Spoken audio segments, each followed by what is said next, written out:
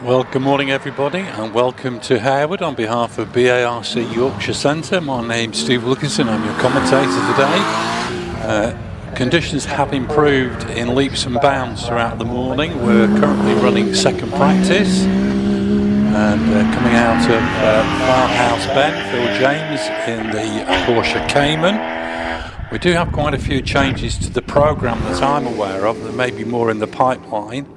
But if you want to make some notes of the situation, if you turn to your programme on page 23, on page 23, Class A2, and the class record shown there should really be Kieran O'Brien in the Nissan 350Z, with a time of 64.94. That was set in 2019. And the time that you've got down there for A2 for Jonathan Mounsey, that should be the class record in A3. And our next alteration is also in the A classes, and we've got a couple of additional runners. Number 860, Robbie Birrell in the Porsche Cayman is running in Class A2 instead of in his single-seater. And 102, Roger Moran, he's moved from Class C3 into, I think it's A3 with the Alpine A110 Pure.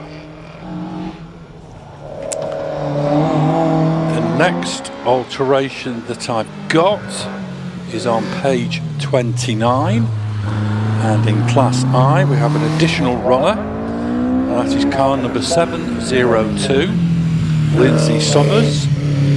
Lindsay will be sharing the DJ Firehawk space frame with husband Richard in Class I. Moving on to page, let me get this right, 30. And in page 30, the class record in K1 is Jonathan Varley with the GWR Predator, but the engine capacity is 2 litres, not 1340 supercharged.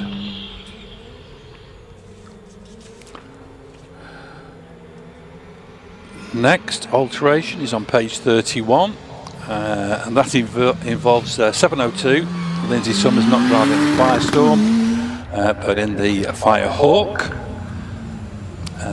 Number 164, Harry Pick, withdrawn. Not ready, still being worked on the dyno.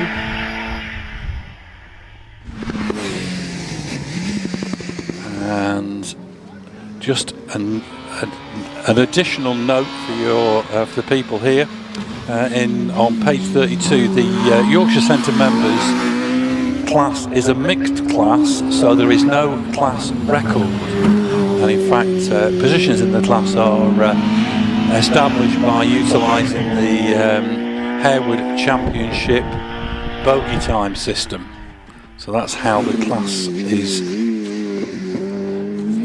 positions are resolved.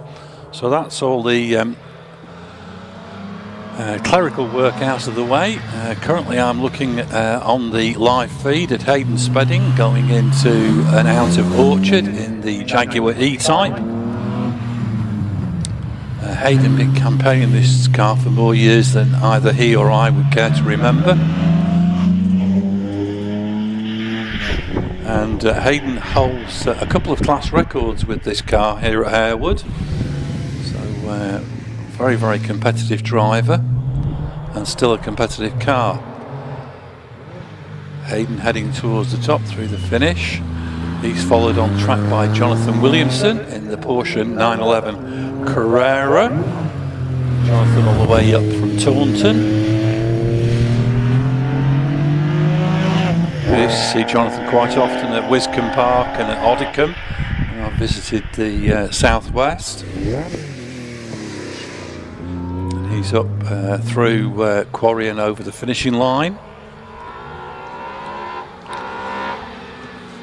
Picking up John McQuillan in the Fisher Fury Spider. Now John and the co-driver Mike West were here last year with the car, but unfortunately it broke down during practice, so they've not yet established a personal best in a competitive run. And following on behind John McQuillan, we have Alan MacDonald with his new Force SR4. When I say new Force SR4, that's the Rob Stevens car, and been repainted, no longer in that vivid purple colour. And Alan charging up towards the top part of the hill. We've got one of our cameras, unfortunately, has got a little bit misted up during the torrential rain that we had yesterday, but I'm pretty certain that'll be sorted out during the lunch break. Picking up now on Paul Harris in the Van Diemen RF85 through Orchard, heading up towards Farmhouse.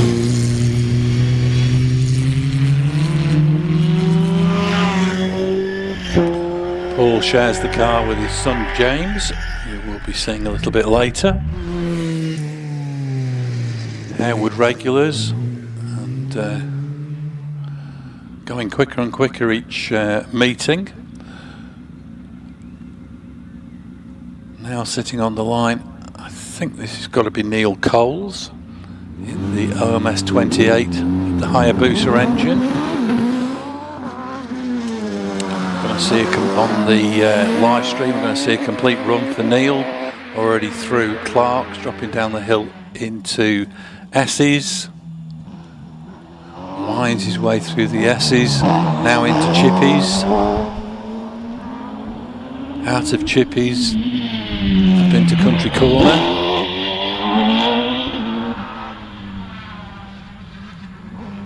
Neil all the way from Yelverton. Already into Orchard.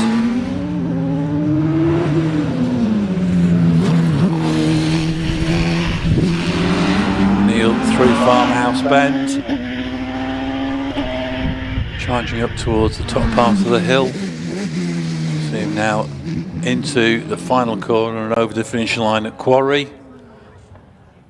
And 56.59. But again, a reminder, this is only practice. Olivia Cooper on the hill with the Force TA.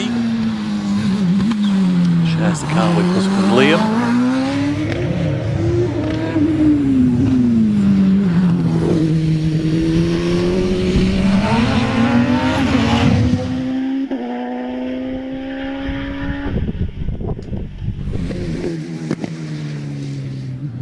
And Olivia up through Quarry over the finishing line. 56.83. About a second and a half down on her personal best time.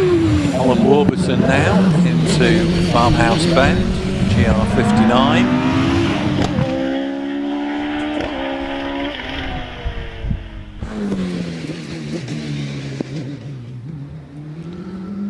as he heads through the finish. We're picking up Duncan Barnes in Big Norma.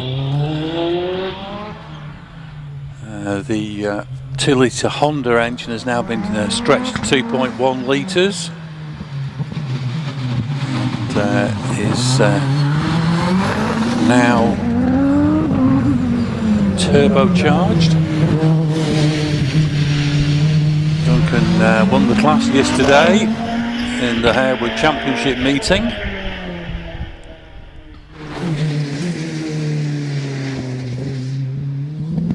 And he's through the finish 51.05, which is a massive improvement over his time from yesterday.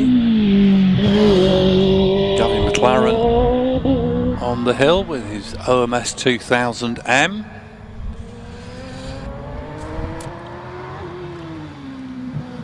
The 2000M, of course, was a space frame chassis.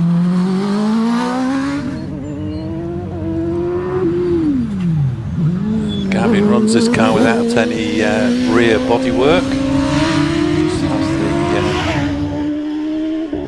the wing hanging out of the back. Also on the hill at the moment. We'll pick him up in a second. Going backwards into Orchard is Simon Bainbridge, and there he is, arrives with the Audi-based sports racer, the SBR Chrono, and straight out of the car, looking down at the rear, just checking everything. So Simon perfectly okay. I'm hoping we might catch a replay of how that all started, but all I saw from out of the commentary box was the car appeared on the grass on the inside going backwards. So I think he might have maybe dropped a rear wheel on the grass coming into that little elbow, but we'll have to see if we get a replay. So Simon Bainbridge back into the car and trundling up to the top.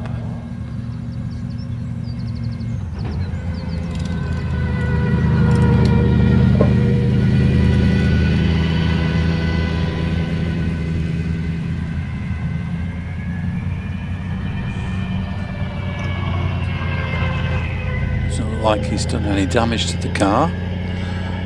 So this is the usual procedure, to just trundle up to the top, hope you don't drop any of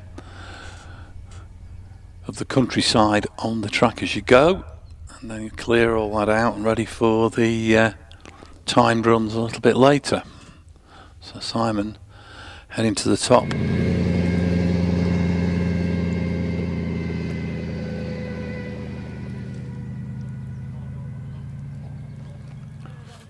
Bob Penrose was on track with the MP92 Pilbeam, but was red flagged.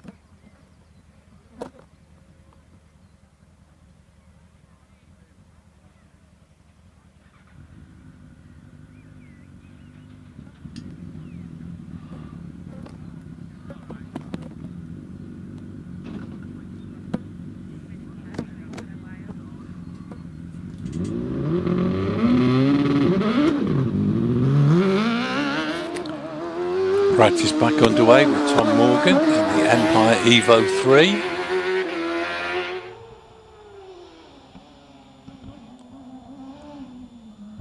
He's down into the S, is winding his way through.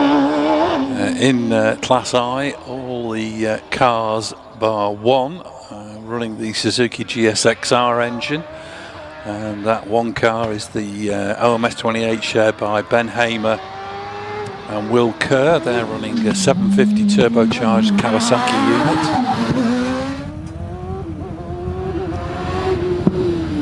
John Morgan en route into Farmhouse Bend.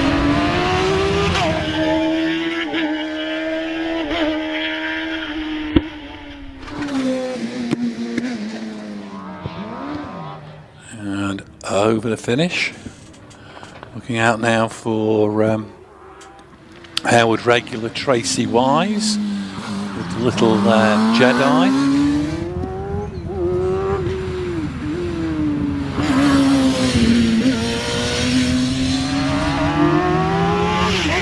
Tracy campaigned the Lotus Elise for several seasons here at Harewood.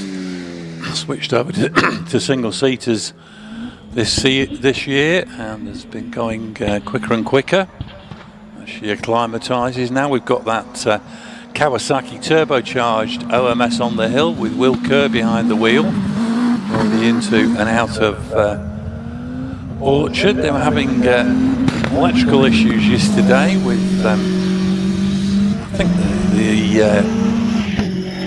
flappy paddle gear change mechanism was playing up at one stage, and they were having problems with the rev limiter as well, but it seems to be going better and better today. Through the finish with Kerr. He's chased up the hill by Martin Turner in the Empire Evo 2.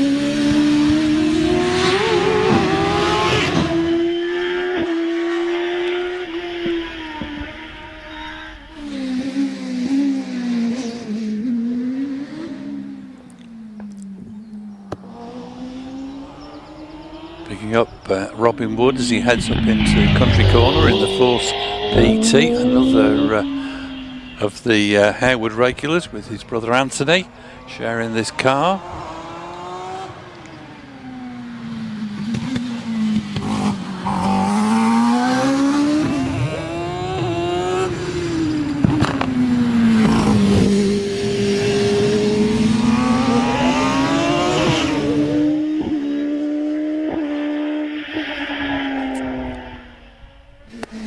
Robin Wood heads through Quarry and over the finish.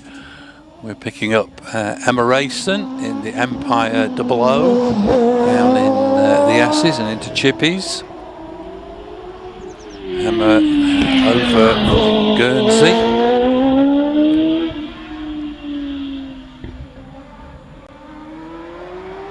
Formerly competed in a little Jedi, then switched over to the Empire last year, and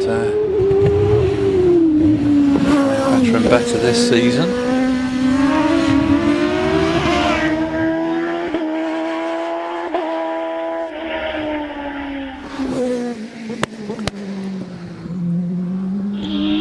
Emma over the finish.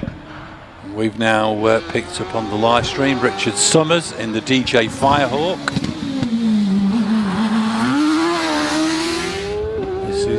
The Space Frame version of the Firehawk.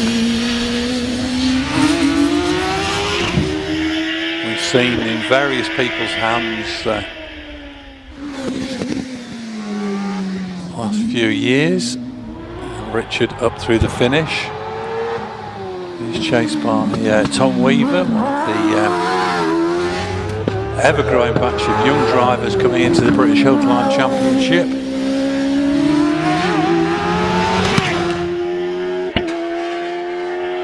Going very well first with the OMS Hornet. It did well with the Van Diemen Formula Ford as well, particularly in Europe. And Tom Weaver through the finish. We're now picking up Bob Penrose in the mighty Pilbeam MP92. Just a meagre 7.3 litre Chevrolet V8 in the back.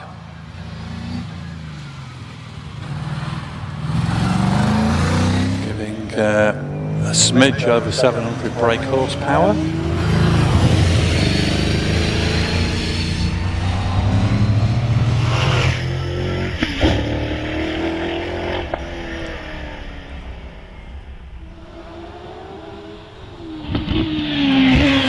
pick up David Tatum in the DJ Firehawk. This is a new car in competition, although it was built, I believe, back in 2017.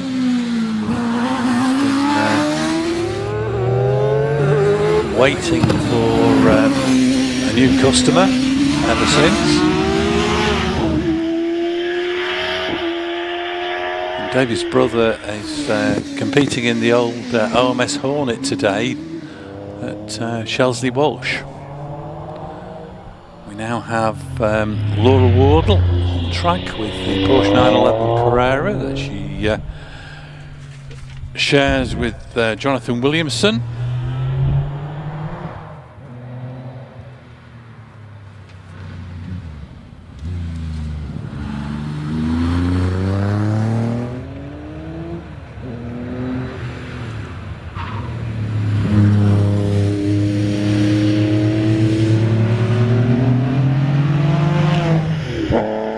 Tidy run from Laura, heading up to Quarry.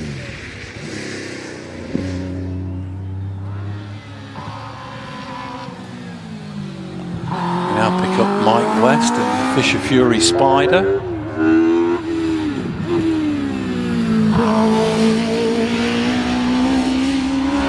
This little Fisher was is running in Sports Libra. We normally see them in the series production classes. But, now running in Libra. Linoe now in the OMS 28 with the RPE V8. The over 2 litres that we've seen on the live stream this morning.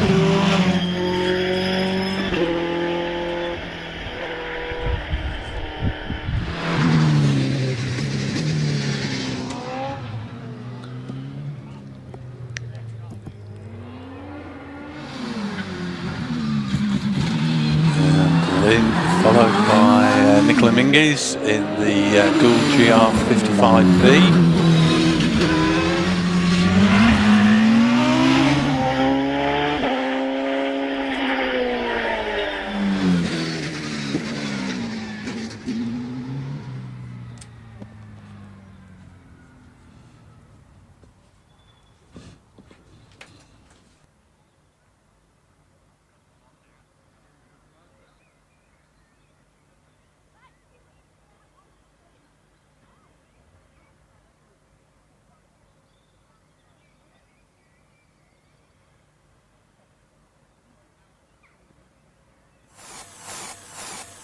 Motorsport UK TV, the home of unmissable British motorsport videos.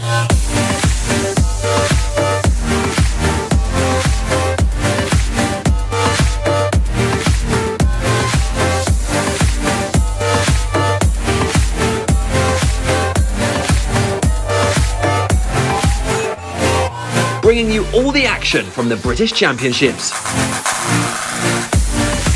Taking you behind the scenes. Giving you top tips to succeed in every discipline.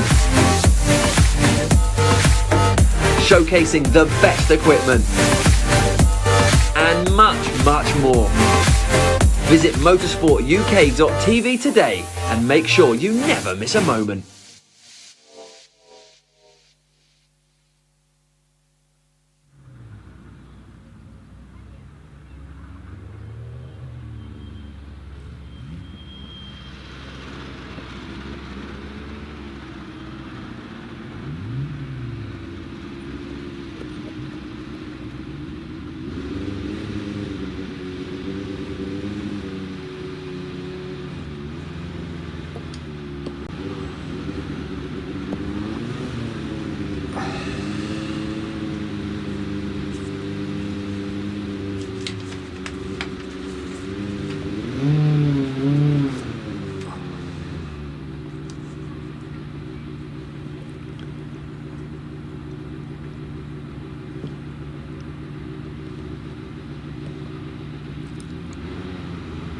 So Graham Wynn sitting on the start line. The GR59J, 4-litre jump V8. Graham and co-driver Scott Moran had starter issues yesterday. They practiced, but unfortunately were unable to take any time runs, but the car seems to be running okay this morning. Either this is still only second practice.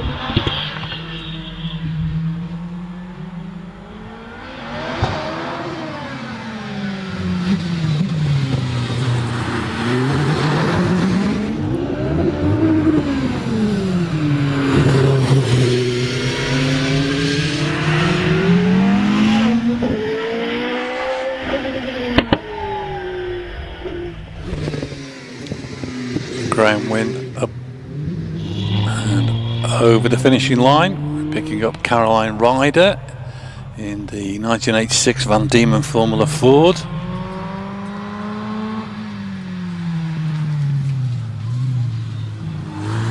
A healthy class of Formula Fords these days in the British Hillclimb Championship and also here at Harewood.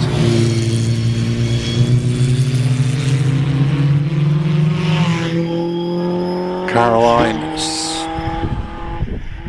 second at the moment in the British Hillclimb Cup class for Formula Fords. And now we pick up Sarah Bosworth, who's actually leading the Formula Ford class in the British Hillclimb Cup. Sarah making her way to the top of the hill. The Demon Barbara of Sheffield as we know her.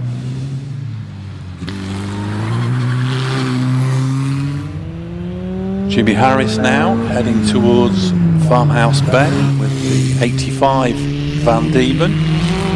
All these Formula Fords, of course, space frame chassis, running the ubiquitous Ford Kent engine, 1600cc capacity, Hewland gearbox, controlled tyres, no aero, so it's all a level playing field. We've now got Andrew Short on the hill in the OMS CF07 carbon fibre tub.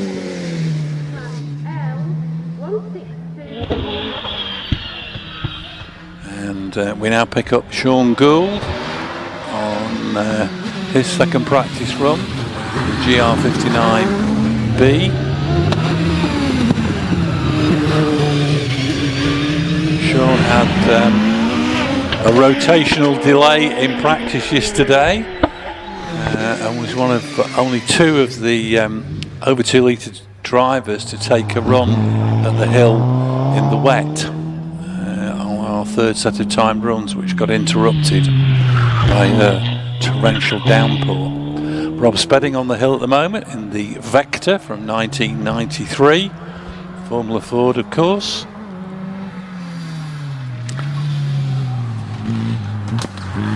Rob, class record holder, both in the British Hillclimb Championship class and the Harewood Championship class as well.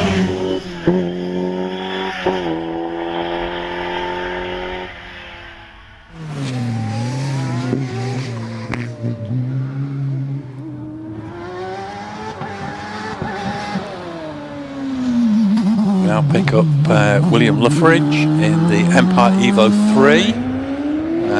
Running in Class J2 for 1600s, but this is a 1 litre Suzuki engine that's been turbocharged.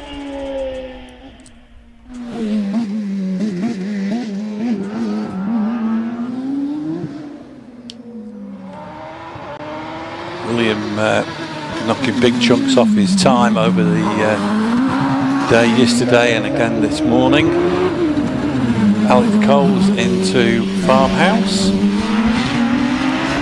The OMS 28 that he shares with his dad Neil.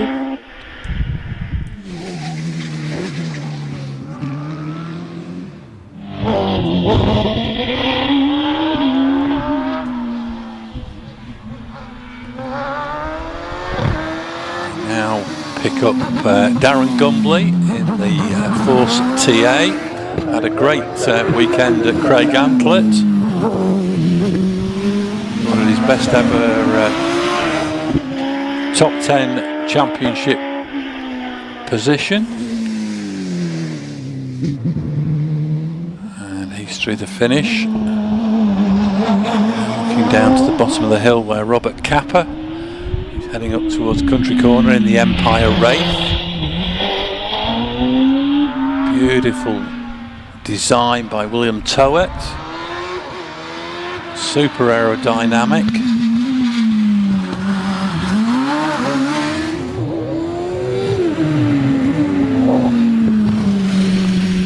Robert, of course, running with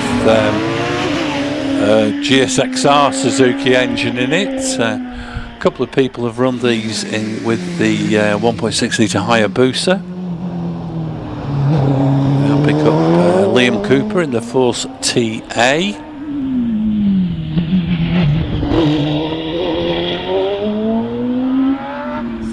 Heading towards Willow, through Willow, up towards Orchard.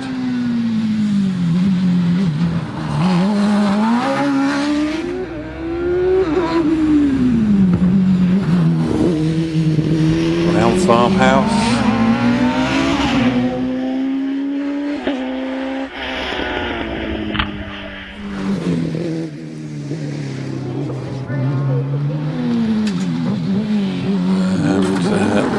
Through the finish. Andy Greener's been attacking the flapper posts at Orchard. Take one out. That might result in a delay while it's replaced, although David Warburton is on course. Andy Greener through the finish. David Warburton neat and tidy through Orchard. Unfortunately, the post has ended up on the grass, so it's not going to be an impediment to any of the drivers. David Warburton charging up towards the top of the hill. And he's through the finish. We now pick up Richard Spedding, dropping down into the S's in the GWR Raptor 2.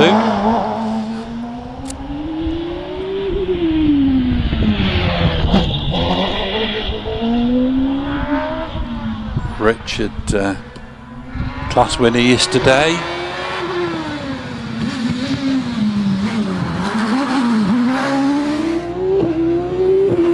The little GWR Raptor certainly punches above its weight when it comes to the British Championship. 7th last year, and also 7th in the standings at the moment in the Championship. Richard Spedding.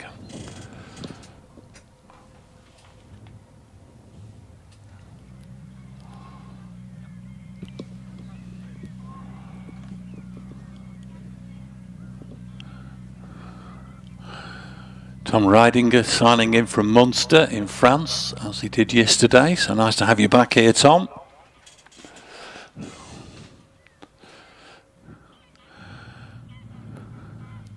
Chris Wells also signing in.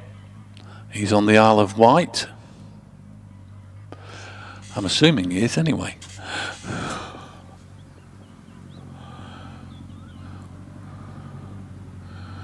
Paul Wilkins signing in from Scotland, sending his best wishes to Wallace and Nicola and Dave Uren.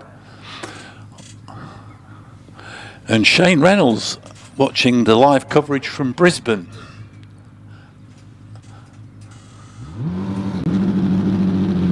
And Alan Swinton in Sydney, so we're certainly getting into the Australian market. Ian Tucker away from the start line in his OMS 28. He runs in class K1 with this overboard Hayabusa 1670 cc's. Ian all the way up from Newquay.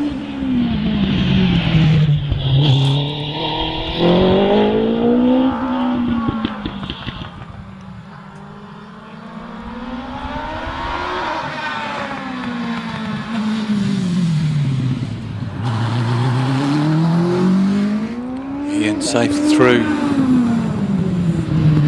Orchard into Farmhouse.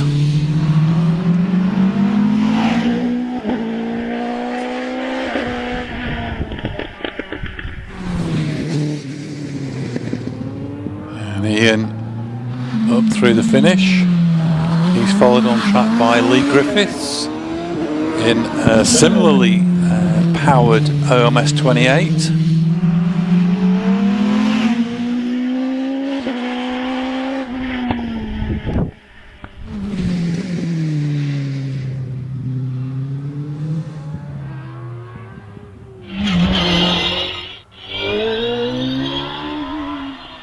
And now we pick up Jonathan Varley in this absolutely gorgeous GWR Predator. This car started life with a V10 engine in the back, and now runs one of the superb TKD YV8s, which is constructed using the top end of two Yamaha R1 motorcycle engines. So Jonathan Varley up through the finish.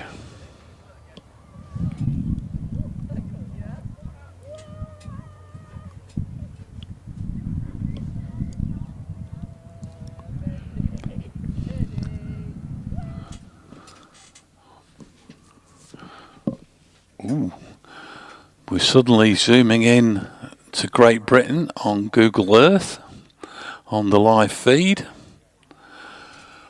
and oh, that's very good. Nicer than to paint the track blue. That's the Harewood Hillclimb displayed on Google Earth.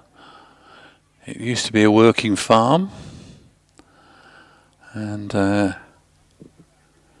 I can remember back in the day proceedings were interrupted while the cows were brought across the track to go into the milking parlour, and quite often they'd leave little messages for the drivers.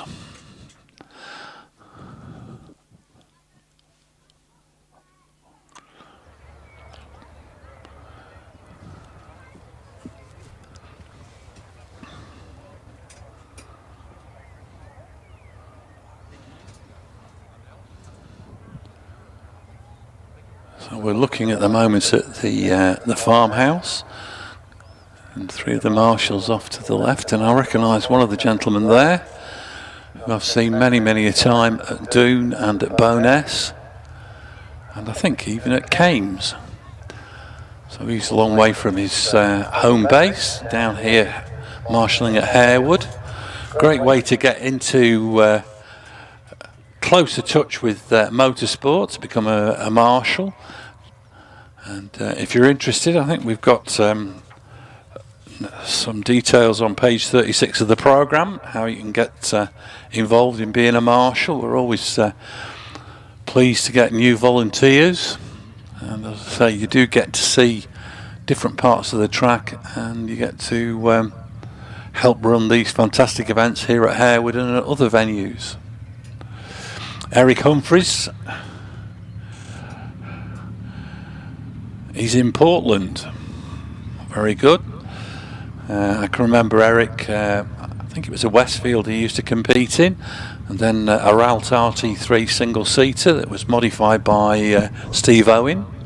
On the start line we have an OMS 28 built by Steve Owen with Paul Crute at the wheel. This runs the Jaguar V6 3-litre engine. And Paul all the way up from Saltash in Cornwall.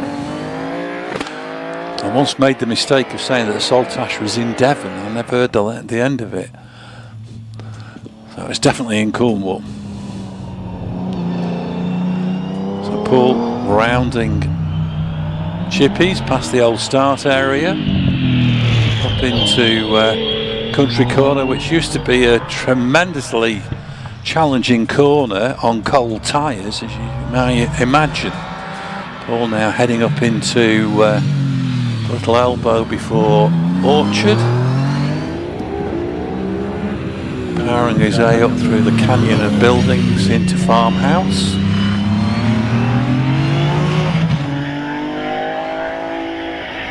That V6 Jaguar sounds absolutely fantastic as it powers up the straight. And Paul Crute up and through the finish. We're now picking up Scott Rayson in the Chevrolet Special, all the way from Guernsey.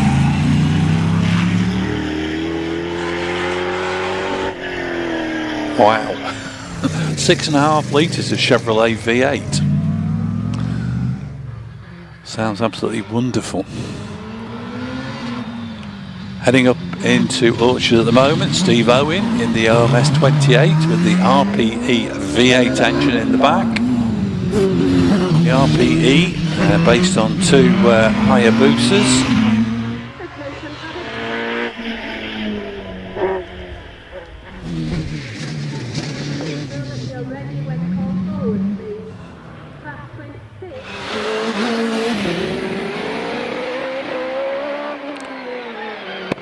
Will Hall away from the start line in the Gould GR59.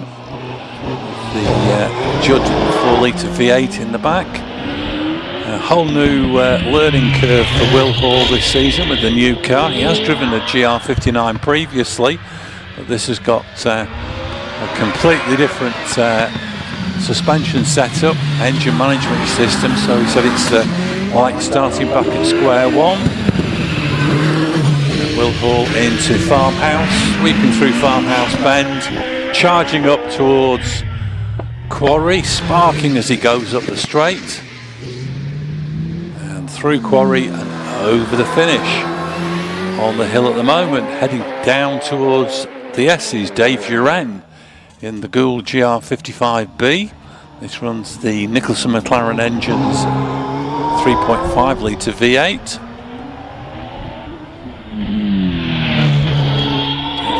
Into an out of country corner, across to Willow, now powering his way up into and out of Orchard, hammering his way through the farm buildings, round Farmhouse Bend.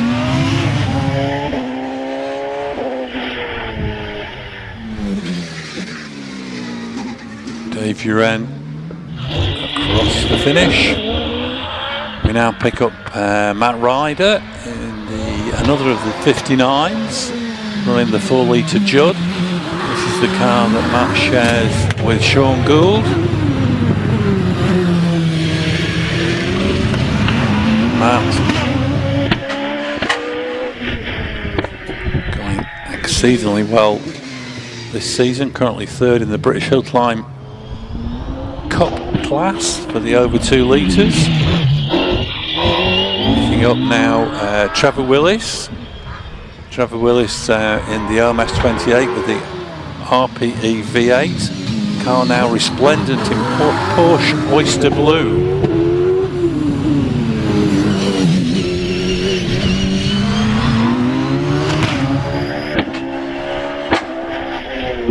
Trevor always punching above his weight with this OMS 28. He's followed on the hill by Scott Moran in the GR59J that he shares with Graham Wynn.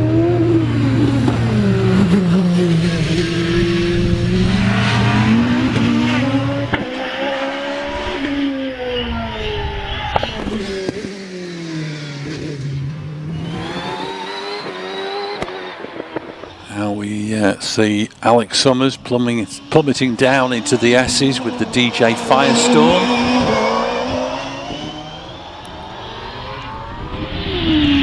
Firestorm runs the Cosworth XD V8.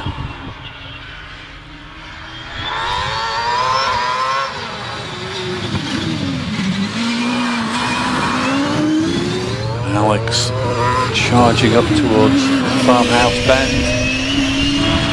Through Farmhouse, little twitch on the exit, powering his way up now to Quarry, sweeps through Quarry and over the finish. Meanwhile, down in the S's, it's the reigning British Hillclimb champion, Wallace Minguez, in the Gould GR59. This runs the 3.3 litre Cosworth XD V8, as opposed to Alex with the 2.65 version. So Wallace into and out of Orchard, into Farmhouse Bend, where he had quite a leery spin during practice yesterday. No problems today, and he's up towards the top part of the hill. and sweeps through the finish. We now look to pick up James Baxter in the Cooper T90. This was a Formula 5000 car that Cooper Carco built. Runs the 5-litre Chevrolet V8. And James has been running this car for a couple of seasons now, along with his other steeds. And this is how race cars looked in 1968-69. The cigar tube bodywork and no aero to speak of. James Baxter rumbling his way around Quarry and over the finish. And 63.43. If he repeats that time in the timed runs, that will be a new class record for James Baxter. So well on the pace.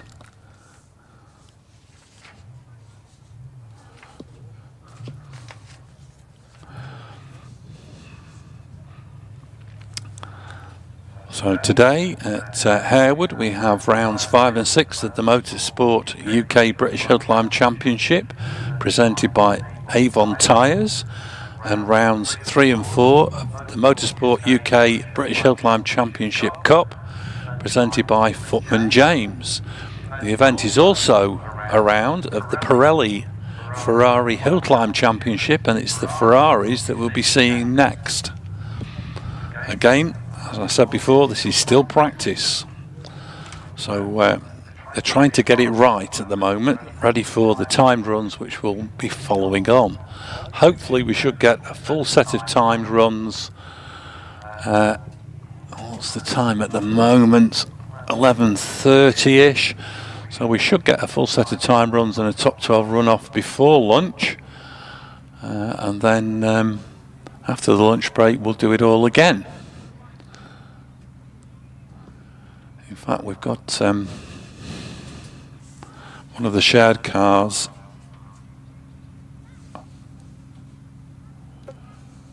running in the Yorkshire Centre members class. We've got a little bit of an issue at the start line. Marshall's helping the driver. And it's the Swift SC93 Formula Ford.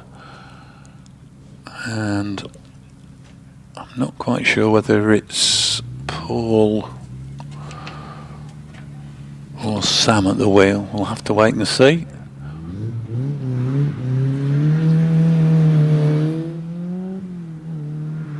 And it is Paul Gumbley at the wheel.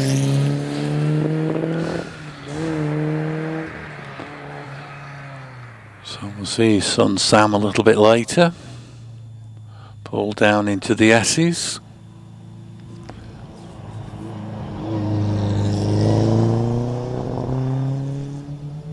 I said before, the Formula Fords, with everything having to be so simple and basic, it's a very cheap way to get into single-seaters.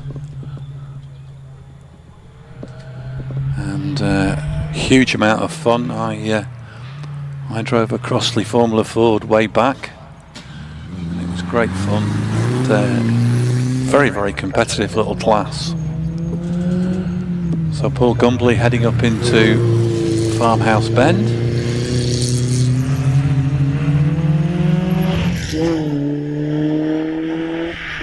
Charging up towards Quarry.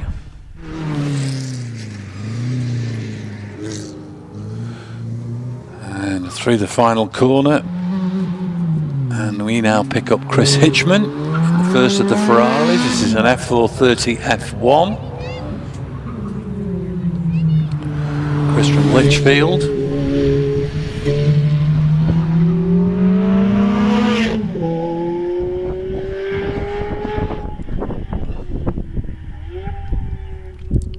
Up into Quarry. Sweeps through the final corner and across the line. On the start line we have number 189 Peter Hitchman, also from Lichfield, with the Ferrari F430 Coupe.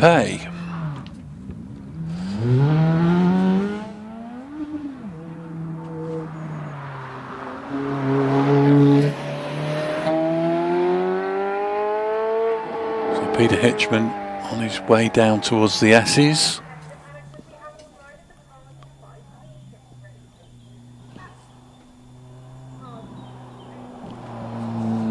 And Peter Hitchman round Chippies up into Country Corner.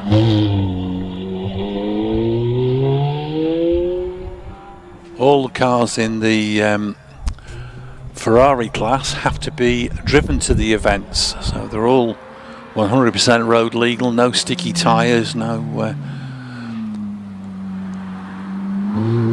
removal of any of the production bits and pieces to make them lighter, so it's totally in road condition, and it's one of the longest standing sponsorship deals in motorsport, the Pirelli Ferrari Championship.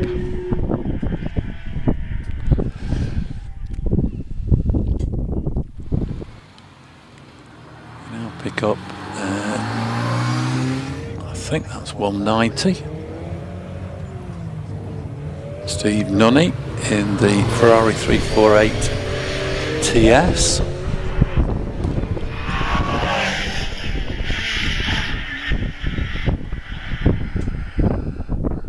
Yesterday was Steve's first visit to Harewood, so it was definitely a day of two halves. We had superb conditions earlier on, then the rain came in. We're now picking up Martin Jones in the Ferrari 360.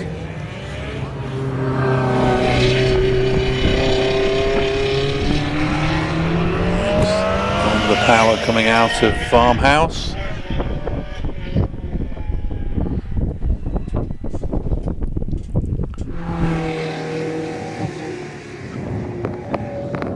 Martin Jones through the finish. Picking up Anthony Atwood in the Ferrari Dino 308 GT4, rounding Farmhouse. The 308 features a 3-litre V8 mounted transversely behind the passenger compartment. And one of the things that I always remember about the 308 GT4s, we had one in the British Hillclimb Championship, and they were absolutely phenomenal in the wet because of the balance of the car, with the engine being behind the passenger compartment. We've now got Pauline Goodwin out of Farmhouse Bend in the 328.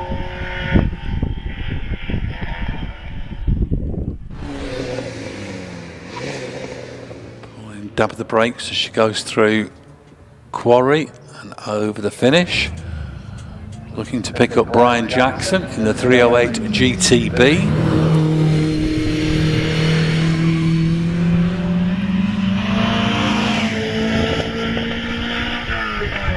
Resplendent in the fly yellow colour.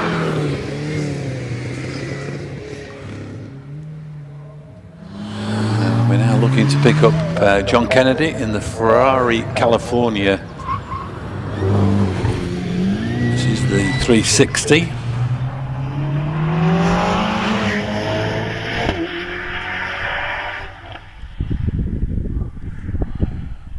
John up through the finish, and finally we're picking up David Snelson. We've got a couple of we've got two shared cars to see in the Ferrari, but this is the last of the Ferraris at the moment. We can see the other two a little bit later because of the shared drivers. This is David Snelson. Won the class yesterday. And he's also out in a Mini Cooper S. Having full value for money today. We now pick up Steve Nicol in the Citroen Saxo.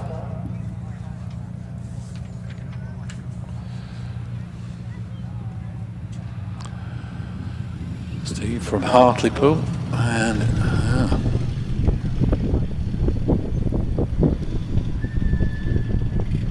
he's ground to a halt at Farmhouse.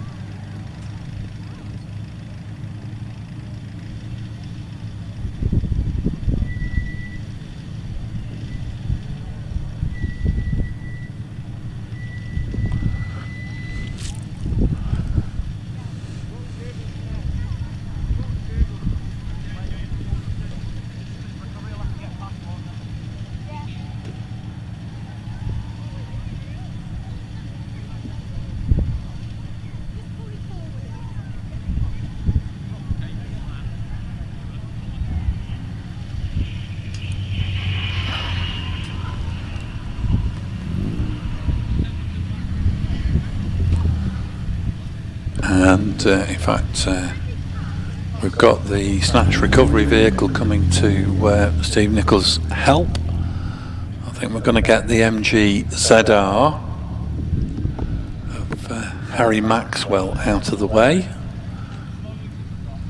Probably need to get him sent up to the top of the hill because it is a shared car. Friedrich Niemann in southern Germany watching the British Hillclimb Championship.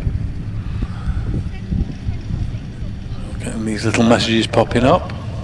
Max B is in Maryland, the home of the cookie.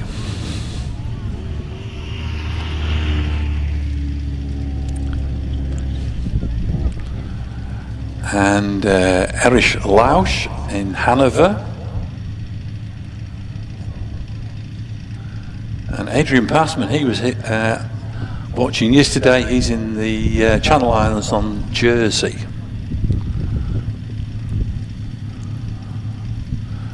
Quite a few people signing in. James Hoffer from America watching the British Hillclimb Championship at Harewood. So it's great to see people all over the world. We've had Australians, we've had people in America, Germany, Belgium, Holland, all watching this weekend.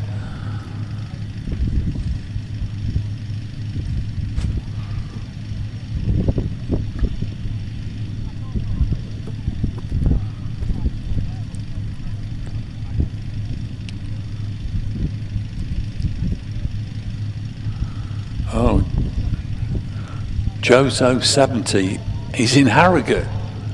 What are you doing there? Get along here.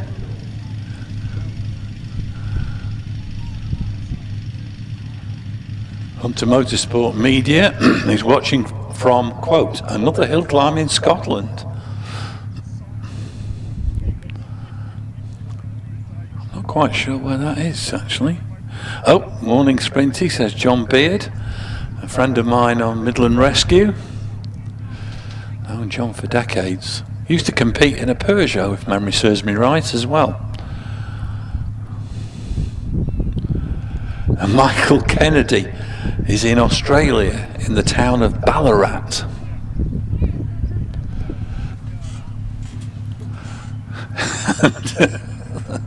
Oh, I do like this one. Ben Aves, he's signed in, he's watching from Farmhouse Bend. Look up from your screen occasionally, Ben. It's far better in real life.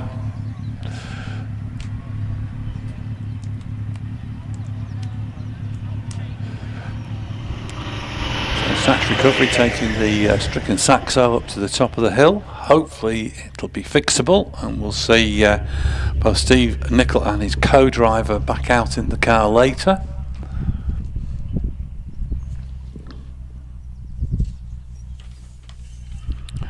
Co-driver Mark Laybourne actually running in class A1 and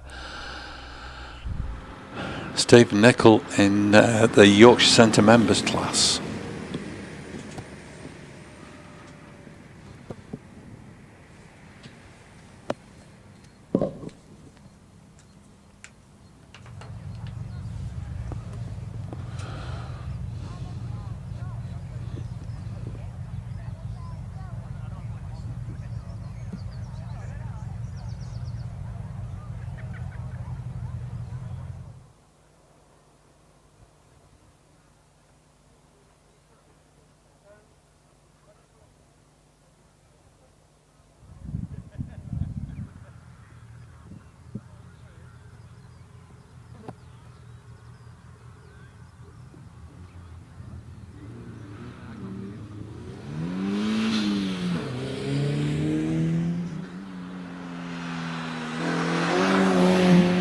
Right, well, we're back underway, and that looks like the Twingo heading down towards the S's with Richard Greenwood at the wheel.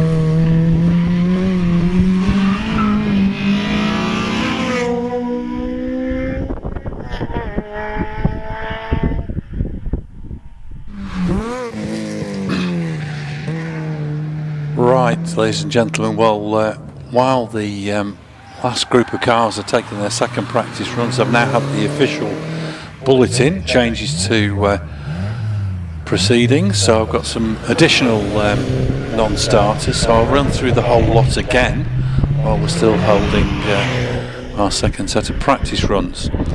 So if you want to turn to page 27, on page 27 we have, as I mentioned before, Class A2.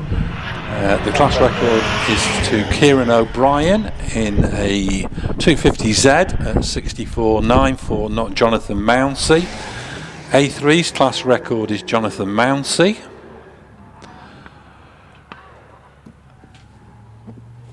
Also running in Class A2, number 860 Robbie Birrell, the Porsche Cayman, and number 47 David Snelson. He's moved from A1 to A2 because it's a 1.6 turbocharged engine.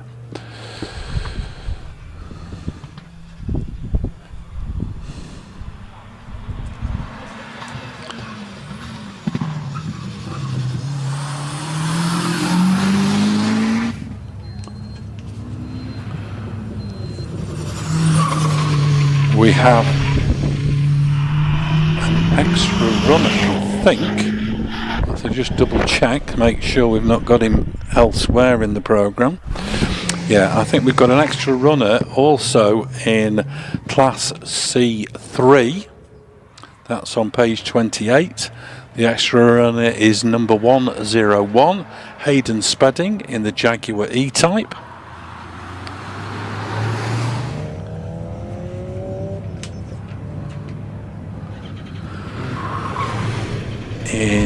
On page 29, we've got an additional couple of cars withdrawn. Number 826 Jonathan Flesher and number 126 Dylan Flesher with their OMS 28. That car has been withdrawn. We do have the extra runner in Class I. That's 702 Lindsay Summers in the DJ Firehawk space frame.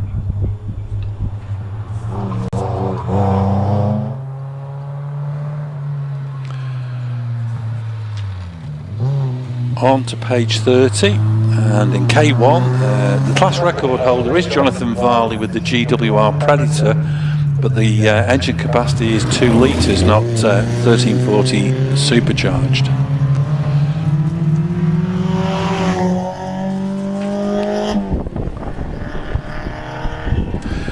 Then on page 31, number 702 Lindsay Summers has transferred to the 1 litre class. Number 164 Harry Pick has withdrawn.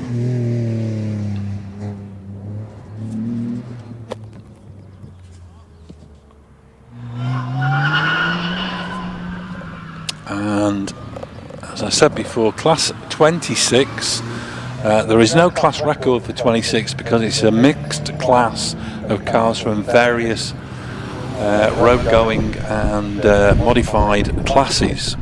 So you can't have a class record when there's a mixture. However, what they do for the positions in the class, in the results, is they apply the Harewood Championship bogey time system to come up with a points total for each competitor, which gives you the finishing order of the class. So that is it for the changes, and we're still running through practice, picking up the little Mini of Roy Balderson, the Bod Speed Mini. This is Evo 9 according to Roy, the 9th variation of this little Mini that has happened, due I think in no small terms to him inverting the car at the back end of last year. Heading into Farmhouse at the moment, it's the yellow peril himself, Ralph Pinder, in the Peugeot 205 GTI. Hagley and District Light Car Club member for many seasons, and one of the members of the Hagley Hooligans. Heading into Farmhouse at the moment, the OMS 3000M of Paul Gibson. This runs the 1 litre Suzuki GSXR engine. And Paul over the finish. Sam Gumbley is the next we should pick up. He's just out of Willow, heading up towards Orchard.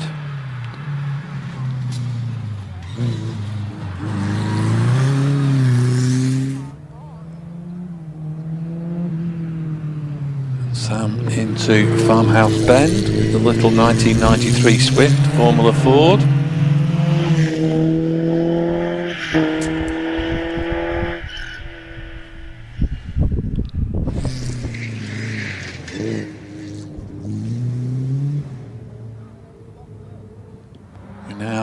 Looking to pick up Glenn Collier in the Davrian Mark III into and out of Orchard.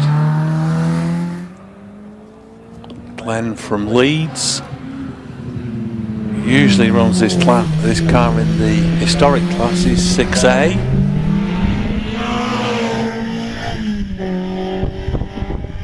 And like it's been doing for the last 2 seasons, followed up the hill by a little plume of blue smoke. Back out on the hill, we've got Harry Maxwell in this what appears to be rally prepared MG ZR, resplendent with about half a hundredweight of spotlights on the front. That might be an advantage because it's front wheel drive, so all an extra weight will help get traction. So Harry heading up towards the top of the hill. We now pop back into the Ferrari class, and Lorraine Hitchman in the Ferrari F430. She shares with husband Chris. It's out of Farmhouse.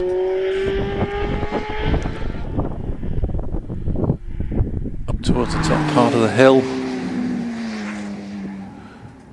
And as she goes round Quarry, we're looking towards Orchard for, I believe, the last car in practice, which is Ewan Atwood in the Ferrari Dino 308 GT4.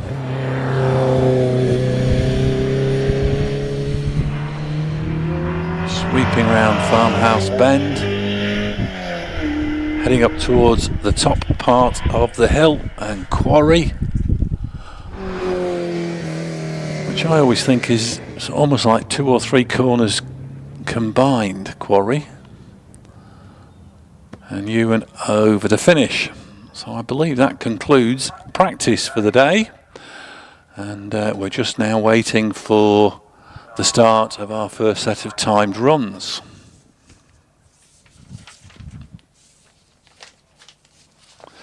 Of course, this first set of timed runs acts as the qualifying for our first British Hillclimb Championship top 12 runoff.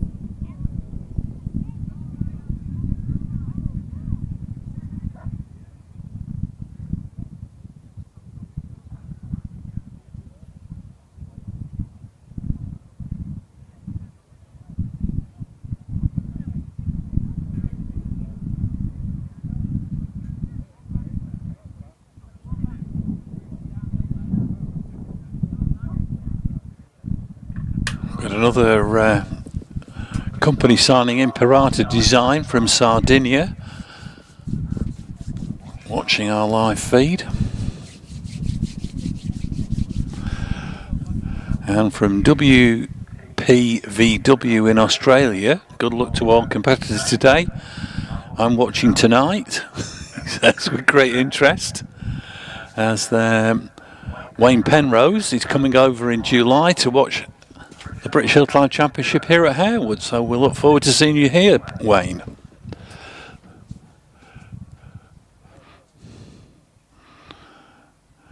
Tiger 30-ish. I'm assuming that refers to his age. From Inverurie in Aberdeenshire. It's up towards Fintray. And Ian Milford from Weston-super-Mare, who's working on his own Hillclimb sprint car, and in between trying to find that elusive 10mm socket, he's watching the hill climbing here at Harewood. Ramsey Racing from up in Scotland, saying good luck to everyone. Jock Ramsey, of course, with that fantastic Opel Manta. Team Legacy UK, good luck to all our friends competing on our favourite hill, from Damien.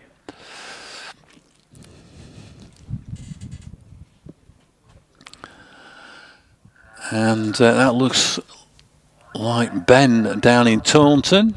Really big kid, he says, getting the Jedi ready. I believe the OMS 2000M is on hold at the moment, so Ben is going to concentrate on the Jedi this year.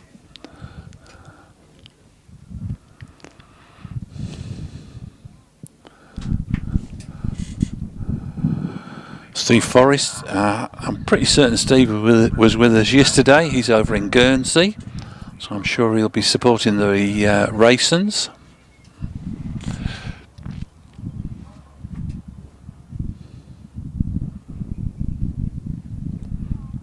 Cars starting. Oh, no, that looks like the MG ZR going down. That'll probably be a final practice run for that car.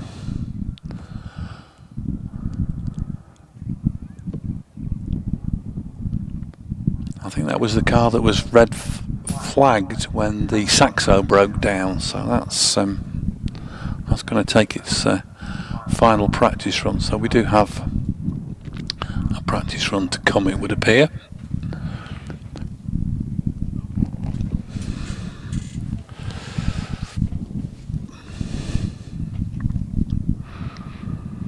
And the view we've got at the moment on our live feed is from just alongside the commentary box, almost showing out across the valley. We've now got the little MG ZR coming to the line for its final practice run.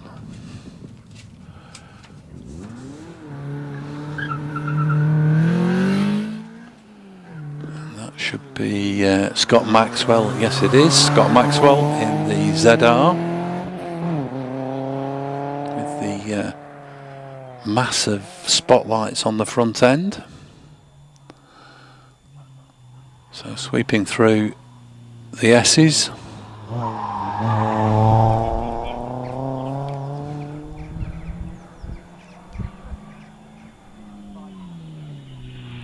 Up into Country Corner. Now across the hill, heading towards Willow.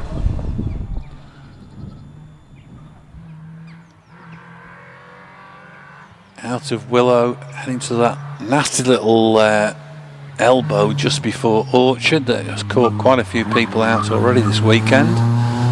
Out of Orchard, heading up towards Farmhouse Bend. Tyre squealing in protest as Scott hauls the MG round Farmhouse, heading up towards Quarry.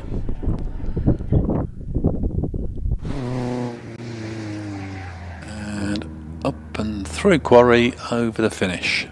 And now I think that concludes practice.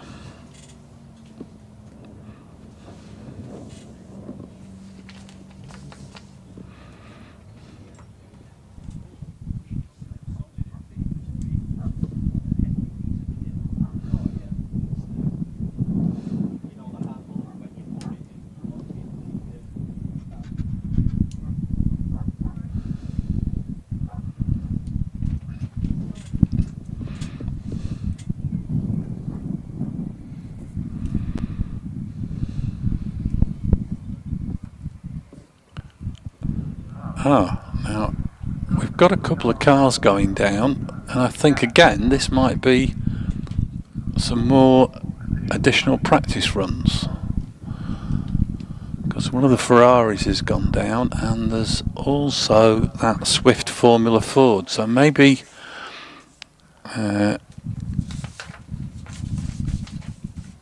some problems with timing, but two cars heading down, and another Ferrari, so maybe these are the competition runs and we're getting the Ferraris in first.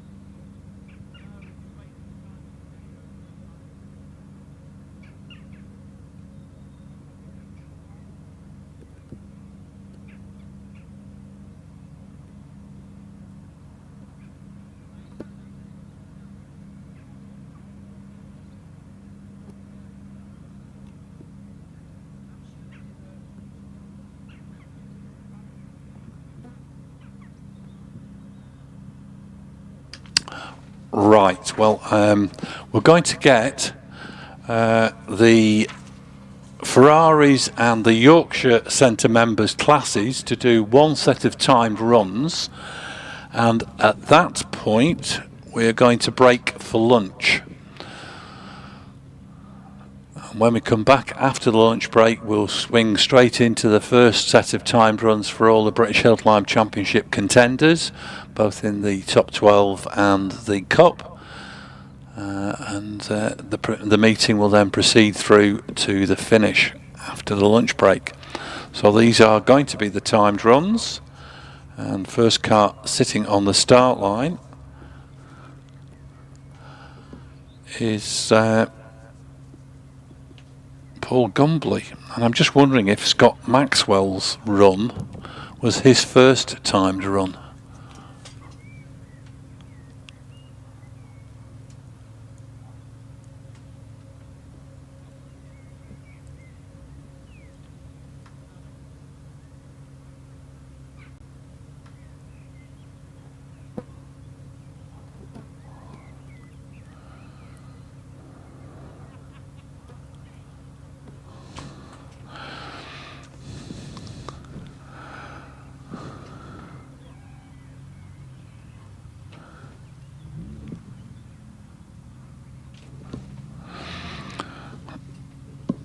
So Paul Gumbley coming to the line.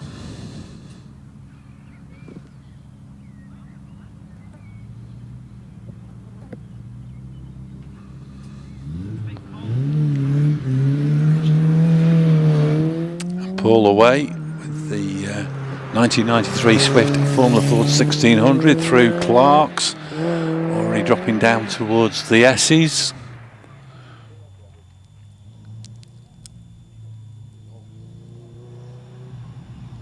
Through the S's now into Chippies.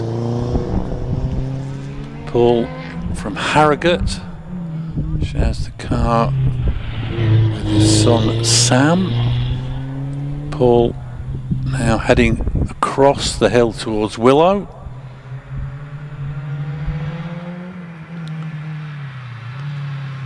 And as he heads up into Orchard, Chris Hitchman is heading towards Country.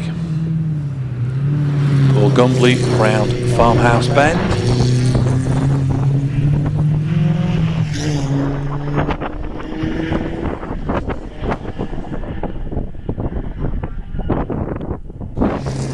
Into Quarry and up and over the finish. Meanwhile, Chris Hitchman into Farmhouse with the F430. Time for Paul Gumbley, 71.56.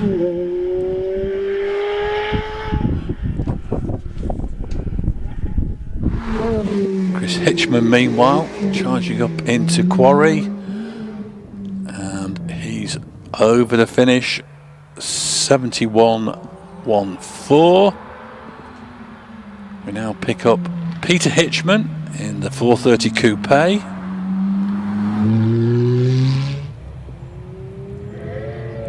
Powering his way towards Farmhouse. Out of Farmhouse.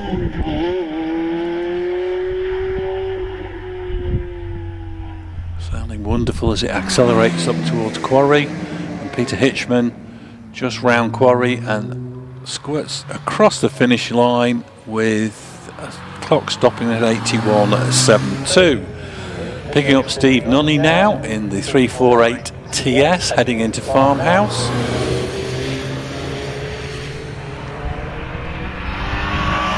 Steve already charging up towards the top of the hill.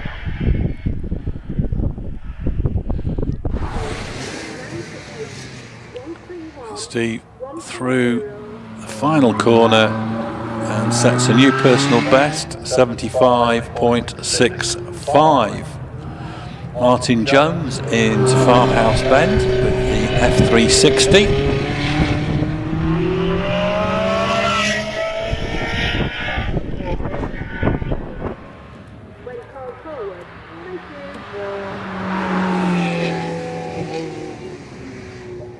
Martin over the finish, 82.28. Anthony Atwood rounding Farmhouse Bend in the 308 GT4.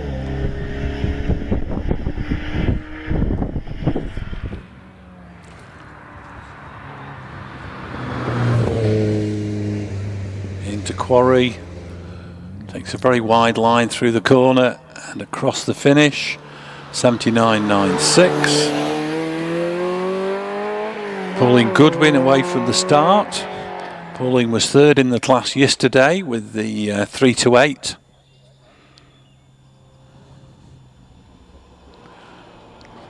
Now sweeping into Chippy's, named after Chippy Stross, a long-time member at Bark Harewood, or Bark Yorkshire Centre, a competitor as well. I saw him driving Chevron sports car here at British Hillclimb Championship meeting. Pauline Goodwin meanwhile heading towards Orchard.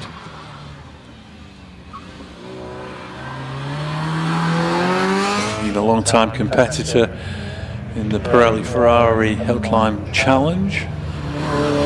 Into Farmhouse Bend. Power.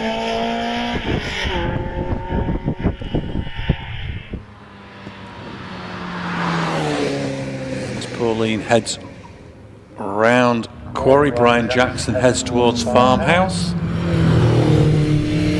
74.94 for Pauline Goodwin. Brian Jackson already out of Farmhouse Bend with the 308 GTB.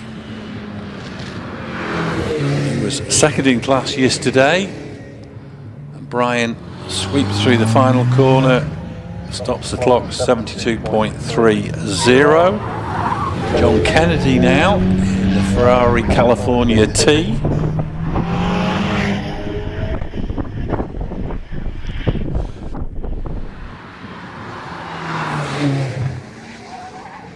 And John Kennedy over the finish, 68.98. David Snelson, class winner yesterday in the 430 into Farmhouse Bend.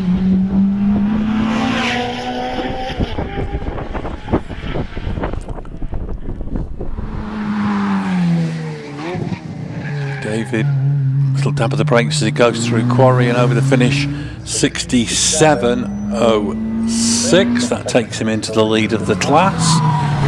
Steve Nicol managed to get the little Citroen Saxo sorted, so he's back out on track, heading towards the top part of the hill.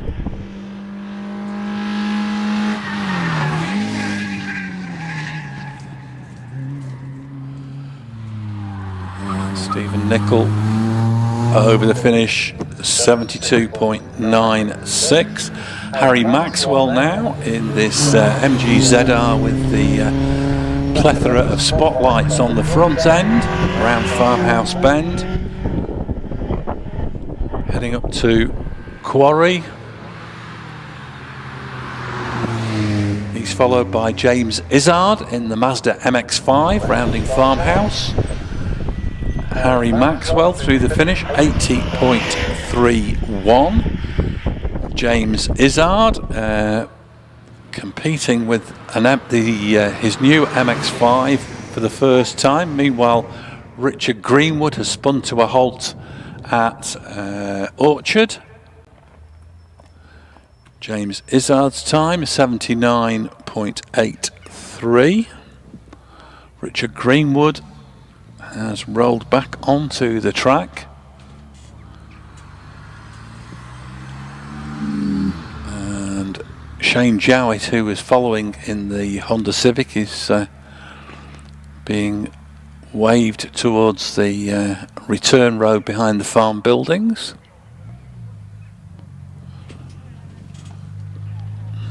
And we also had Anthony Spate on track, so Anthony's down at Country Corner. And he'll also, I would imagine, take the shortcut behind the farm buildings. Richard Greenwood, meanwhile, slowly heading towards the top of the hill.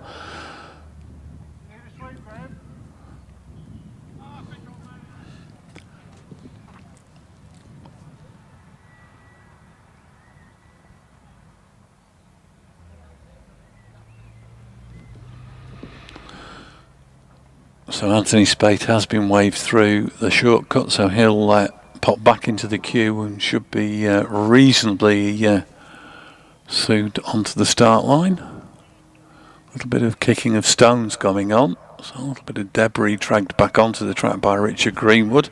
He did eventually get a time, but I'm just going to put down an F for fail.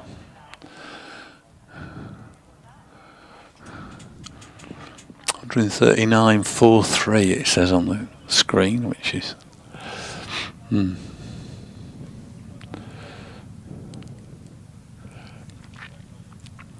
So we'll see Shane Jowett and Anthony Spate a little bit later. Sitting on the start line, Mick Wilkes with the Vauxhall Astra GTC VTR. He's off and running already into and out of Clark's. Dropping down into the S's. Getting your braking right for that first element is always crucial. Round Chippies. Past the old start area. Up into Country Corner. And as Mick Wilkes heads towards Orchard, Josh Carr is off the start line in the VW Polo GTI. Mick Wilkes pops into view at Orchard. Back end gets a little bit loose and eventually catches it, but I think he's lost a fair bit of time on that little escapade. Mick Wilkes out of Farmhouse, heading on up towards Quarry.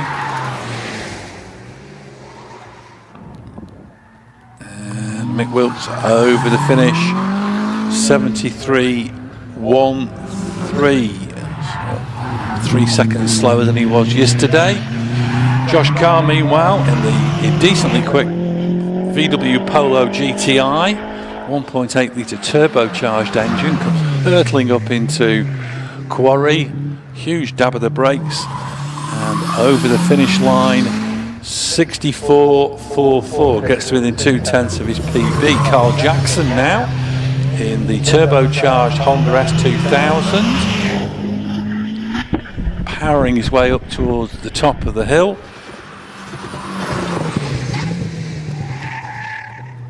Carl safely over the finish, 64.75. Looking out now for the Toyota Yaris of Nabil Azala. That's the Yaris GR. 1.6 turbocharged engine.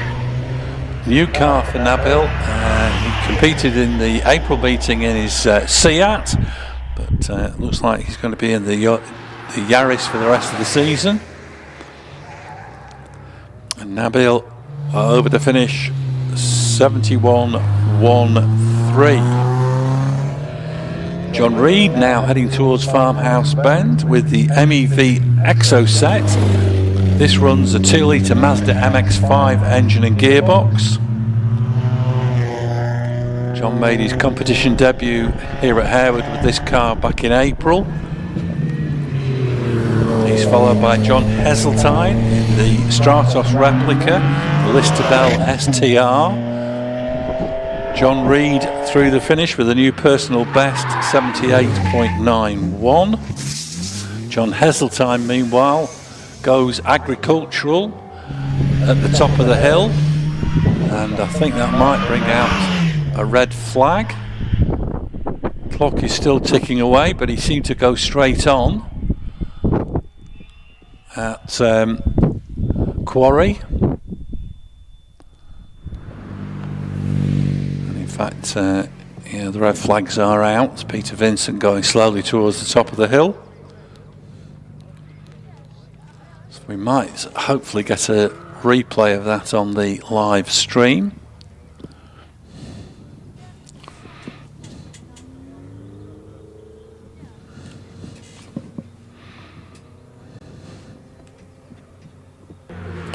Getting the replay now. Ooh, and he lost it whilst on the tarmac. Just got a little bit too quick into the corner, braked a bit heavily, ran wide, and went grass tracking around the outside of the corner.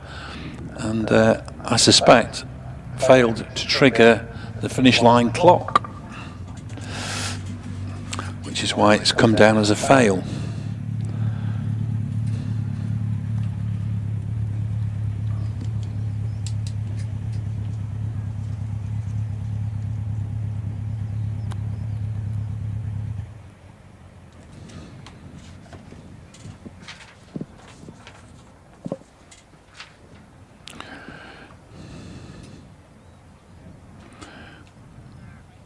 We do have notification of another withdrawal, by the way, in Class 26. Stephen Markham in the Lotus Leeds has also withdrawn. So he was watching from work. Well, nice work if you can get it, Archie Cooper.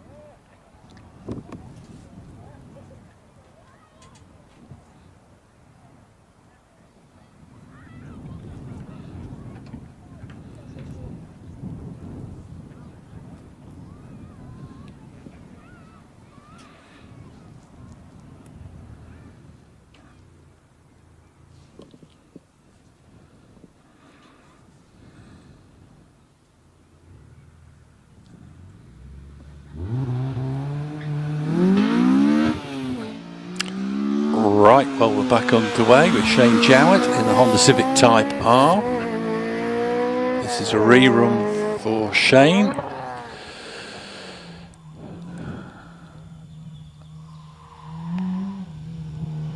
Winding his way through the S's, now into chippies.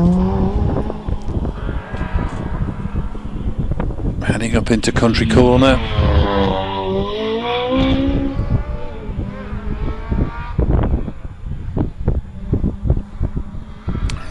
Of Willow heading towards Orchard.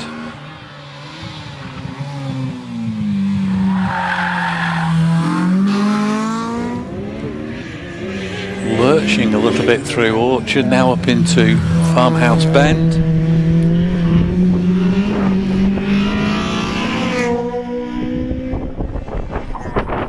bang in the middle of the track as he came out of Farmhouse. And Shane Jowett heading up towards the finish line. And over the finish, 67.6. Anthony Spate in the Mini Cooper S R56 into Farmhouse Bend.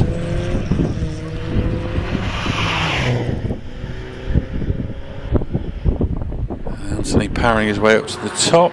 He's followed on the hill by Paul Gibson in the OMS 3000M with a little Suzuki GSXR engine under the bonnet. Anthony Spate over the finish, 73.97 for Anthony. Paul Gibson, meanwhile, over the finish, 56.92, gets a couple of tenths away from his PB.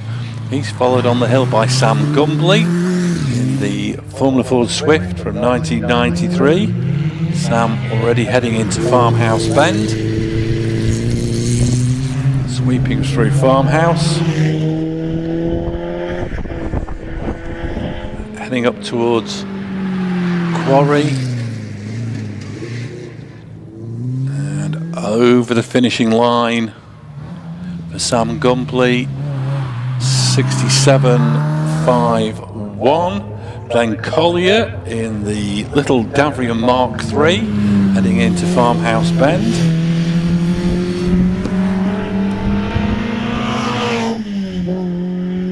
Just a 1200cc Hillman Imp engine in the back of the Davrian. And Glenn Collier up through the finish, 75.9. We now have, I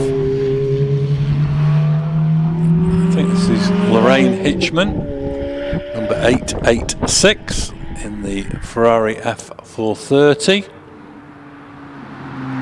Lorraine already heading into Quarry, and over the finish, 76.66. Ewan Atwood, the next to appear, heading towards Farmhouse Bend in the 308 GT4 Ferrari.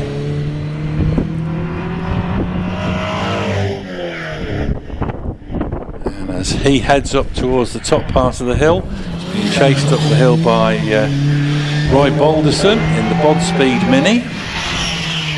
Oh, gets on the grass and rotates and comes to a halt in what was the old access point to the hill, and heading the wrong way down the track. Time for Ewan Atwood was 78.65. Roy Balderson, I'm putting that down as a fail, as he actually went the wrong way down the track for a few metres.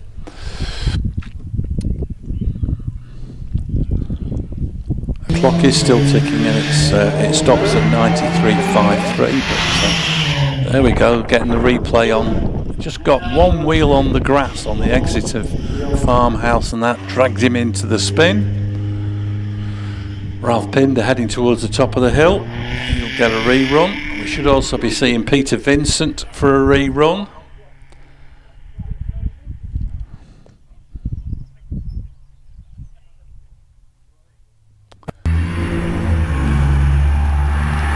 See a replay coming up of Roy Balderson. Just gets a little bit wide, touches the grass, and that's enough to cause the back end to slide out, and he catches it and rotates to a halt. But then he rolls the wrong way down the hill. But it was all done by the time he'd rotated. Ralph Pinder heading back down to the start line.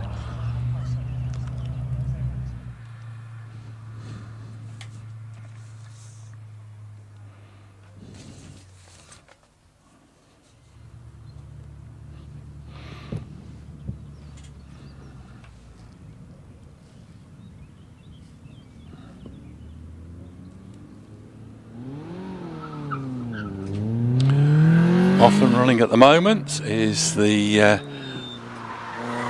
is Scott Maxwell. So that run that we saw earlier must have been a second practice. So this is Scott Maxwell taking his first timed run with the MG-ZR.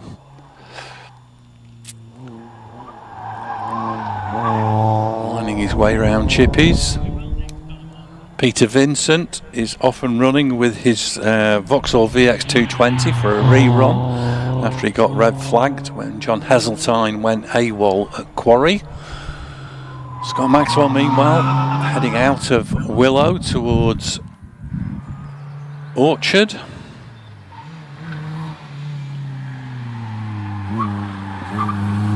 Ralph Pinder also on track with the Yellow Peril. Peter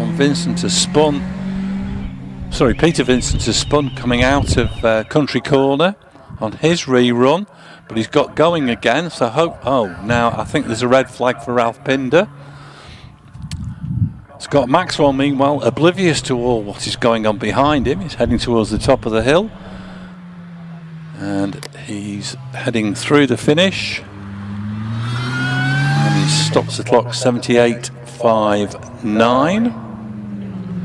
Peter Vincent carrying on.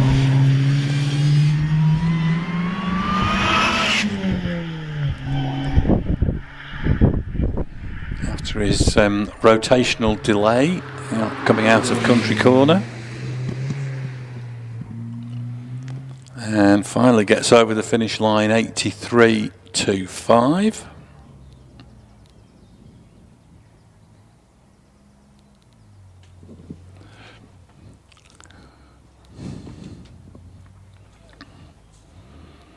So by my calculation, we haven't seen Jim Johnston yet. He did practice, but we've got Ralph Pinder coming down to the start line now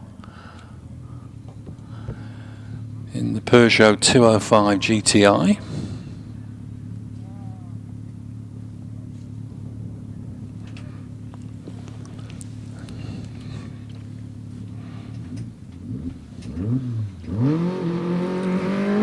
And Ralph off and running. Through Clark's, dropping down towards the S's.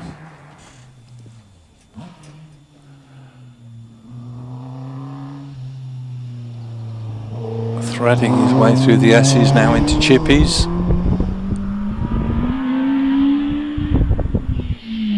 Up into Country Corner. Across to Willow.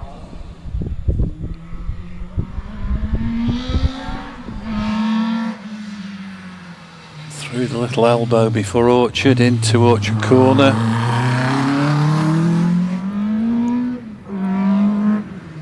Through the canyon of buildings into Farmhouse Bend. So Ralph Pinder heading up to the final corner. Quarry, sweeps into Quarry and over the finishing line in 69.01.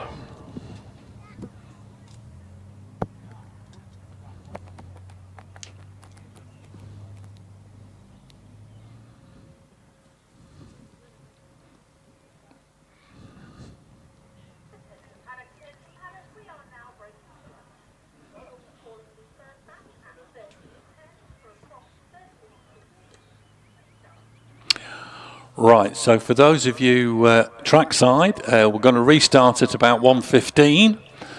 So I'll pick up commentary just before then, and I'll go and try and find out what's happened to a couple of the competitors who we haven't seen.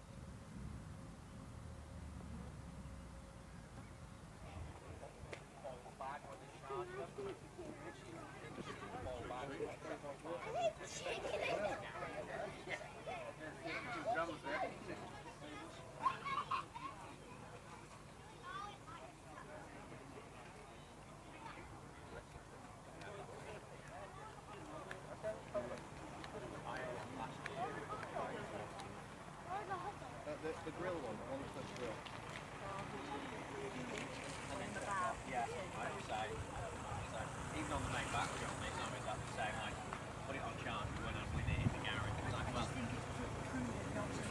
yeah. I'd be very upset if I was having to go home.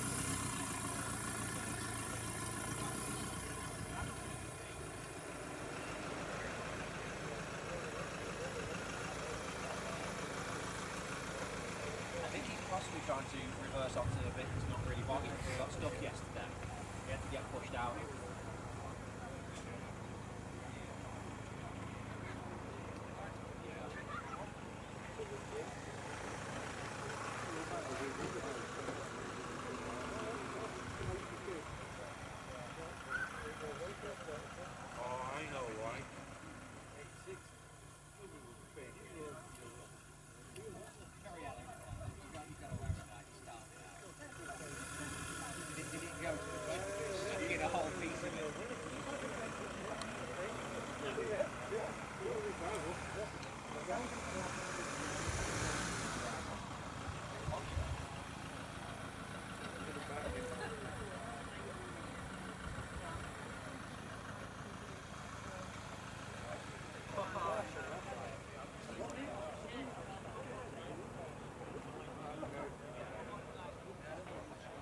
Okay.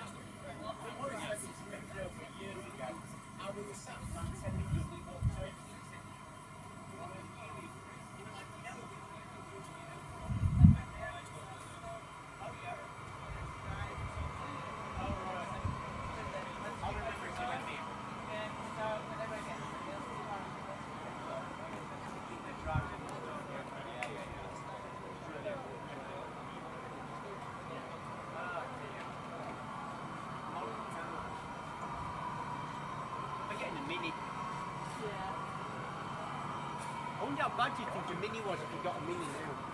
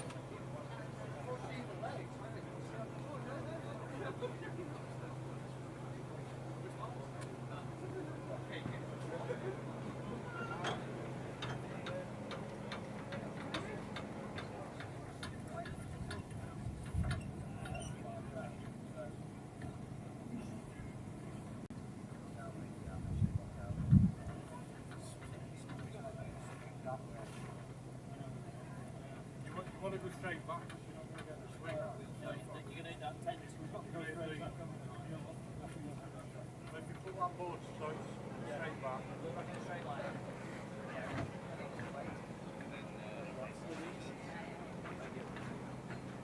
I got a bit flanks. Bring that board, right?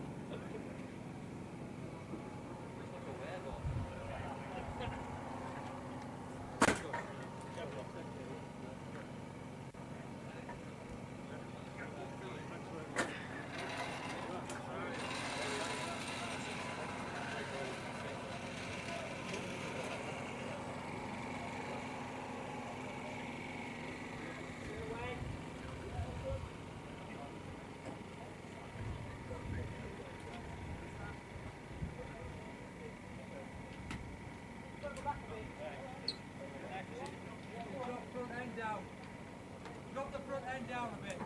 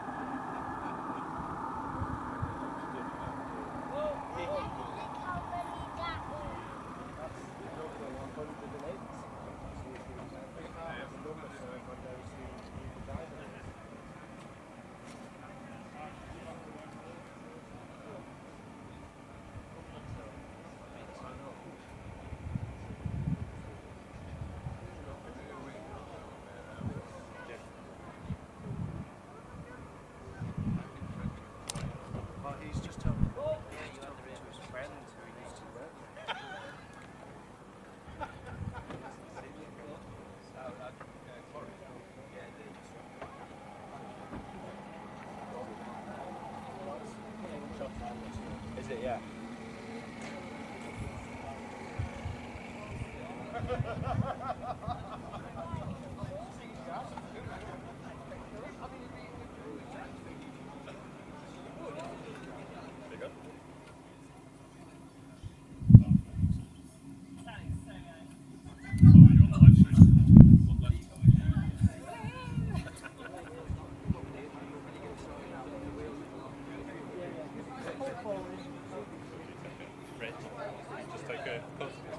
I have done. Oh, yeah. I know what's going on.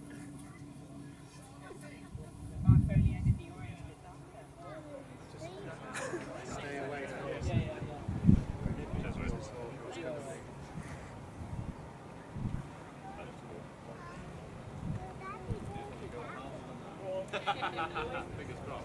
You know what help I can get.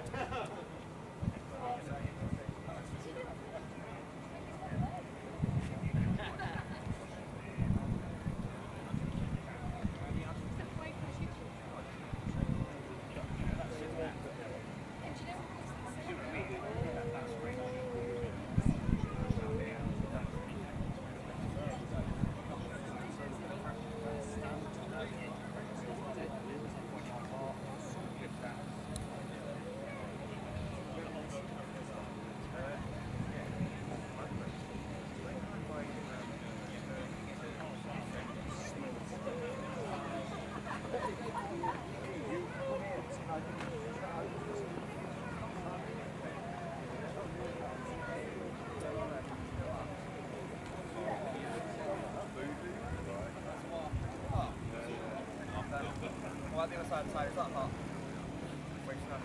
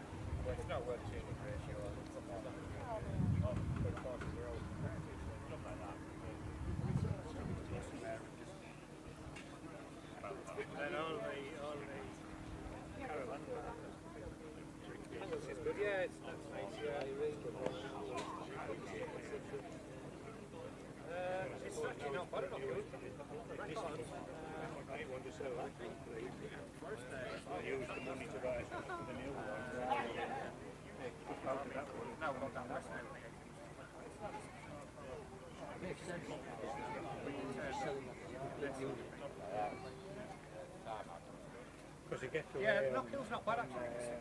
It's actually quicker than a lot of people think. I mean, apart from looking over and that motor taking a lot of it. Nobody knows there's a car in the book.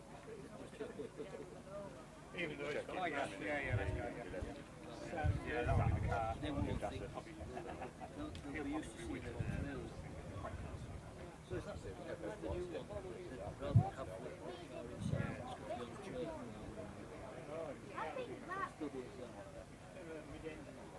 Yeah, I think it's going on the back end.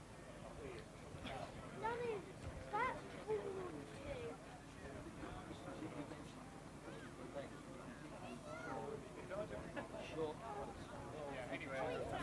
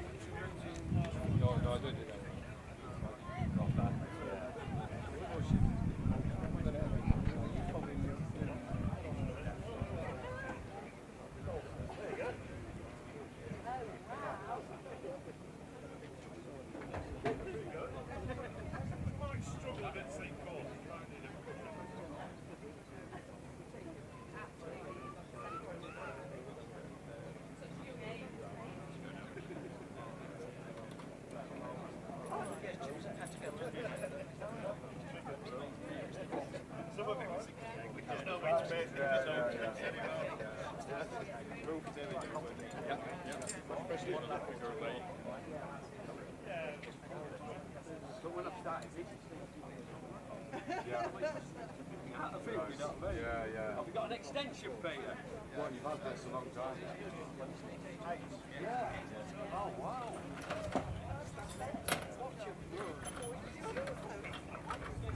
Yeah, 20 pounds. Oh my God.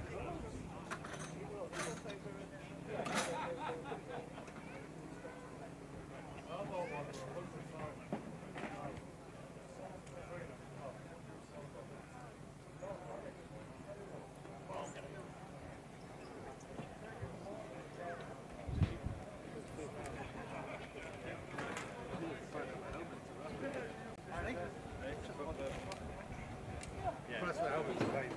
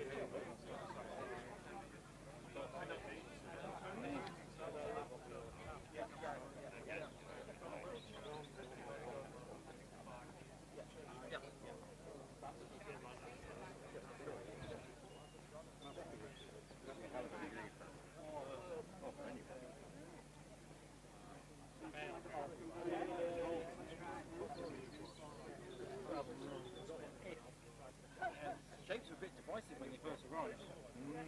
First the turning shaped wedge and new one was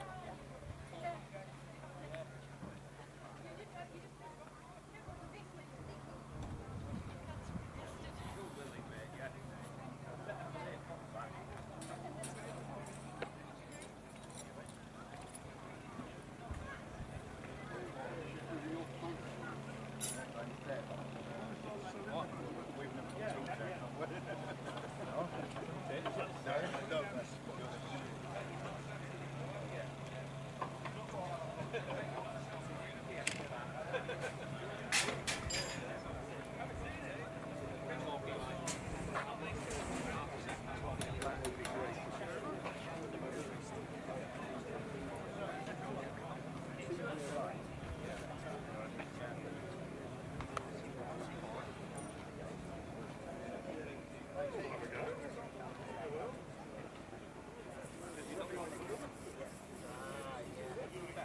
if you look in there, pads are not pads are coming out there. It's an easy win spot because it's not unless you're taking a millimetre off, aren't I? Yeah. I can do it easily. Yeah. I'll let that. I'll try that. I would try that as a first step. Put new pads in, I think. The new pads? Oh, right. Well, the pads would have.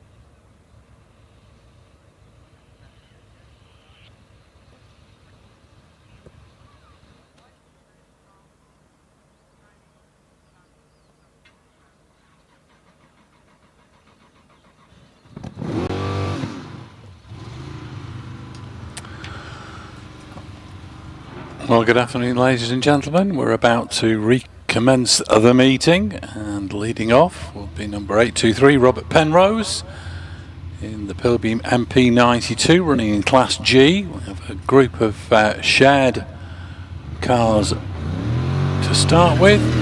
Robert off and running. The 7.3 litre Chevrolet V8 tuned by Steve Smith, giving approximately 703 brake horsepower. Dropping down into the S's, winding his way through there, and back on the power as he comes out of the corner, up into country. Now sweeping across towards Willow,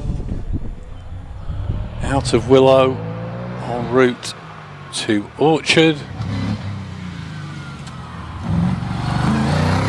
And as Robert heads towards Farmhouse Bend, Stephen Morgan is at the bottom of the hill. Robert Penrose powers out of Farmhouse, blasting up towards the final challenge on the hill, Quarry Corner, and Robert Penrose through Quarry, 63.04. Stephen Morgan now in the Empire Evo 3, 1 litre Suzuki engine.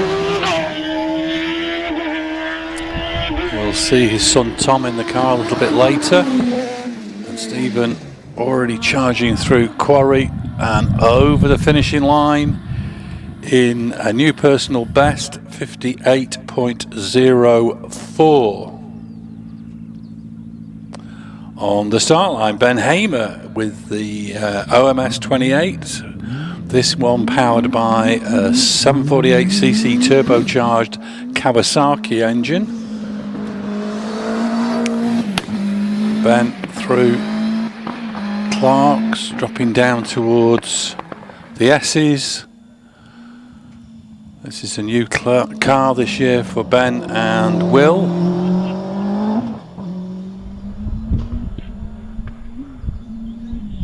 Same engine as they were running before. And as Ben Hamer heads towards Willow, dropping down into the S's, Anthony Wood in the Force PT. Ben Hamer now into and out of Orchard. Charging up towards Farmhouse Bend. No problem at all through Farmhouse. Now Ben had issues on the run up to Quarry yesterday, but it seems to be going a lot quicker today, and he's through the finish 64.76. Anthony Wood round Farmhouse Bend in the Force PT. We're back to Suzuki Power. Anthony from Milnthorpe, and he sweeps through and over the finishing line in a 56.53. Lindsay Summers, change of car for Lindsay. She's in the DJ Firehawk space frame. Round Farmhouse Bend, en route to Quarry, through Quarry, over the finishing line, 57.03. Richard Weaver now into Farmhouse with the Empire Evo. Time to beat to take the lead of the class, 56.53. And Richard Weaver over the finishing line, and it's a 56.65, so slots into second place. Now we're back to Class A1 with Mark Laybourne in the Citroen Saxo, just 1360 cc's. Mark, a former competitor in the Westfield Speed Championship, then went on to circuit race the Westfield. Now back into sprints and hill climbs, sharing the Saxo with Steve Nicol. Up towards the top of the hill. Little braking manoeuvre and over the finishing line. 73.33, new personal best, for Mark Laybourne. Dave Warner passing the commentary box en route to the top of the hill in the Renault Clio 197. He's followed on the hill by David Leach, who's the class record holder in A1. Dave Warner over the finish, 70.29, slots into second place. David Leach holds the class record with a 64.35. David up into that final double apex corner and over the finishing line, goes into the lead of the class with a 65.35.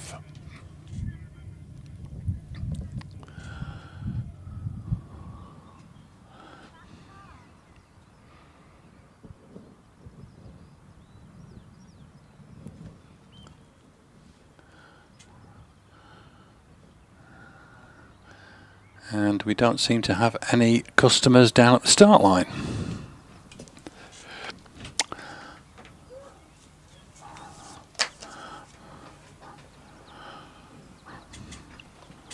Oh, there goes number 47, David Snelson, driving 2 cars today. This is the Mini Cooper S heading down to the start, 1.6 litre turbocharged engine, which is why he's been moved into Class A2.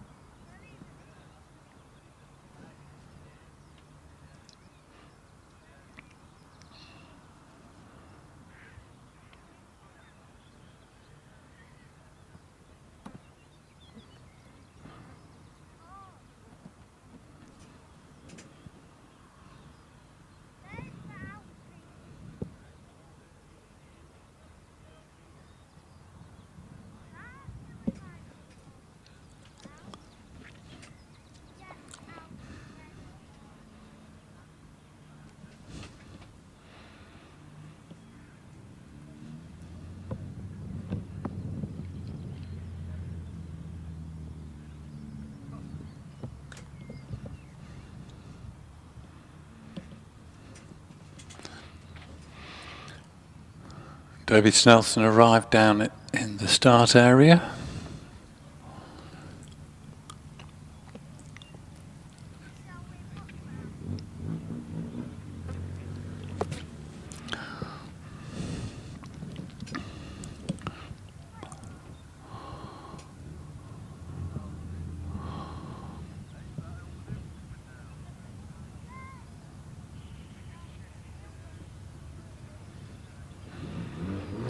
So David Snelson lined up and waiting for the green light. He's off and running. Was here yesterday with the car. That's established his personal best time in the Mini Cooper S. Dropping down towards the S's already.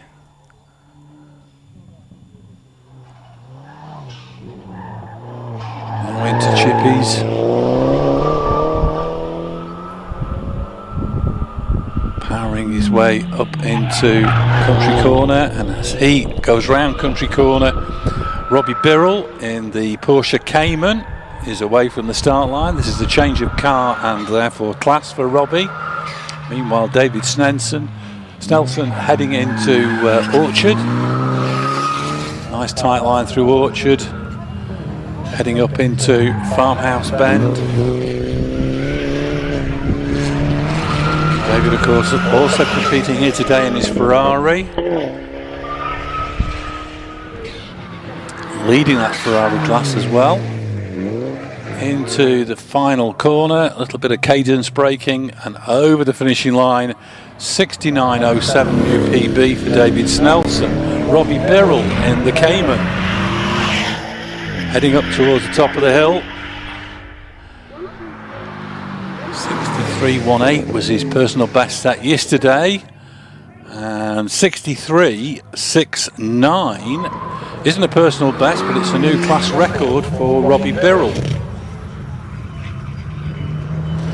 Rounding Farmhouse at the moment, Roger Moran in the Alpine 110 Pure, 1.8 litre supercharged engine, which is why he's in the over 2 litre class. And Roger Neat and tidy as always, over the finishing line, 64.82. He's also inside the previous record and sets a new PB. Passing the commentary box now, Phil James, currently lying second in the British Hillclimb Cup Championship in this class, and he's over the finish in the Cayman in 66.08. We now move into Class A3, just the one runner there, Chris Beresford in the Impreza. If he can replicate his personal best time, it could be a second class record of the day. And Chris Beresford over the finish, not quite, it's a 62.92 for Chris Beresford. Looking to pick up the next runner, which is Tim the Taxi Higgins with his Westfield. This is an SEI with the Vauxhall 2 litre red top. Tim from Oswestry, just on the doorstep of Loughton Park. He's charging up into that final corner and over the finishing line, 82.47. Passing the commentary box now, heading to the top of the hill, Eric Moray in the Hillman Imp. Eric pointed out to me that it is 60 years since the Hillman Imp was first produced, so we've had 60 years of impish behaviour. And Eric Moray over the finish, 68.43. Past the commentary box goes Gavin Neat, class record holder in C1 with his Peugeot 106. He's already into Quarry, and over the finishing line goes into the lead of the class, 63.08, a new class record for Gavin Neat. Heading towards Farmhouse at the moment, Stuart Stelling, class winner yesterday with his Ford Escort RS 2000, and like yesterday, unfortunately Stuart running solo in class today in the Modified Series production cars 1400 to 2000, and he's over the finish, 65.34 for Stuart Stelling. Heading up towards Orchard, the extra runner in the class, number 101 Hayden Spedding in the Jaguar E-Type, 4.2 litre. Hayden holds a couple of class records here at Harewood. Currently lying first in the British Hillclimb Championship Cup class, C3, and Hayden over the finish, 65.05. Heading into Farmhouse at the moment, Jonathan Williamson. He won the class yesterday with the Porsche 911 Carrera, 3.2 litre. Jonathan over the finish, 65.09, 400ths of a second slower than Hayden Spedding. Heading up into into Orchard at the moment. That looks like John McQuillan in the Fisher Fury Spider. 1198cc motorbike engine power in this little kit car, now running in Sports Libra. John McQuillan followed on the hill by Alan MacDonald in the Force SR4. John McQuillan's time, 80.46. Alan MacDonald, he's already up and through Quarry, over the finish, 60.24. Both those times established personal bests for their respective drivers. Heading towards Farmhouse at the moment, Paul Harris in the Van Diemen RF85, one of the only dual-driven car in the Formula Ford class. Paul up through Farmhouse into Quarry, and over the finish, 67.76. Rounding Farmhouse at the moment, Neil Coles all the way from Yelverton with his OMS 28, running a 1585 Suzuki Hayabusa engine. And Neil over the finish, 56.09, new personal best at Harewood for Neil. Olivia Cooper now into and out of Orchard, charging up into Farmhouse Bend with the Force TA, also Hayabusa powered.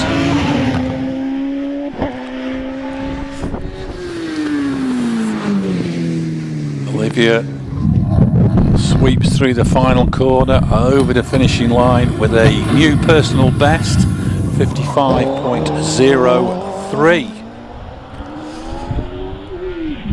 Alan Warburton heading into and out of Country Corner with the Gould GR59. Alan shares this car with his son David. Now up into Farmhouse Bend. What can Alan do? Can he get a good enough time to qualify for the first runoff? He's been in them before here at Harewood. 53.72. I don't think that's going to be good enough. Alan Warburton is followed on the hill by Duncan Barnes as we go back to Sports Libra. This is the Norma, runs a 2.1 litre turbocharged Honda S2000 engine, so it's now known as Big Norma. The M20 FC, currently first in the British Hillclimb Cup class, and he was first in class yesterday, and he's through the finish 57.86. On the hill at the moment, heading up towards into Orchard. Simon Bainbridge in the SBR Chrono V8, runs a 4.2 litre turbocharged Audi engine. And Simon, regular competitor in the British Sprint Championship, already into and out of Quarry and over the finish 59.39. Next into our view on the live stream, Bob Penrose in the Pilbeam MP92 Chevrolet V8, 7.3 litre, runs a sequential manual gearbox, not a flappy paddle version. And Bob Penrose up and over the finishing line, 66.63 into Farmhouse.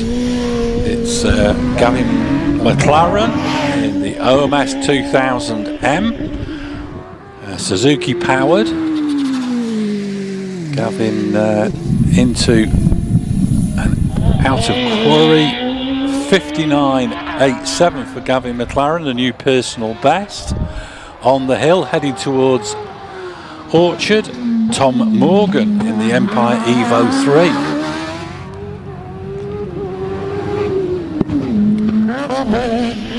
Tom Brown Farmhouse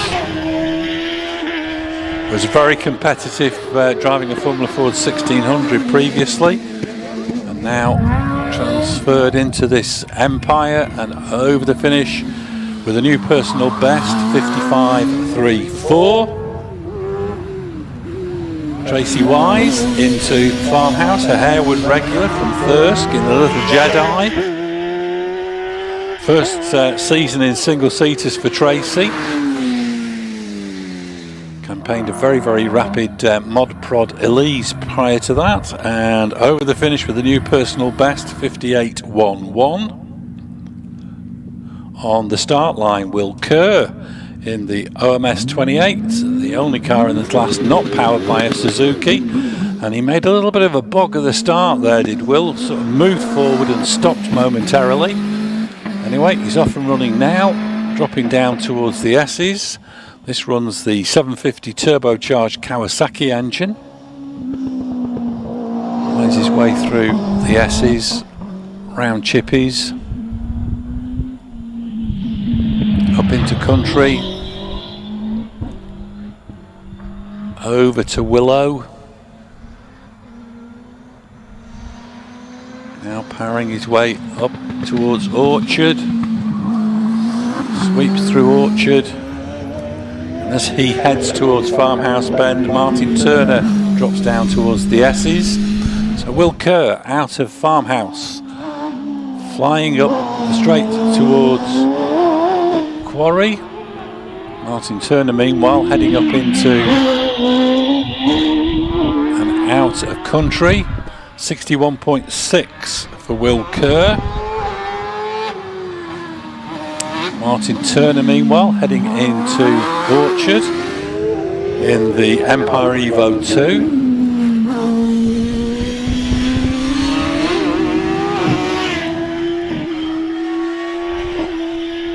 Slight change of bodywork colouring this year, and he's through the finish with a new personal best, 53.83 for Martin Turner. Looking out now for Robin Wood in the Force PT. He's into Orchard.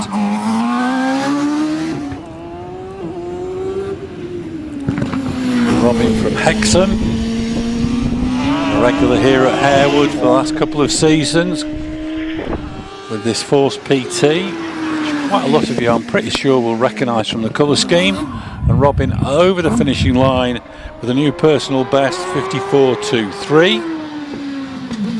Emma Rayson all the way from Guernsey with her Empire Evo 00. Again Suzuki powered. Emma out of Farmhouse on the power, heading towards the top of the hill, and she's followed on the hill by Richard Summers in the DJ Firehawk. Emma through the finish, 56.37. Richard Summers already out of Farmhouse with the Firehawk. 3.28 is his personal best time, and 52.97 is his new PB. Tom Weaver en route to Farmhouse Bend. This is another of the Empire Evos. Second in the British Hillclimb Cup class. And a little flick of the tail as he goes across the finishing line. 52.45 for Tom Weaver, 200ths of a second shy of his personal best. Off the start line, David Tatum in this Mark III DJ Firehawk. Car that was built back in 2017. David acquired over the winter. Not been used up to that point. But David has been going very well with it indeed here at Harewood in April. He's currently first in the British Hillclimb Cup class and won the class yesterday. Now powering his way up through the farm buildings to Farmhouse Bend. Still learning the intricacies of the Firehawk, and David into Quarry over the finish with a new personal best, 50.85. We now move back to Class C3, and on track at the moment, the Porsche 911 Carrera with Laura Wardle at the wheel. Second in class yesterday. Laura into Farmhouse.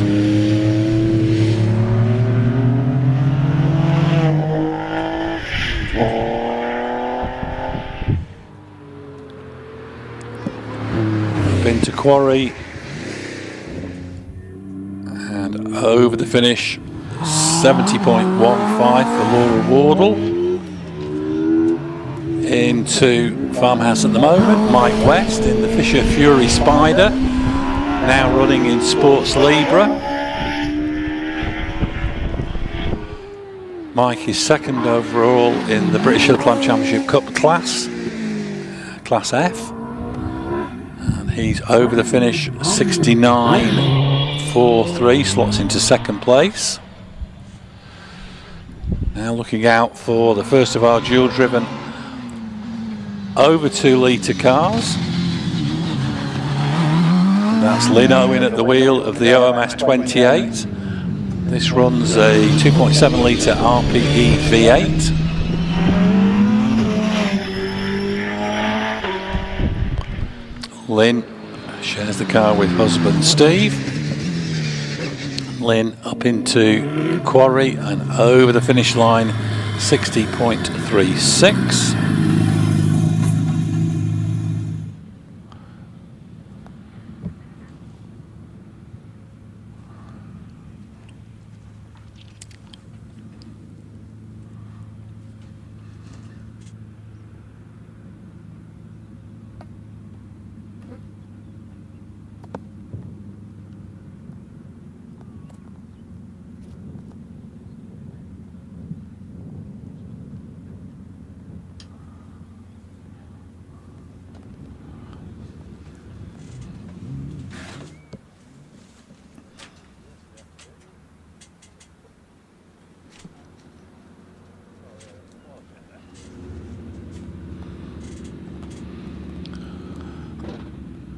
So on to the start line, we have Nicola Minguez in the Gould GR55B, 3.5 litre Nicholson McLaren engines V8 in the back. Nicola is the ladies' hill record holder.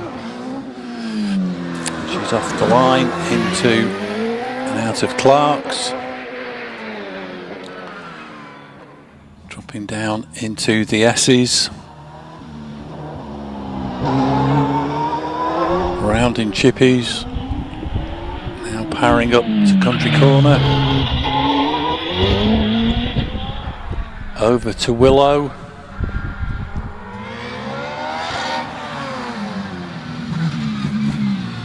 out of Orchard, now charging up towards Farmhouse Bend, back on the power. Nicola just Quarry to negotiate and over the finish with the new ladies' hill record of 52.20, which of course is a new PB. Sean Gould on the hill now with the GR59J 4 litre Judd V8 engine, 6th overall in the British Hillclimb Championship prior to today. Charging into Farmhouse, back on the power, towards the top of the hill, round Quarry, and through the finish, 49.97 for Sean Gould. On the start line at the moment, Graham Wynne. Graham and co-driver Scott Moran had issues with their starter motor yesterday, but it's all resolved now. They've been going well in practice.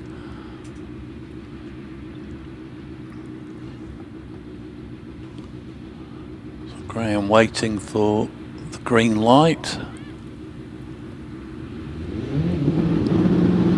Revs build up and he's away. Into Clark's. Dropping down the hill towards the S's.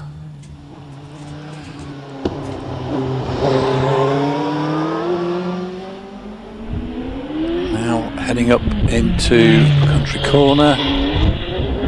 Graham powering out towards Willow.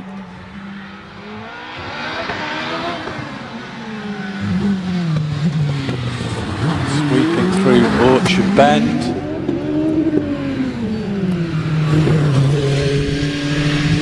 Farmhouse, blasting up the straight towards Quarry, through Quarry and over the finish, 53.36 for Graham Wynne. We now move back to the Formula Ford class. Heading towards Farmhouse is Caroline Ryder, the 1986 Van Diemen. She's currently second in the British Hillclimb Cup class for Formula Fords. Caroline over the finish, 64.78, followed by Sarah Bosworth, who is first in the British Hillclimb Championship Cup class for Formula Fords, with her 1985 Van Diemen.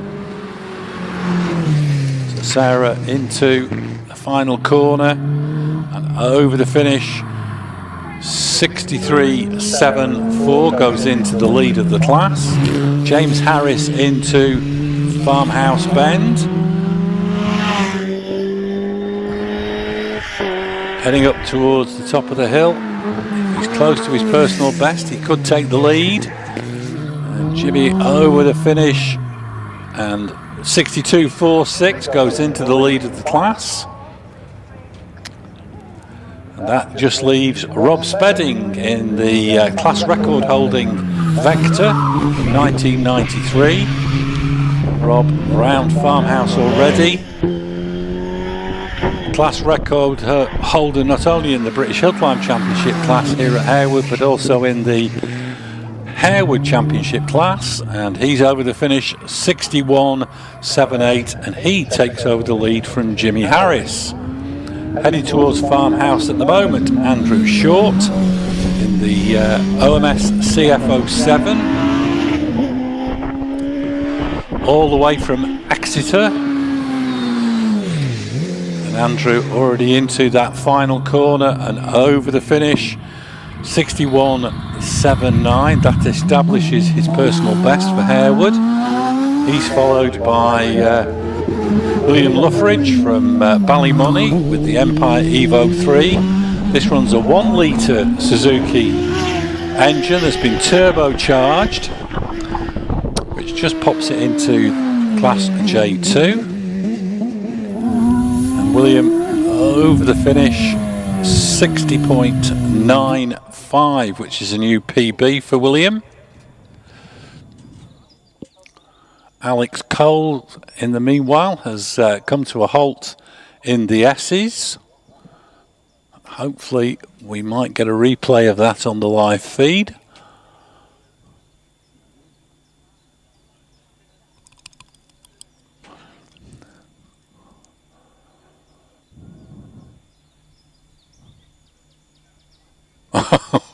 Right, apparently we can't see replays unless they appear live. Okay, message understood, Mr. Danby.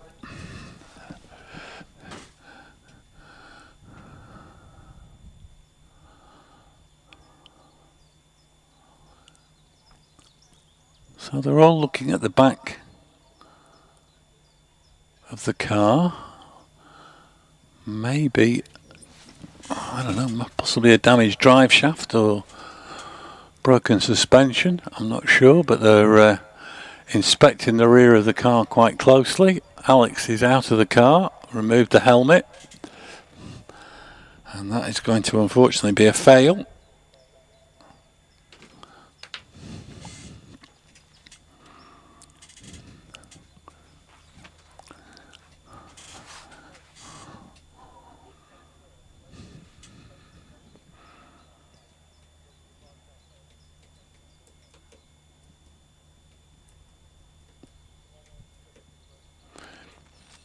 It looks like they're sending for the snatch recovery vehicle that's making its way over towards Clark's, where it can join the circuit.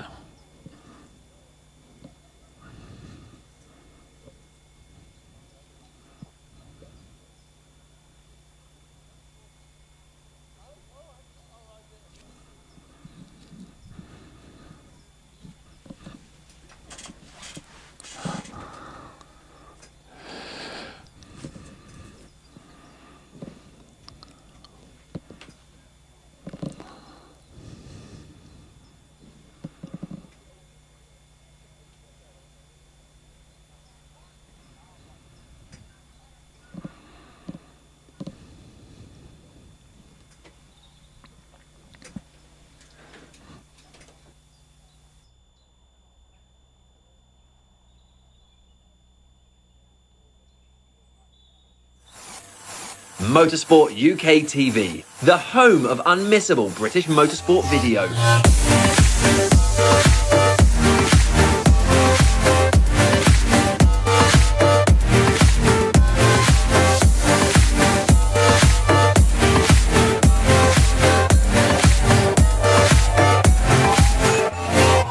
bringing you all the action from the British Championships. Taking you behind the scenes. Giving you top tips to succeed in every discipline. Showcasing the best equipment.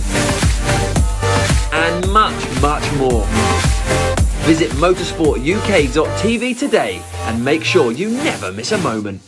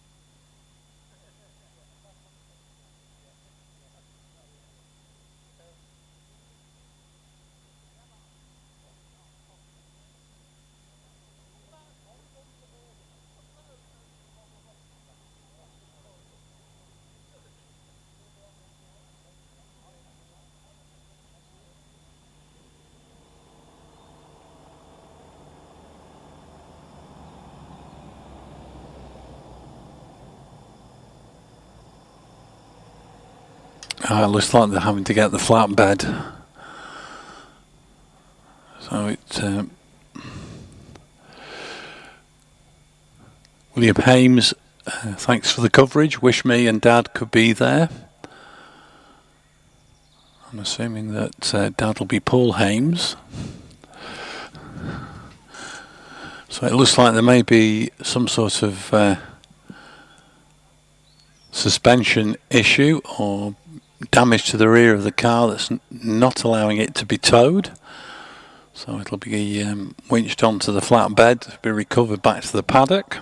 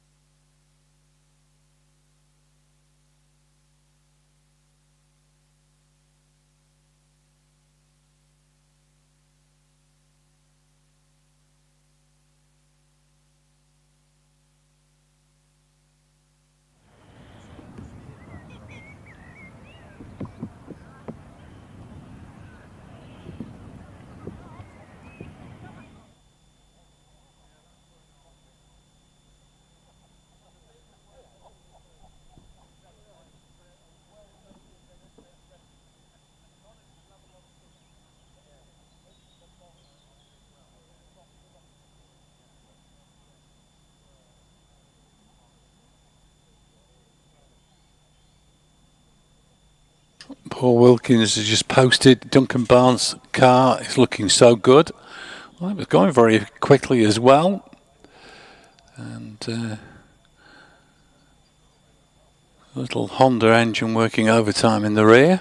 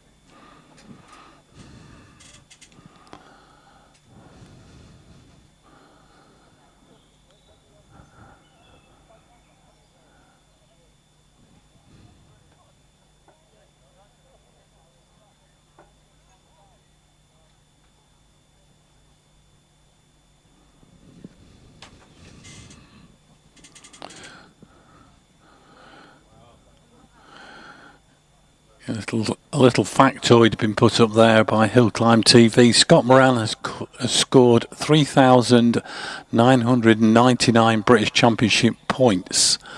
If he scores today, he'll be the first person to pass 4,000.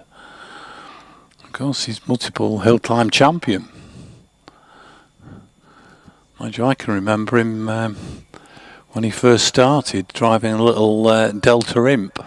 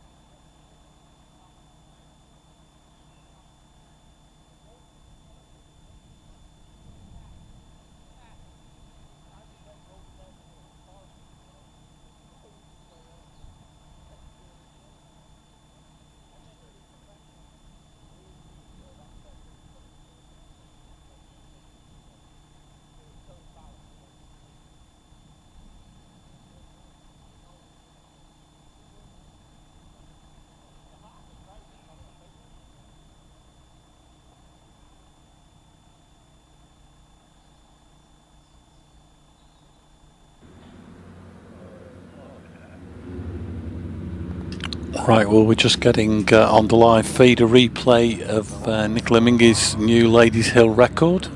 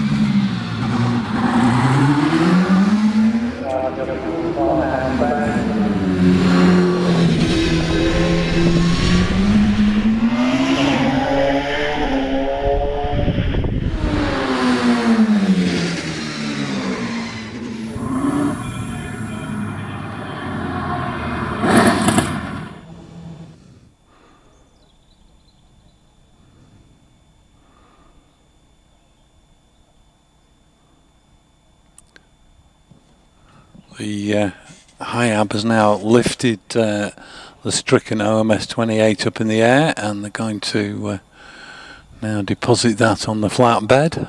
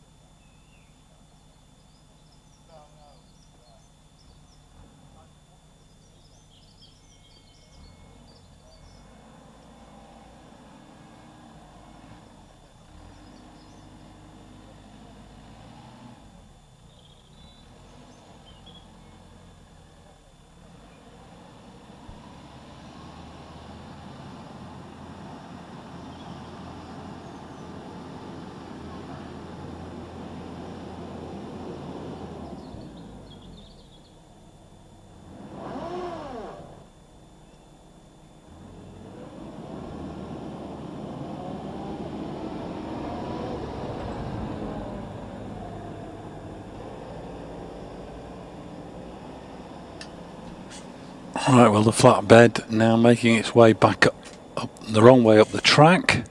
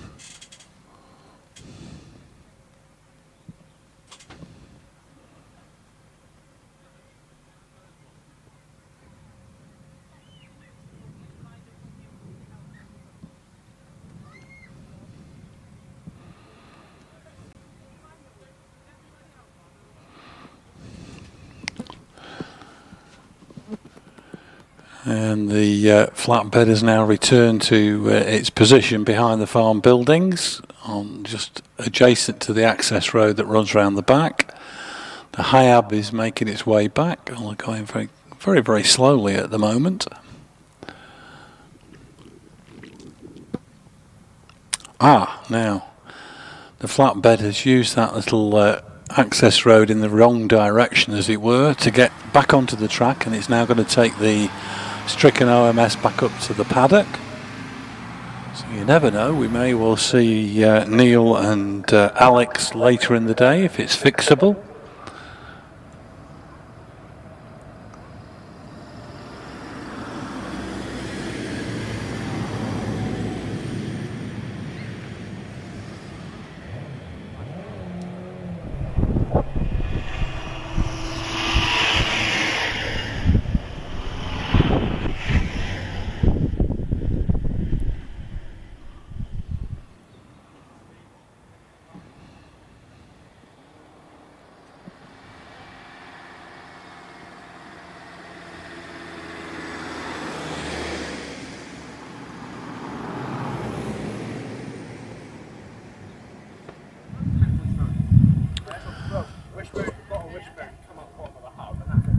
It looks like the Hiab is going to go all the way up to the top as well to help unload the car.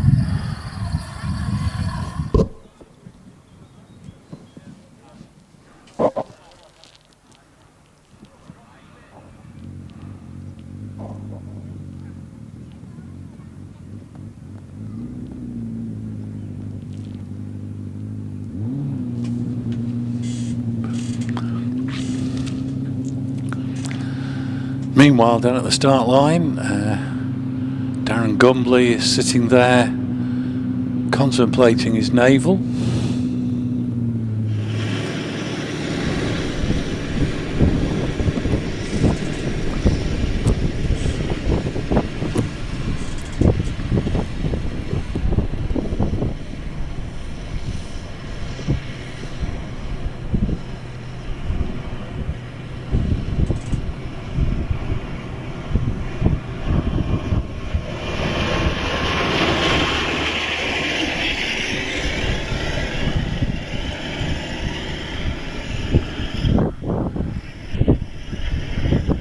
I wonder if we'll get a speed for the Hiab through the trap.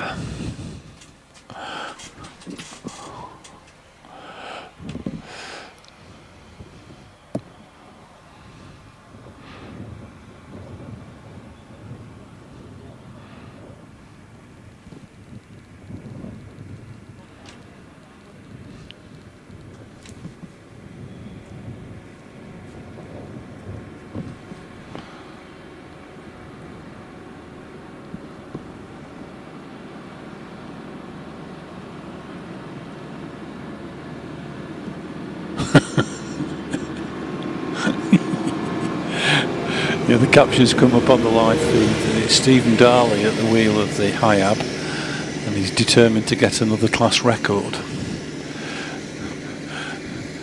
I think that may well classify as STD. No, that's slowest time of the day.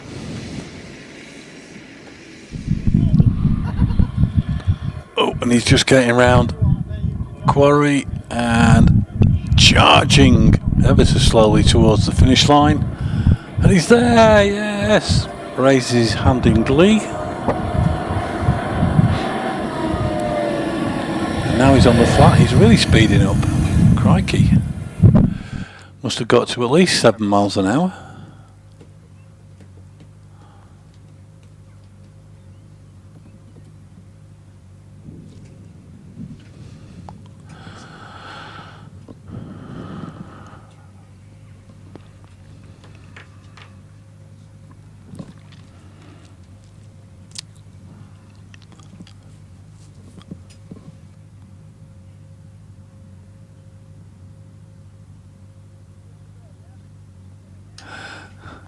Jock Ramsey's at Doon cutting the grass.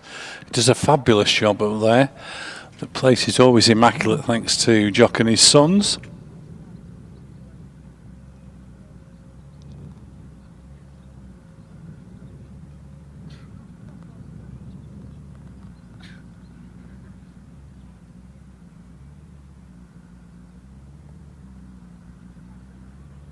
Paul Wilkins has just posted that Nicola has done a 50.74.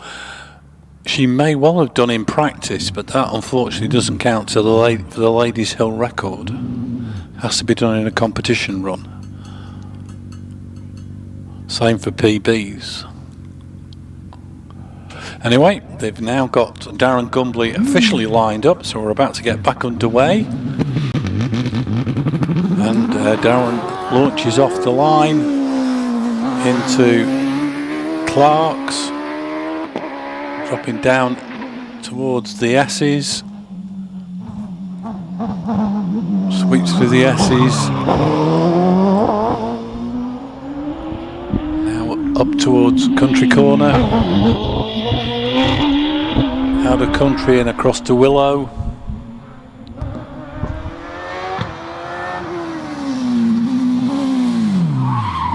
Through Orchard. Oh, back end comes round, went a little bit too hot. Had to hammer on the brakes. So skidding round Orchard, charging up now to the top of the hill. I think he must have lost a couple of tenths there, so it may be a 52. And Darren over the finishing line. Yeah, it's a 52.15 for Darren Gumbley. On the hill at the moment, Robert Capper in the Empire Wraith, heading up into Orchard. These beautiful sweeping lines of the Empire Wraith designed by Willem Towett. Robert out of the farmhouse, heading up towards the top of the hill. And Robert Capper through the finish with a new personal best, 53.73. On track at the moment, heading towards Orchard, Liam Cooper in the Force TA. Pretty into Farmhouse Bend.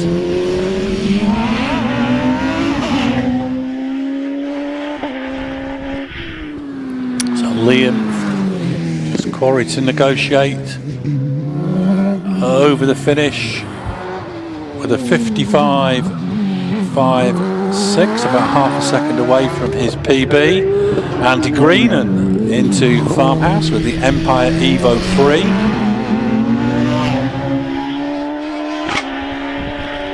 Andy charging up to Quarry and over the finishing line with a new personal best, 51.96. David Warburton into Farmhouse Bend with the GR59 Gould.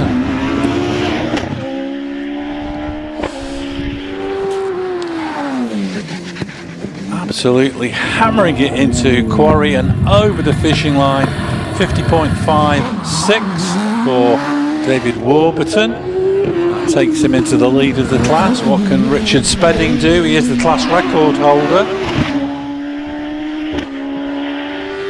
Richard Spedding with the GWR Raptor 2 into the final corner, sweeps over the line into the lead of the class with a 49.67. Into Orchard at the moment, Ian Tucker in another of the OMS 28s. This one's got a 1670cc Hayabusa. Now I don't know whether that's stroked or is overboard, but it's quite a large capacity unit nonetheless. Ian Tucker meanwhile over the finish with the new personal best 59.36. Lee Griffiths into Farmhouse Bend with another OMS 28. This with a meagre 1660cc booster in the back, and Lee into Quarry, sweeps over the finishing line, and it's a 54.47 for Lee Griffiths. Into and out of Orchard, the GWR Predator of Jonathan Varley. Absolutely superb looking machine. Now running the TKD YV8 2 litre. And Jonathan Varley into Quarry and across the finish with the lead of the class with a 50.13 for Jonathan Varley.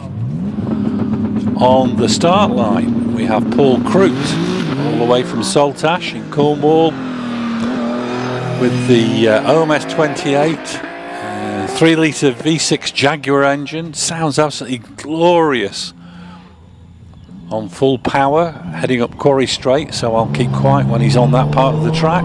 Meanwhile Paul negotiating chippies up into Country Corner.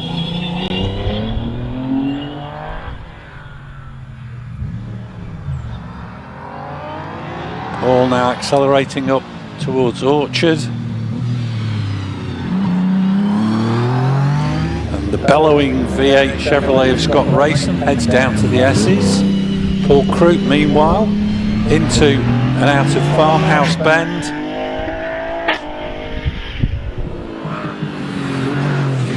V6 into and out of Quarry over the finish. 58.33 for Paul Croot. Scott Rayson in the 6.5 litre Chevrolet V8 Special from Guernsey. Absolutely wonderful piece of equipment.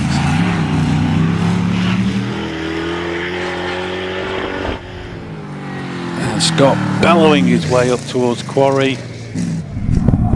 Skitters over the finishing line, back end steps out, and it's a 57.29 for Scott Rayson. Heading up towards Orchard at the moment, Steve Owen in his OMS 28 RPE V8. Steve came up with the quote of the day during the paddock break at lunchtime.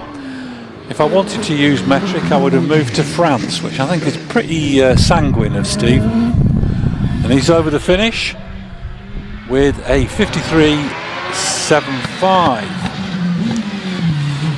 Out of Orchard now, Will Hall in the Gould at GR59J. This is the new car for Will this season. Steep learning curve. Here yesterday, established his personal best and gets to within a tenth of that with a 50.38. Dave Urem meanwhile heading towards Willow in the GR55B. Out of Orchard already, powering the Gould towards Farmhouse. Nicholson McLaren V8 roaring away in the back. Currently 8th in the British Hillclimb Championship. Dave Uren over the finish. 50.14. Matt Ryder hot on his heels with the GR59J. This is the car that he shares with Sean Gould. Matt into and out of Quarry over the finish. Cracking time there, 48.81. I think that's our fastest qualifying time, with Sean Gould second on 49.97. Trevor Willis now heading towards the farmhouse with the 28 OMS. RPE V8 in the back. Trevor sweeping through the final corner and over the finish, 50.09. Scott Moran now heading towards Orchard in the GR59J. He shares with Graham Wynn. Scott into farmhouse.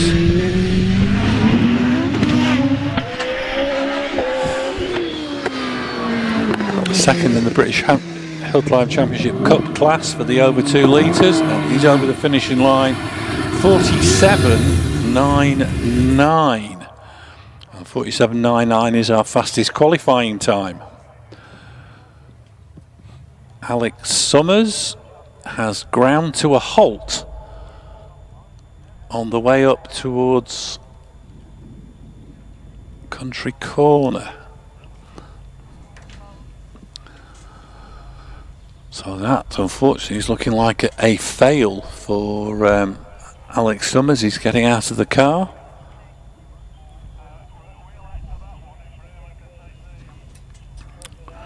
And it's definitely it's come up as a DNF on the computer, so a fail for Alex Summers in the DJ Firestorm.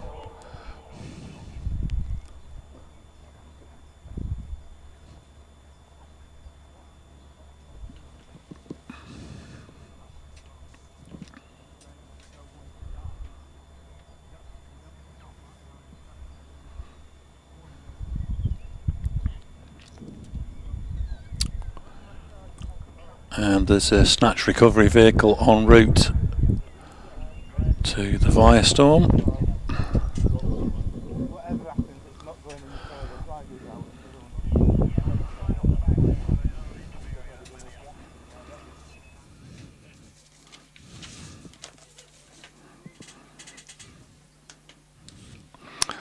So currently the 3 fastest qualifiers, we've still got Wallace Mingus to go. But fastest qualifier so far, Scott Moran on 47.99. Second, Matt Ryder 48.81. And third, Sean Gould 49.97. I don't think there's anybody else has got below 50 seconds in any of the other classes. Oh, 49.67. I do him a disservice, Richard Spedding. So Richard has qualified ahead of Sean Gould.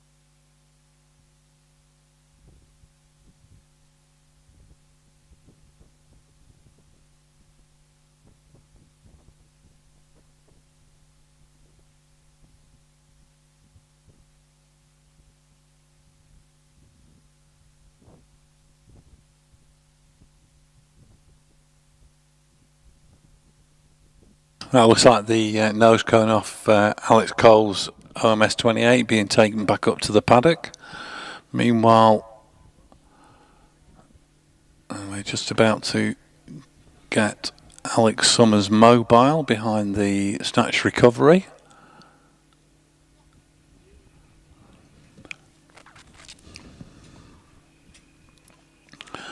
Hopefully that can be fixed for our second set of time runs, and Alex will be able to qualify for the second runoff. But he's missed out on that first British Hillclimb Championship round today.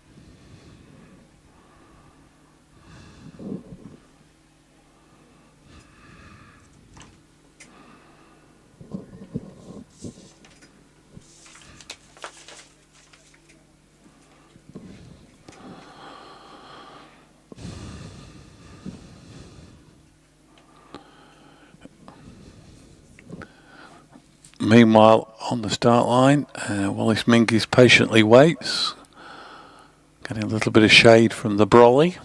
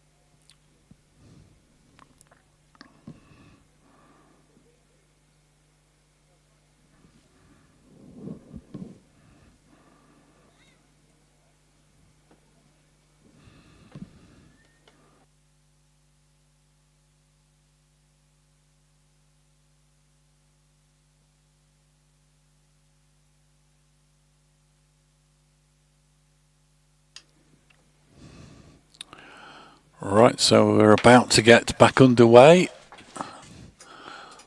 Wallace a little bit over eager. So we'll have to restage the car again.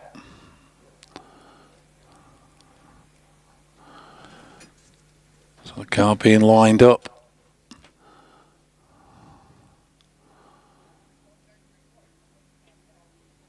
And the reigning British Hillclimb champion about to take his first timed run.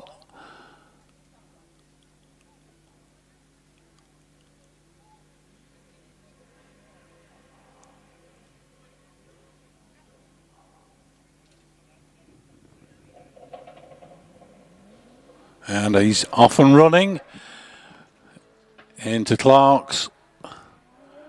Already powering his way down to the S's. Around Chippies, up into country, across to Willow,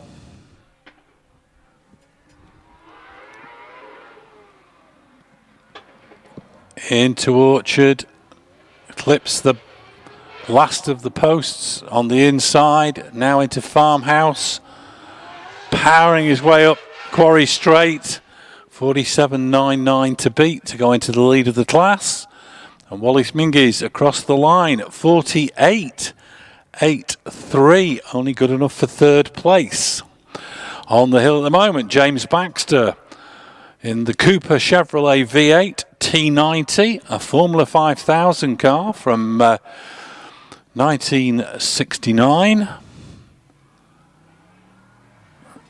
James powering his way up between the farm buildings, the 5-litre Chevy V8 rumbling away.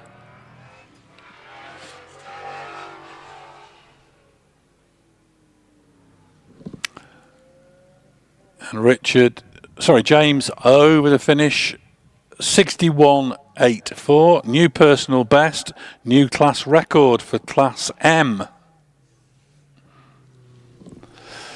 Into Farmhouse at the moment. We're into the Yorkshire Centre members class, and it's Paul Gumbley in the Swift SC93. And he's over the finishing line, 70.55. A second quicker than he was earlier. Into the Ferraris now. And that is Chris Hitchman heading towards the top of the hill in the 430. Did a 71.14 on his first run, improves to 70.56. He's followed by Peter Hitchman in the F430 Coupe.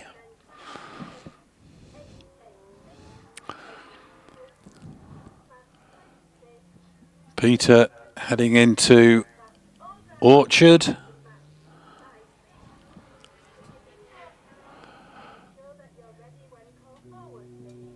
Into the sweeping Farmhouse bend. Now on the run up to Quarry. And Peter Hitchman up and over the finish, improves to 77.87. Steve Nunney in the 348 TS into Farmhouse bend. Set a new personal best, 75.65 on his first timed run.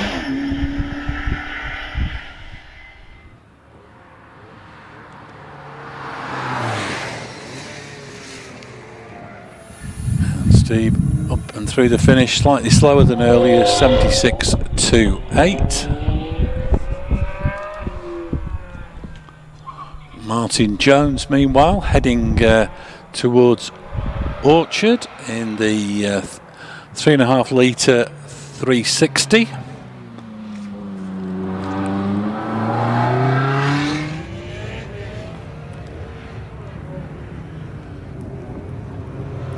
Martin into Farmhouse bend.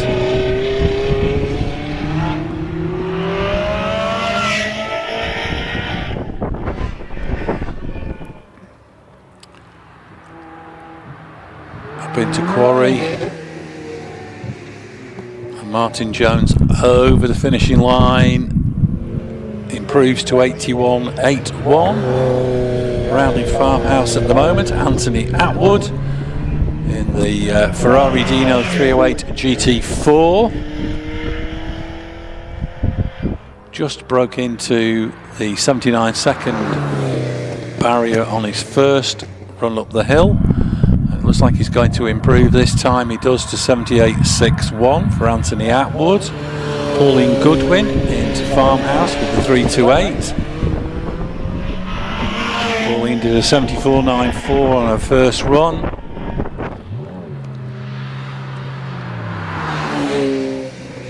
Pauline sweeps through Quarry and over the finish, improves to 74.53. Brian Jackson already out of Farmhouse in the 308 GTB. Posted a 72.3 on his first run. So he'll be looking to improve on that, get closer to his personal best. And he does with a 71.42. John Kennedy into Farmhouse with the California T. A high 68 seconds on his first run. John hard on the brakes going into Quarry and over the finish, 67.97 over a second quicker. Into Farmhouse at the moment, class leader David Snelson, whose first run time 67.06, still has the class lead. But He's not to know that it hasn't been bettered, so he'll be pushing on. Oh, and he's on the grass on the outside of Quarry and over the finish, but does improve to 66.54. So actually doesn't extend his lead, but keeps his lead. We're into the Harewood Championship class now. Steve Nicol in the Citroen Saxo out of Farmhouse Bend, heading up towards the top of the hill. Did a 72.96 on his first run, and it looks like he's going to be a little bit quicker this time. No, 73.26. It all slipped away there around Quarry. Steve relying on a 72.96. Looking out now for Harry Maxwell. The MG ZR. Bedecked with all these spotlights on the front end. 80.31 on Harry's first run.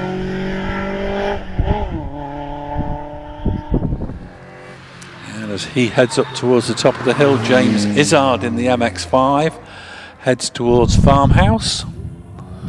Harry Maxwell crawls over the finish line, slightly slower than earlier, 80.85. James Izzard already out of Farmhouse, heading up towards Quarry. He did a 79.83 on his first run, and he'll be looking to improve on that, I have no doubt. And he's through the finish, 79.24. Richard Greenwood failed to trouble the scorers after a rotational delay at Orchard on his first run. He's in the Twingo GT, and it's a 73.86 for Richard Greenwood. Shane Jowett out of Farmhouse Bend with the Honda Civic Type R, 67.6 on his first run. Shane Jowett 67.98, so no improvement. Anthony Spate into Farmhouse Bend with the Mini Cooper S R56. Posted a 73.97 on his first run, which was just over a second away from his PB. So can he get a little bit closer to that time? Yeah, 73.29 gets him quite close to his PB. Passing the commentary box, Mick Wilkes in the Vauxhall Astra GTC VXR. And Mick up through the finish. Great improvement, 69.08, new personal best for Mick Wilkes. Josh Carr now heading towards Farmhouse in the indecently quick Polo GTI. 64.44 on Josh's first run. Just a couple of tenths away from his PB. So can he get down to a very low 64 on this run? Hard on the brakes going into Quarry, runs very deep in the corner. 64.54, not quite as quick as on his last run. Carl Jackson into Farmhouse now with the Honda S2000, 2-litre turbocharged. Posted a 64.75 on his first run. He needs to find just over half a second to get a new PB, but 64.73 is a fractional improvement for Carl Jackson. Heading into Farmhouse at the moment, the Toyota Yaris GR of Nabil Zarlan. 1.6-litre turbocharged motor. Quite a few of these two in the Midland Hillclimb Championship. First weekend with this car for Nabil, and he's up through the finish with a new personal, just shy of his personal best, 70.7, but it's an improvement over his first run time. John Reed in the MEV Exo set into Farmhouse Bend.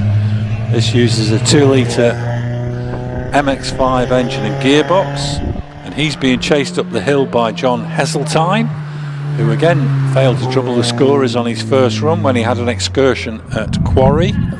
John Reed up and over the finish line, 78.19, another new PB for John. John Heseltine, meanwhile, keeps it on the black stuff this time, round the corner, tail wags the dog, and he's over the finish.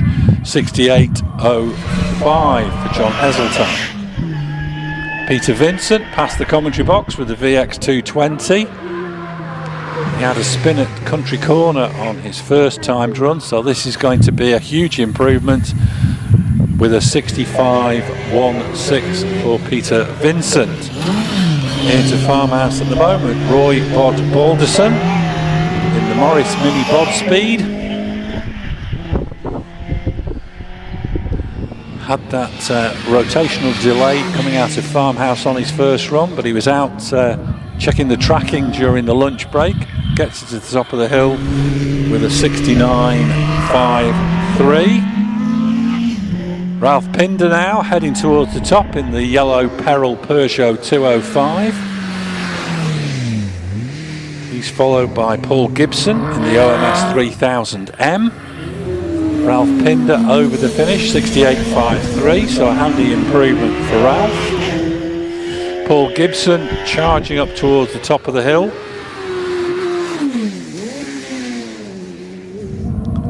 Did a 56.93 earlier and no improvement with a 58.21. Sam Gumbley in the 1993 Formula Ford 1600 Swift.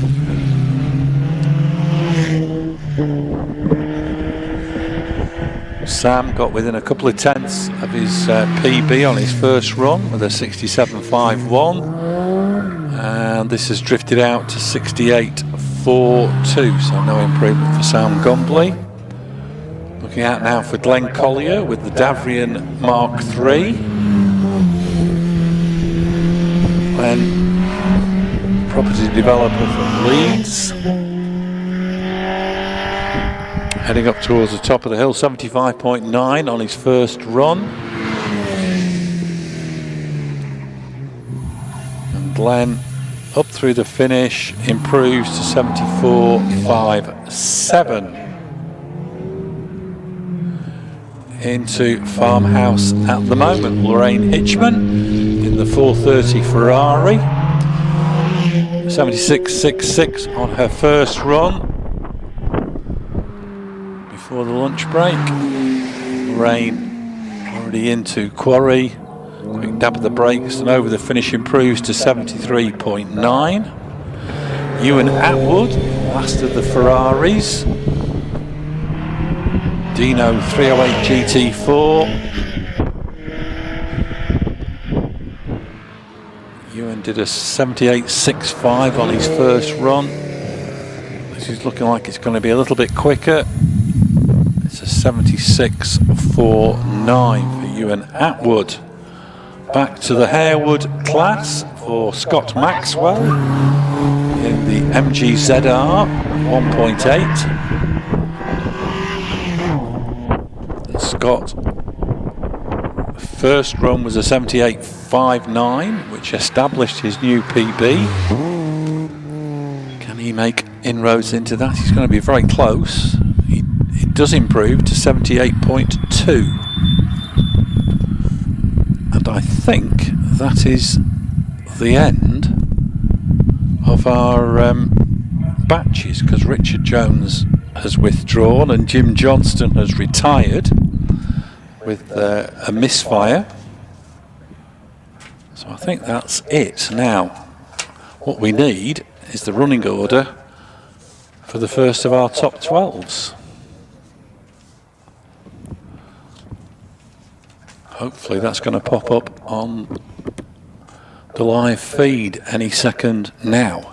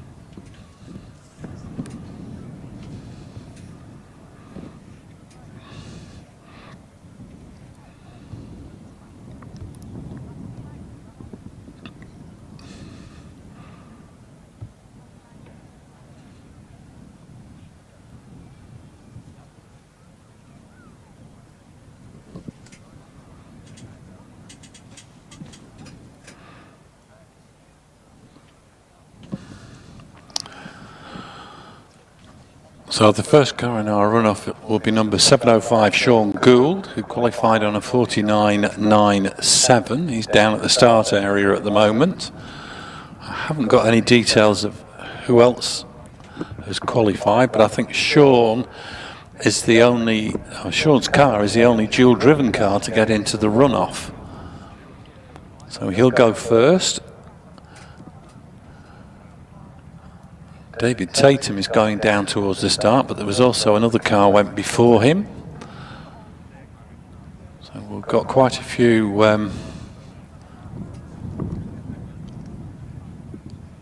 from, I think the other one was a 1600, was it Andy Greenan, I think, in the Empire Evo 3.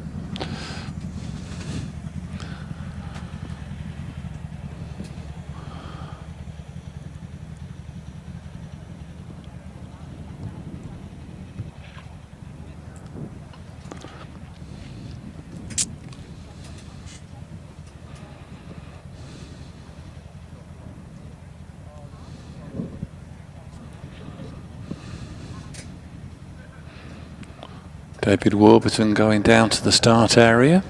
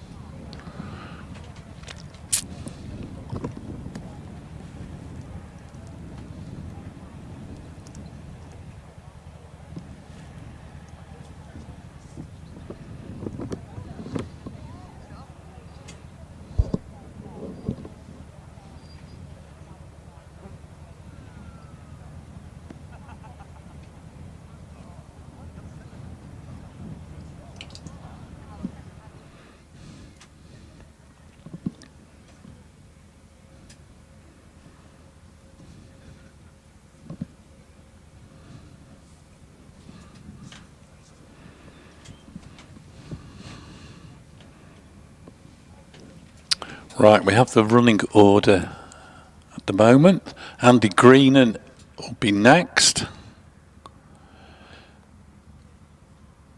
So he'll be second runner. David Tatum.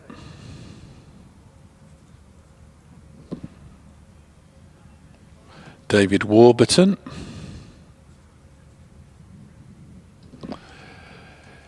Will Hall.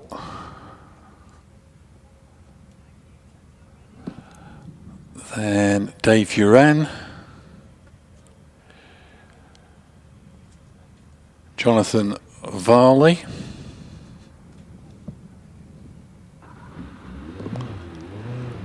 Trevor Willis,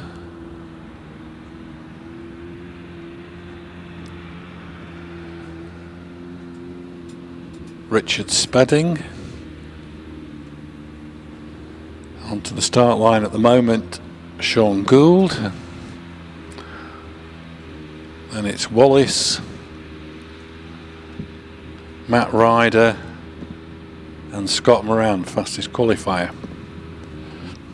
So Sean Gould qualified on a 49.97. He's off and running. 2.18 for the first 64 foot, already dropping down towards the S's. And looking for the split there, it's 9.16 into the S's. Round chippies up towards country, and on country approach the split is 19.8. Already across to Willow, powering its way up towards Orchard. The next split coming up, and that's a 30.14. Charging towards Farmhouse, round Farmhouse Bend. On the exit of Farmhouse, 41.88. 117 through the speed trap, and he's up and through the finish in 49.20. So that's a handy improvement of 0.7 of a second. Next to the start line should be number 136, Andy Greenan. He's already on there. And Andy qualified on a 51.96. So Andy all lined up. And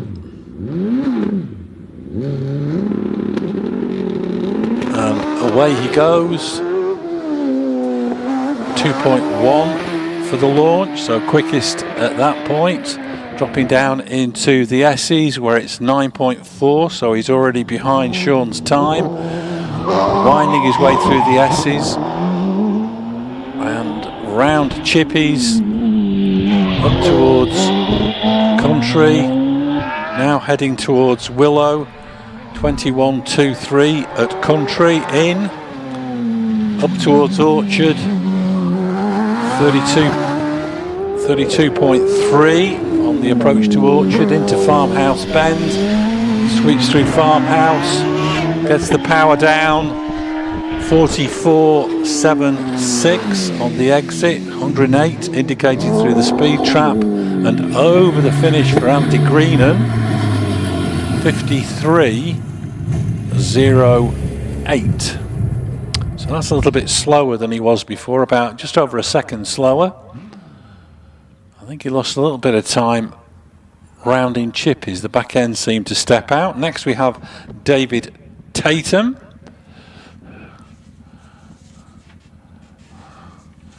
David in the 1100cc class, qualified on a 50.85. He's away from the start line. 2.16 for the launch. Dropping down towards the S's. 9.44. S's in, rounding Chippies, heading up towards Country, and the split just before Country, 20.17, and a quick rotation for David Tatum brings his run to an end. So that will be a fail for David Tatum. And he was second quickest going into Country Corner, but he didn't make it all the way round.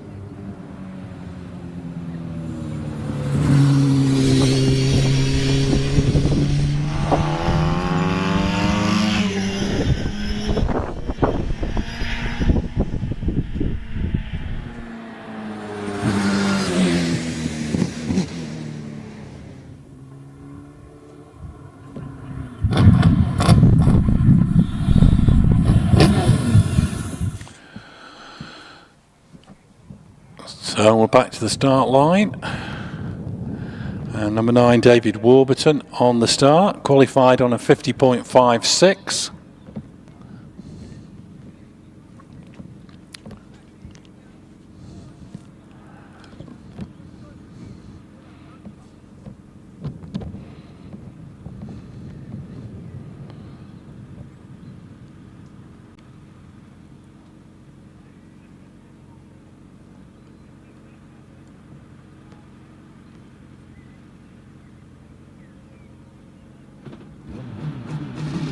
Here we go, David Warburton off and running. 2.21 for the launch, that's the slowest so far.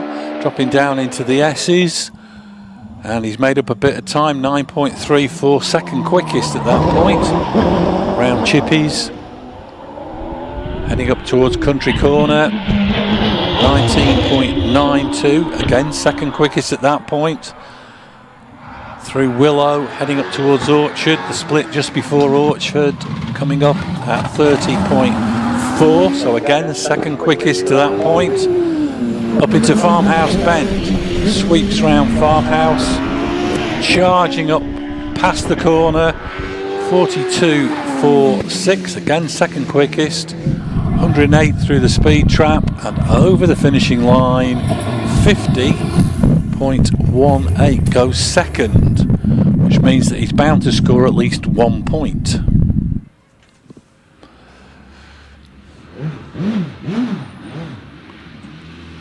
Up onto the start line. Will Hall with the Gould GR59J, qualified on a 50.38. That's car number 166. So revs rising, and Will swiftly away. 2.17 for the launch. That's third quickest. Already sparking his way down into the S's. 9.06 at that point, so quickest by quite a considerable margin. Heading up towards Country Corner, 19.7, still ahead of the game at that point. Through Willow, heading up towards Orchard. 29.94, the first to beat 30 seconds to Orchard. Into Farmhouse Bend already.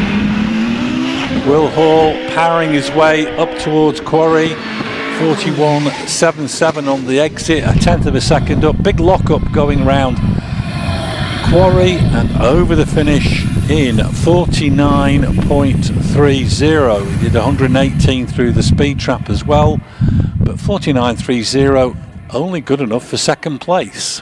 Getting a replay on the live feed of the lock-up. It got a little bit unstable going round the second element of Quarry and locked up, and that's possibly where he lost that tenth of a second, which cost him the place. So still leading, Sean Gould on a 49.2. Onto the start line, number 6 Dave Uren in the Gould GR55B, qualified on a 50.14.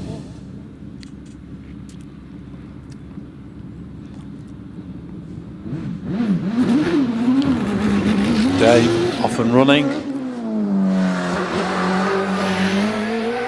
2.19 for the launch, so fourth quickest. 8.95, so the first sub 9 seconds of the split going into the S's. Dave Uren powering his way up towards Country Corner, 19.51, fastest by a couple of tenths at that point. Now heading towards Orchard. The split at Orchard, 29.64, 3/10 up at that point on Will Hall's time. Into Farmhouse Bend, sweeps through Farmhouse, 29.64, 41.08, and big lock up again, and only just about gets it round Quarry, and the time 49.05. We had 127 through the speed trap. So despite that huge lockup at Quarry and the extravagant use of the track, he's gone quickest on 49.05. So Dave Uren leads. Jonathan Varley on the start line, qualified on a 50.13 with the GWR Predator, 2 litre of course, 2.18 for the launch, just a 100th quicker than Dave Uren. 9.27 down to the S's. Through the S's, heading up towards Country Corner. 19.93 at that split, so he's behind Sean Gould at that point. Heading up towards Orchard, and at the Orchard split, 30.5. Still behind Sean Gould, but also behind Dave Warburton now. Jonathan Varley out of Farmhouse Bend, 42.42, so back ahead of David Warburton. 100 mile an hour through the speed trap and over the finish 50.07. So goes ahead of David Warburton and slots into 4th at the moment. On the start line, Trevor Willis, number 4, qualified on a 50.09. OMS 28 with the RPE V8, and he's off and running. 2.15 for the launch, so quicker than David Tatum. Down into the S's, 8.94. He's ahead of Dave Uren's time at that point. Trevor Willis round Chippies, heading up into Country Corner, 19.37. Easily the quickest so far at that point. Now what can he do on the approach to Orchard? Charging up into Orchard, 29.57. Still ahead of Dave Uren, but only just. We're talking hundredths of a second. Out of Farmhouse, 41.2. He's dropped behind Dave Uren. 122 through the trap, and he's over the finish, 48.65. That takes him into the lead, and it's about 1.4 seconds quicker than he qualified. On to the start line now, Richard Spedding, car number 7. Richard qualified with a 49.67.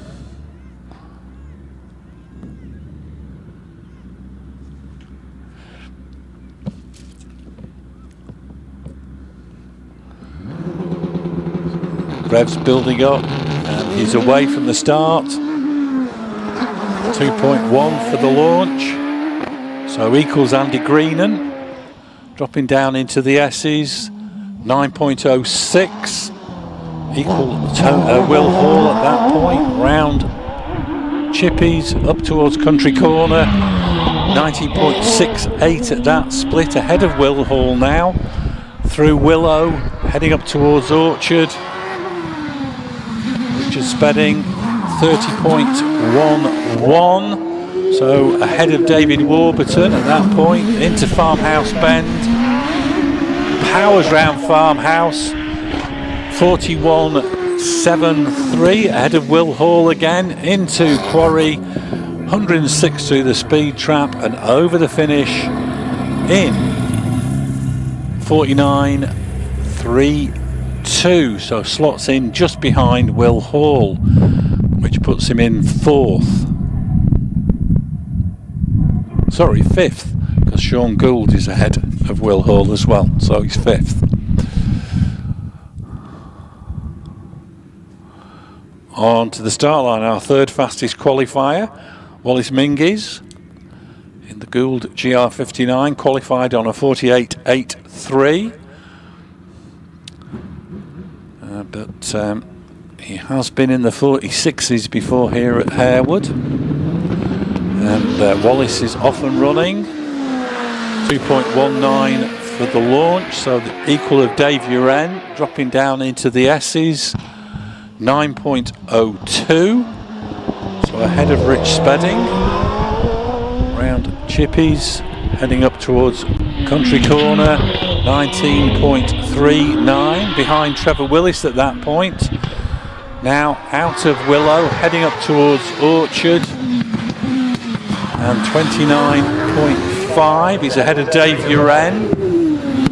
Into Farmhouse, round Farmhouse Bend, powering his way up the straight, 40.88, quickest out of Farmhouse, 118 through the speed trap and over the finishing line in 48.21 and goes into the lead, 6/10 quicker than his qualifying time.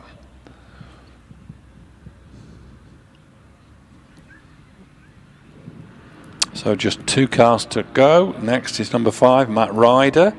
Matt qualified on a 48.81. So if he repeats that time, it would only be good enough for 3rd place in the runoff. So Matt's sitting patiently on the start line, going through all the pre-launch rigmarole, and he's away. 2.19 for the launch, same as Wallace Mingies. powering down into the S's 8.91. That's the quickest so far. Round Chippies already. Heading up towards Country Corner. 19.36. He's 300ths up on Wallace at that point. Matt Ryder heading towards Orchard. 29.47. Still up on Wallace Mingies. Heading towards Farmhouse Bend. Round Farmhouse Bend. Matt powering his way up the straight. 40.73. Still in the lead. 123 through the speed trap. And over the finishing line. 48.02 goes into the lead. So just Scott Moran, multiple British Hillclimb champion. Car number 3, Scott qualified on a 47.99. And he's rolling forward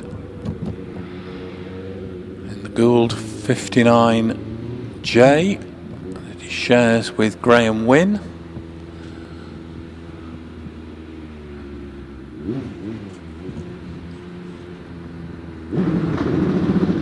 And Scott away from the start. 2.2 for the launch. Heading down into the S's. 8.9 for Scott. That's the quickest down into the S's. He's already rounding Chippies up towards Country. 19.04. Quickest by far. Heading towards Orchard. The Orchard split. 29.07, 4/10 up on Matt Ryder. Heading into Farmhouse Bend. Scott Moran on a charge. Out of the corner, 40.42, well in the lead. 117 through the trap and over the finishing line, 47.71 for Scott Moran. And he takes the first of our British Hillclimb Championship, and as the caption says on the live feed, becomes the first driver to score over 4,000 points in the British Hillclimb Championship. So the final positions: in first place, Scott Moran, 47.71. In second, Matt Ryder, 48.02. Third, Wallace Mingies, 48.21. Sorry, Matt Ryder's was 48.02. Trevor Willis, 4th, 48.65. Dave Urem, 5th, 49.05. Sean Gould, 6th, 49.2. Will Hall, 7th, 49.3. Rich Spedding, 8th, 49.32. Jonathan Varley, 9th, 50.07. David Warburton takes the final point on a 50.18, which means Andy Green in 11th on 53.08 fails to score, as does David Tatum, who failed to finish. So that's our first top 12 runoff, done and dusted. Very exciting and a great win for Scott Moran, to add to his already huge number of British Hillclimb Championship runoff wins.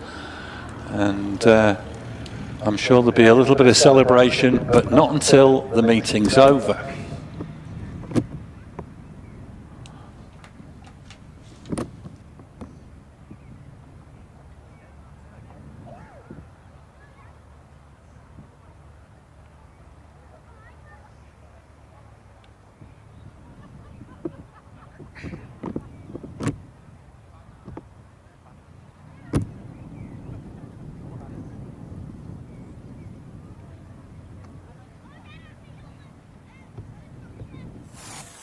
Motorsport UK TV, the home of unmissable British motorsport videos.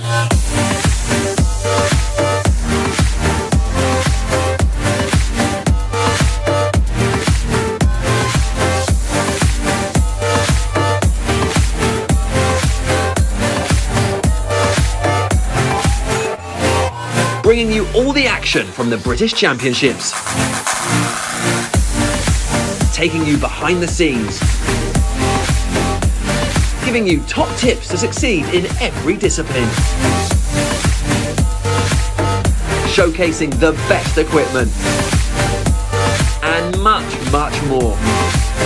Visit motorsportuk.tv today and make sure you never miss a moment.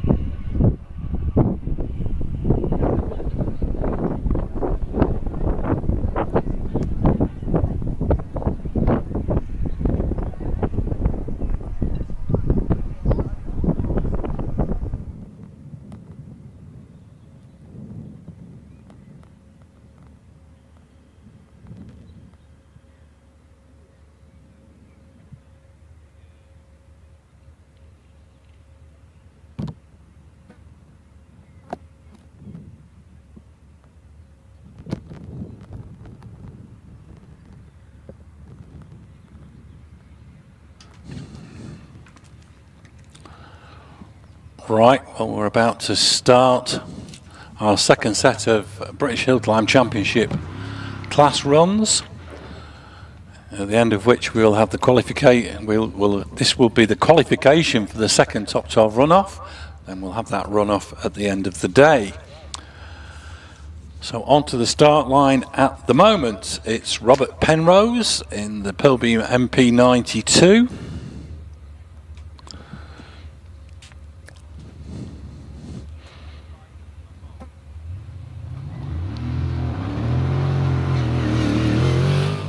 And Robert Penrose off and running, already into Clark's, heading down into the S's.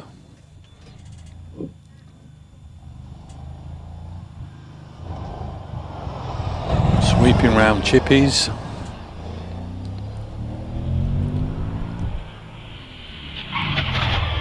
Into Country Corner.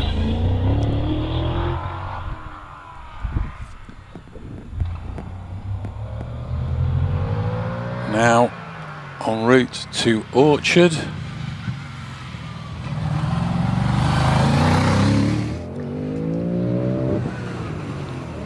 Rumbling his way through the farm buildings around Farmhouse Bend. Away from the start line goes Stephen Morgan in the Empire Evo 3, running in the 1100cc class. Meanwhile, Robert Penrose up through Quarry and over the finishing line. A little bit slower than he was earlier, 64.72. Stephen Morgan in the Empire Evo, heading towards Willow. Set a new personal best time on his first timed run.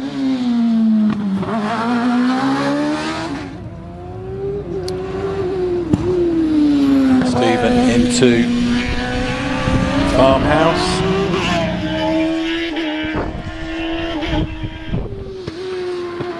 Just Quarry to negotiate. Stephen Morgan over the finish. 57.64, another personal best time by 0.4 of a second. Heading towards Country at the moment, Ben Hamer in the OMS 28 with the 750 turbocharged Kawasaki engine.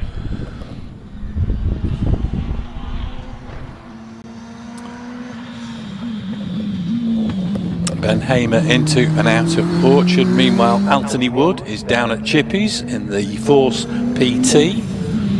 Ben Hamer into Farmhouse. Sweeping through Farmhouse onto the run up to Quarry. Then just Quarry to sweep through, and he's over the finishing line. Slightly slower than earlier, 65.19. Anthony Wood round Farmhouse in the Force PT with the little 1070cc GSXR engine. Was in the mid 56s with his first run, and 55.85. 55.85. That's only better than his first run, but a new personal best for Anthony here at Harewood. Lindsay Summers heading towards Orchard in the DJ Firehawk space frame. Switch of cars for Lindsay due to issues with the Firestorm. heading up towards the top of the hill, 57.03 on her first run, and Lindsay over the finish line. Fantastic improvement, 55.7 for Lindsay Summers. Richard Weaver now into and out of Orchard.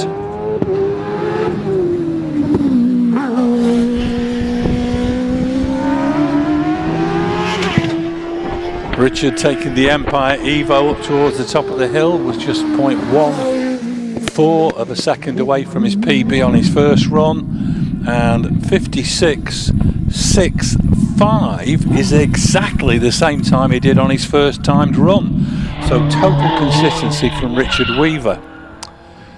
Looking out now for Mark Laybourne in the Citroen Saxo. Mark set a new personal best, 73.33 on his first timed run. At quite a disadvantage in Class A1 because this is only a 1360cc Saxo. All the other cars are either the other two cars are a 2 litre and an 1800. Mark pushing on. And as always, enjoying his motorsport over the finishing line. And another PB, 73 seconds exactly. Out of Farmhouse at the moment, Dave Warner in the Renault Clio 197. First run was a 70.29, a few tenths shy of his PB, but he's over the finish with a new personal best, 68.77 for Dave Warner. David Snelson on the hill at the moment, down at the bottom. He's being followed by David Leach, so they've got a little bit out of order. So David Snelson with the Mini Cooper S 1.6 turbo. Out of Orchard, heading towards Farmhouse. That's a new PB, 69.07 on his first run. He is running in Class A2 because of the turbocharger.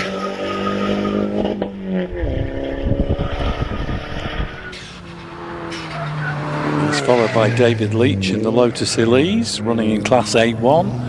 David Snelson up and over the finishing line, 69.88, no improvement for David.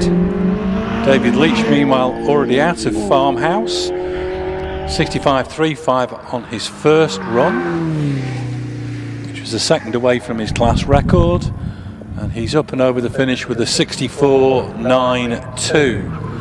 So keeps the lead in class. Robbie Birrell exits Farmhouse in the Porsche Cayman, set a new class record, 63.69 on his first run.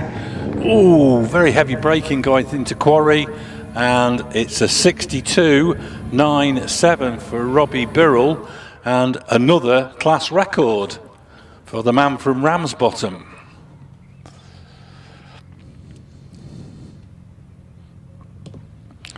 On the start line, 102, Roger Moran in the Alpine 110 Pure.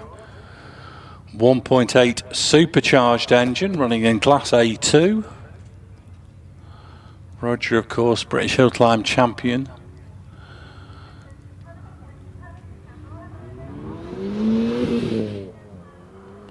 And he's off and running.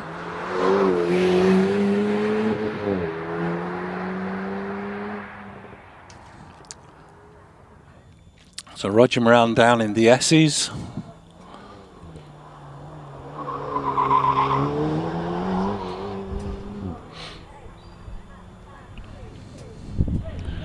Up into Country Corner. And Roger Moran across to Willow. And away from the start line goes number 60, Phil James, in the Porsche Cayman. Roger Moran. First run was a 64.82, which is good enough for second place in the class at the moment. Roger round Farmhouse. Super looking little Alpine 110. All the design cues from the original from the 1970s. And Roger Moran over the finish improves to 64.12, which is a new PB. Phil James in third place in the class on a 66.08. So he needs to get closer to his personal best. In fact, he needs to break his personal best to have any chance of moving up the order. So Phil James into Quarry and over the finish in a 65.45, which is a nice improvement, but leaves him in third in the class. Looking out now for Chris Beresford in the Subaru Impreza. Unfortunately running solo today in Class A3. 62.92 on his first run. And Chris up over the finish, 62.48 for Chris Beresford. Heading into Orchard at the moment, Tim the Taxi Higgins in the Westfield SEI, 2-litre Vauxhall powered. Another driver having to run solo in a class. Had a few issues on his first run, but getting closer to a competitive time on this with a 69.31. Heading up into Farmhouse, Eric Moray in the Hillman Inn. 60 years of impish behaviour behind them. Was the class record holder in C1.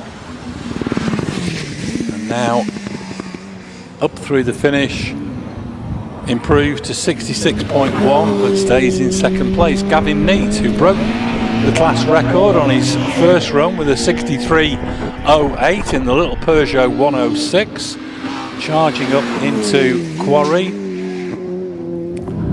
Hardly seemed to brake at all as he went through the corner, and a new class record, 62.75 for Gavin Neate. Super run there from Gavin. Stuart Stelling now in the Ford Escort RS 2000 minus the droop snoot, which I believe is somewhere under a bush at Prescott. Stuart Stelling over the finish improves to 64.85. Looking out now for Hayden Spedding in this glorious Jaguar E-Type. 65.05 on his first run to lead Class C3. And Hayden rounding Quarry slightly slower this time, 65.48. Has that left the door open for this man, Jonathan Williamson in the Porsche 911 Carrera. He was second, but only 400ths behind Hayden Spedding. Needs to beat 65.05 to snatch the class win. And Jonathan Williamson over the finish in 64.94, so jumps ahead of Hayden Spedding. John McQuillan now in the Sports Libra Fisher Fury Spider, heading out of Farmhouse Bend. The little motorbike powered Fury Spider running in Sports Libra. Alan MacDonald in the SR4 chasing hot on his heels, and John McQuillan 72.34. That's a new personal best. Alan MacDonald meanwhile, he's also over the finish line and he sets a PB 59.42 for Alan MacDonald. Heading towards Farmhouse, we have the first of our Formula Fords. This is Paul Harris, the dual-driven RF85 Van Diemen. Paul's first run was a 67.76. The conditions far better now than they were, and he's over the finish in a 66.54 into Farmhouse at the moment. It's Olivia Cooper, Force TA, did a new PB 55.03 on her first run, and she's over the finish in, clock has frozen, both, 53.79.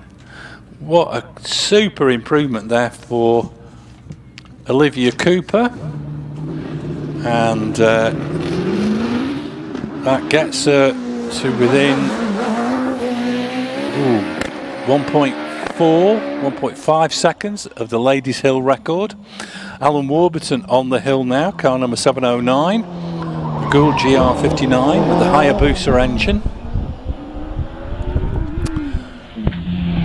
53.72 on his first run, which was only 0.6 away from his PB.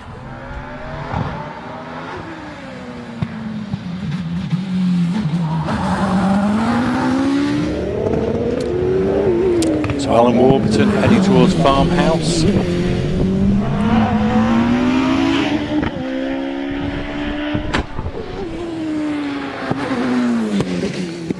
And Alan through Quarry and up through the finish, slightly slower than earlier, 53.9. We move back to the Sports Libras with Duncan Barnes in Big Norma with a 57.86 to get within 600ths of his personal best on his first run. Can he get into the 56s? Duncan into and out of Quarry, and it's a 57.99, not quite as quick as he was earlier today.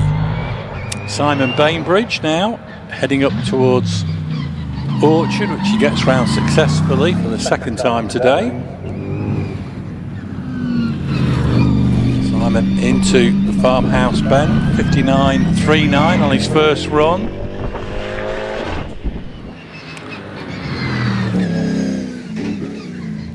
And up through the finish, improves to 57.28. 57.28 takes him ahead of Duncan Barnes and into the lead of the class. Bob Penrose now heading towards Farmhouse in the mighty Pilbeam MP92. Did a 66.63 on his first class run. Needs to find a chunk of time to get close to his PB. Bob into Quarry. And through the finish, slightly slower than earlier, 67.36 for Bob Penrose. Back into the 1100s, we've seen all the dual driven cars. This is Gavin McLaren in the OMS 2000M. Broke the 60-second barrier for the first time here at Harewood on his first run with a 59.87. So Gavin heading up into Quarry, takes a bit of a tight line into the corner, and 61.31, no improvement. Tom Morgan powering his way out of Farmhouse Bend, set a personal best 55.34 on his first class run, and Tom charging over, beats 55 for the first time with a 54.96 for Tom Morgan. Tracy Wise, another driver to set a PB on her first time run today. Tracy from Thirsk, first season in single-seaters. This little Jedi, and into Quarry, and up through the finish, 57.58, another personal best for Tracy Wise. Will Kerr now heading into Orchard with the OMS 28 with the 750 turbocharged Kawasaki engine. Did a 61.6 on his first run. And seems to be having the same issues it was having yesterday in practice with the lack of grunt when he goes through the gears. And he's up through the finish, slightly slower than earlier, 63.31. Martin Turner in the Empire Evo 2. Set a new personal best, 53.53 on his first timed run. Charging up into quarry, up and over the finish line, slightly slower, but nevertheless very competitive time, 54.24. Robin Wood now in the Force PT into and out of Orchard. Set a new personal best, 54.23 on his first time run.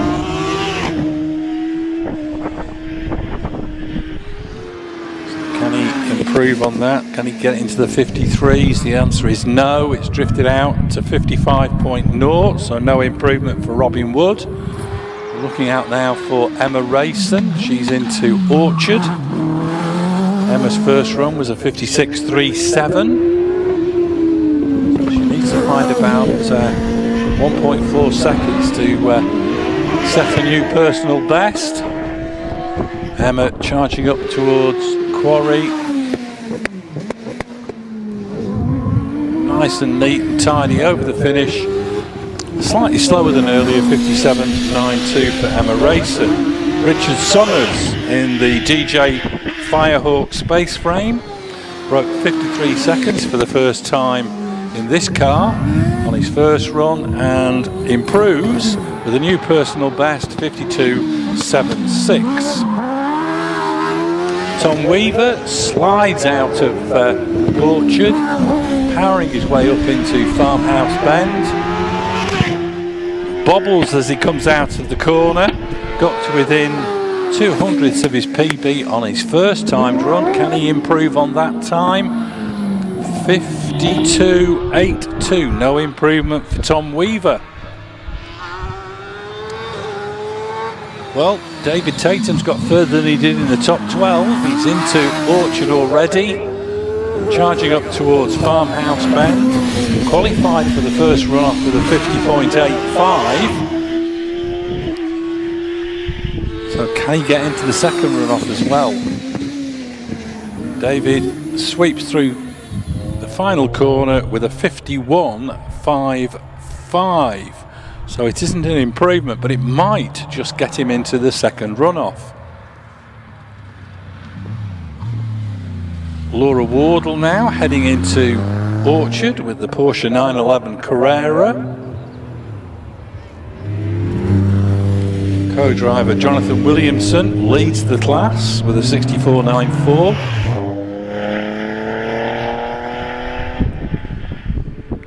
Laura en route to quarry. Nice, neat and tidy run over the finish. Slightly slower than she was earlier with a 70.97. Into Farmhouse, out of Farmhouse, Mike West in the Fisher Fury Spider, or as a friend of mine used to call it, a furry spider. Mike West into the final corner and through the finish, and sets a new personal best, 68.06. Looking out now for Lynn Owen, the first of the dual driven over 2 litre cars. OMS 28 RPE V8, this one 2.7 litres. And Lynn heading up into Farmhouse Bend with a 60.36 on her first run.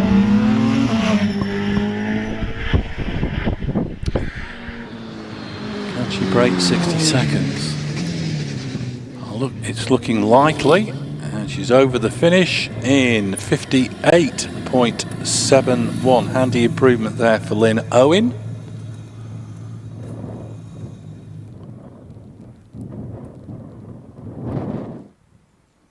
And we don't seem to have any cars down at the start.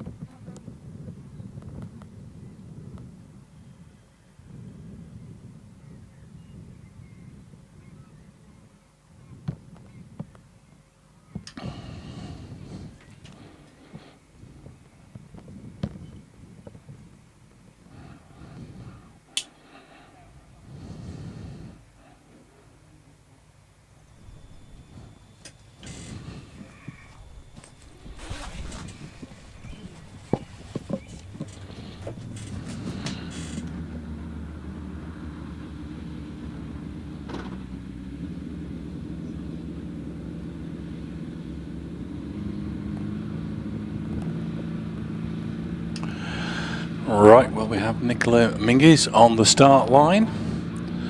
Broke the ladies' hill record on her last run up the hill. 52.2.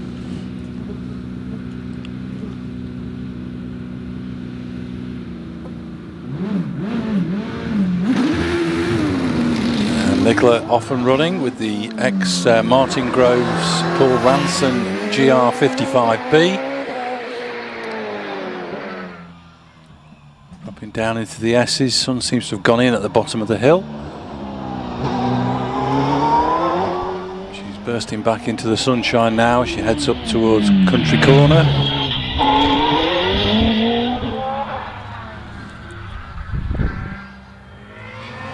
Now en route to Orchard.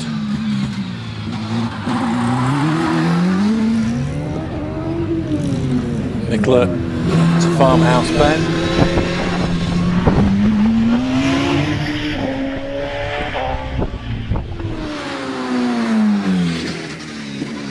And over the finishing line, 52.67.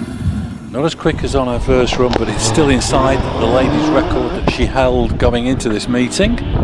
Sean Gould on track at the moment with the car that he shares with Matt Ryder, the GR59J. Sean already powering his way up towards Orchard, 49.97 on his first class run. Sean into and out of Farmhouse.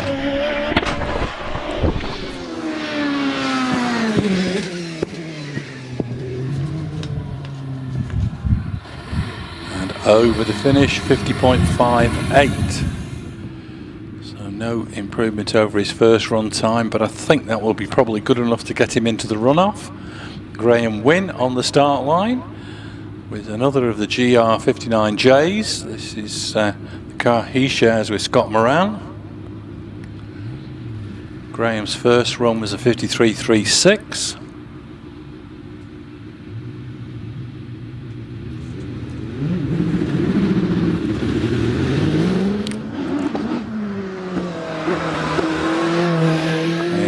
Through Clark's, dropping down into the S's.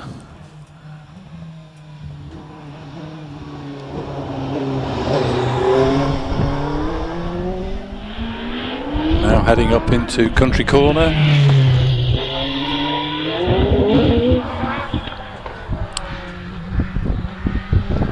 Now heading towards Orchard. Wynne back on the power, charging up into Farmhouse Bend.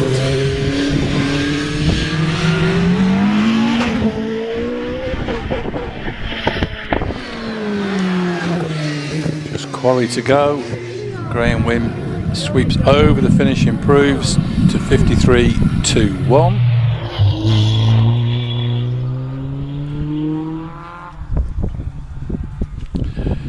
Back to the Formula Ford class and Caroline Ryder in the 1986 Van Diemen, 64.78 on her first run, time run today.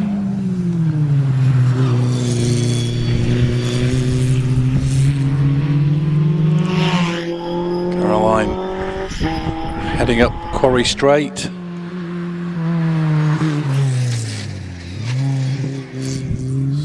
Through the final corner, and it's a 64.41. Handy improvement, but doesn't move her up the pecking order in the class, unfortunately. Looking out now for Sarah Bosworth in the 1985 Van Diemen. Sarah's first run was a 63.74.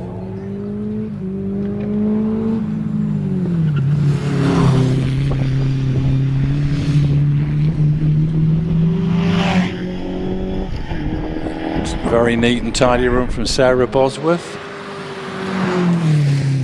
She'll need to set a new personal best if she's going to move up the order in the class.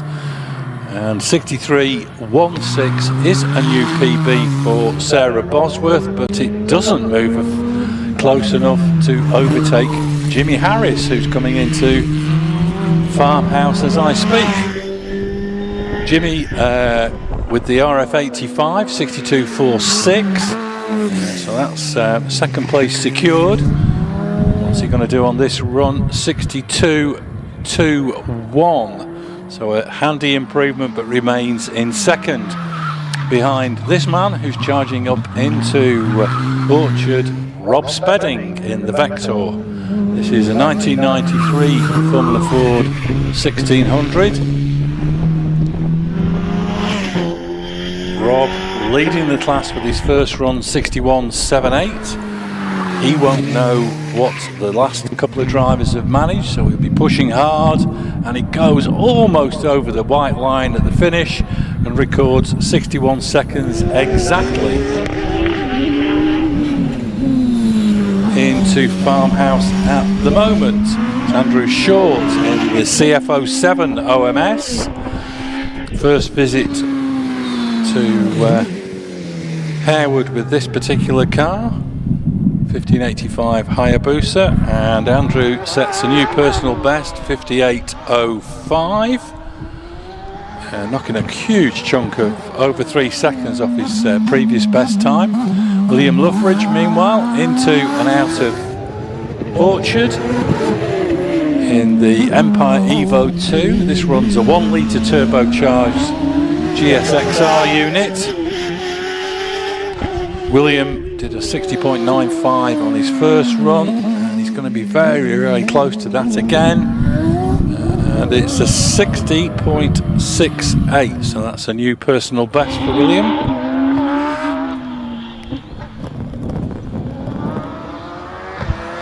Darren Gumbly, meanwhile, heading into Orchard with the Force TA. 52.15 on his first run. Needs to be in the 51s. He's done it before. Can he do it again? Up into Quarry. Over the finish. It is a new personal best, 51.82 for Darren Gumbly. 51.82 moves him ahead of Andy Greenan into third place. Robert Capper in the Empire Wraith heading towards Farmhouse. That's a new personal best on his first run, 53.73. He'll be looking to maybe carve half a second or so off that time if he can. Doesn't look like it's going to happen, but it does. 53.62. Just over a tenth of a second carved off his PB. Looking now to try and pick up the next car, which is Liam Cooper. He's up into Orchard. Got to within half a second of his personal best time here at Harewood on his first time run.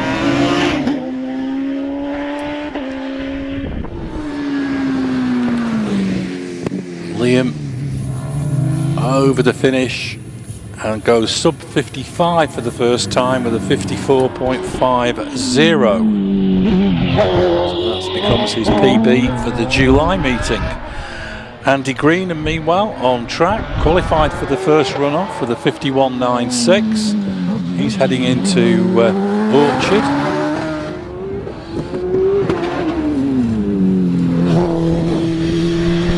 Pushed down a place in the order of the class by Darren Gumbly. So Andy's looking to beat 51.82. And Andy Greenan over the finish, 52.44. So no improvement for Andy Greenan, remains fourth. David Warburton into Farmhouse Bend with the Gould GR59. Qualified for the first run-off with a 50.56. David Warburton over the finish line, 50.46, so a tenth quicker. So that will probably get him into the second runoff. Richard Spedding, meanwhile, heading up into Orchard with the GWR Raptor 2, 1.6 litre booster engine, leading the class still with a 49.67 from his first run. He's over the finishing line. Dropped back a little bit there, 51.02. That might not see him in the runoff.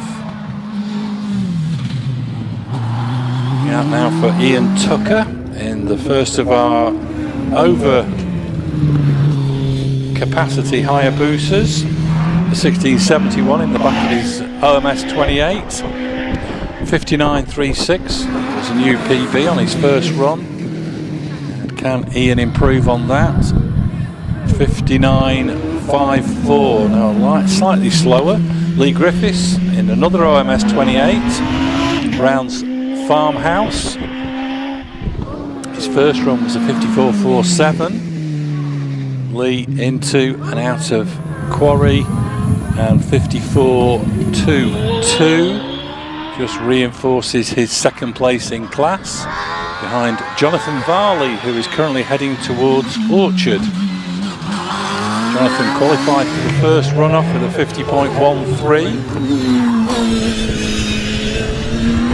in the GWR Predator.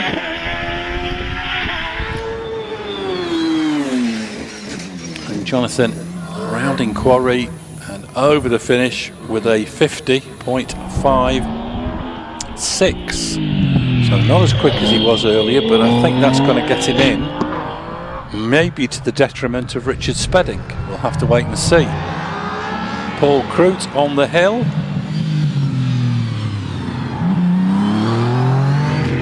Heading towards Farmhouse Bend with the Jaguar V6 powered OMS 28. 58.33 on his first run. Can he get a little bit closer to his PB? Yes, he can. 56.77 gets to within 0.12 of his PB. So a good run there from Paul Croot. Scott Rayson, meanwhile, in this bellowing Chevrolet Special, heads up into Farmhouse Bend, rumbles round the corner, wags the tail as he accelerates away. 57.29 on his first run, charging up into Quarry and over the finish line. 56.91 for Scott Rayson. Heading towards Farmhouse, we've got Steve Owen, Mr. OMS himself, rounding Farmhouse in the 28 with the RPE 2.7 litre V8. 53.75, so he needs to find a second at least, I would have thought. 53.3 is an improvement. Now Will Hall into and out of Orchard, qualified for the first run-off with a 50.38. Around Farmhouse Bend, charging up towards Quarry. Will Hall sweeps round the corner, a little flick of the tail as he goes across the line. 49.65 for Will Hall. And let me just check what he did in the runoff. No, it's not a new PB. 49.3 is his new personal best. Dave Uran heading out of Orchard towards Farmhouse Bend. 50.14 was his qualifying time for the runoff. Get down into the 49s on this run. Yes, he can. 49.98 for Dave Uran. Matt Ryder, meanwhile, rocketing up towards Orchard. Now en route to Farmhouse, qualified for the first run-off with a 48.81.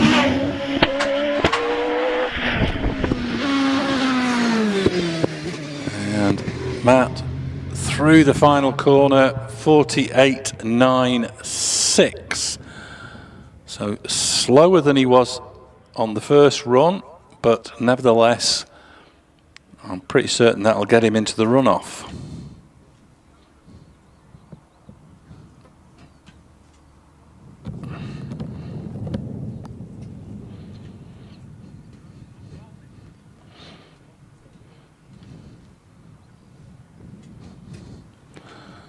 There goes Trevor Willis in the Porsche Oyster Blue OMS 28.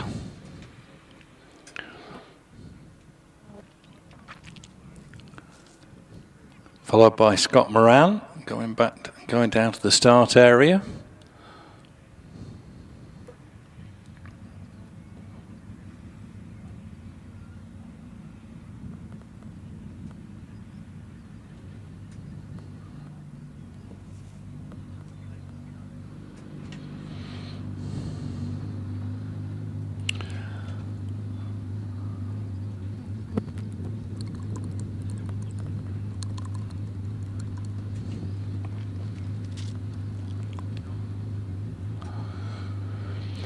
So Trevor Willis lined up on the start line with the OMS 28 3.2 litre RPE V8 engine, and he's away.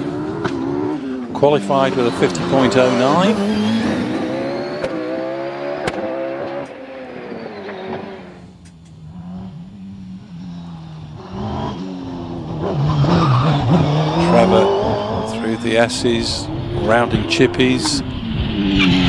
Into country corner.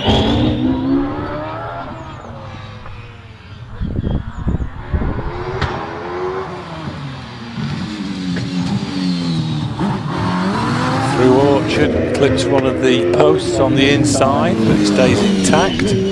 Trevor Willis now out of Farmhouse Bend, charging up towards Quarry,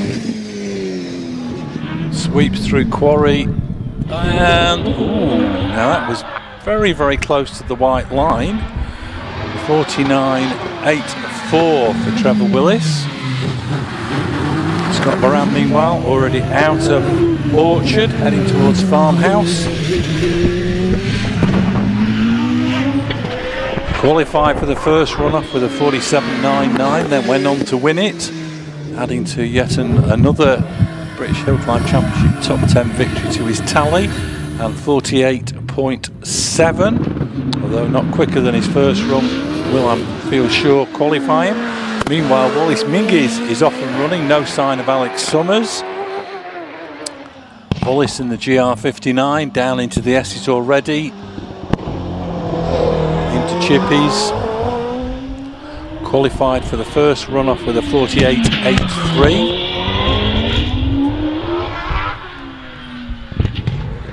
Then finished in third place with a 48.21. Wallace out of Orchard into Farmhouse.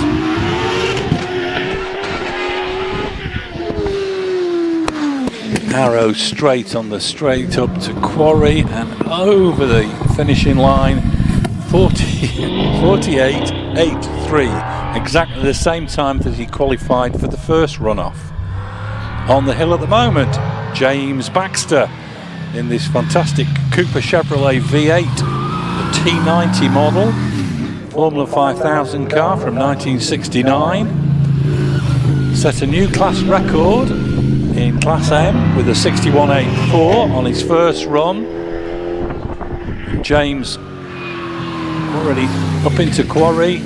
No aero package on this sort of car back in the day, and he's over the finish with a new class record of 61.09.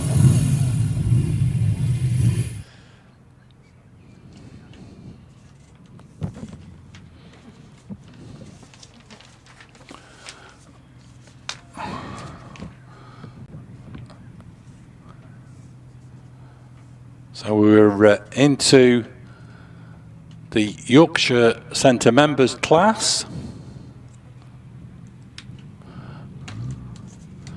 and it's Paul Gumbley on the start line in the 1993 Formula Ford Swift.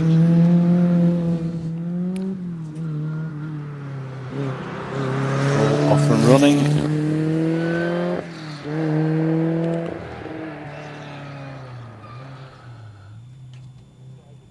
Heading down into the S's.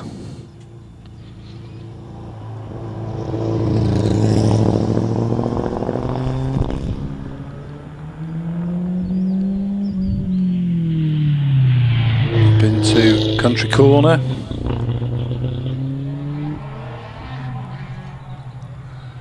And away from the start line goes Chris Hitchman, the first of the Ferraris in the F430. Paul Gumbley, meanwhile, into and out of Orchard.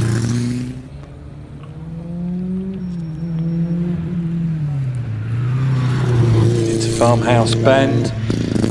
Second run, 70.55. So the third run may well be the decider.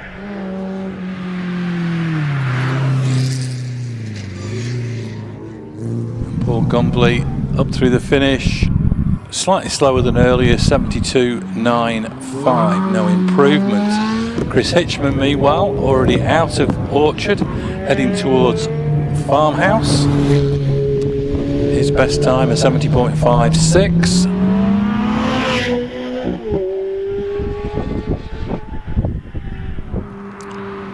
Chris approaching Quarry.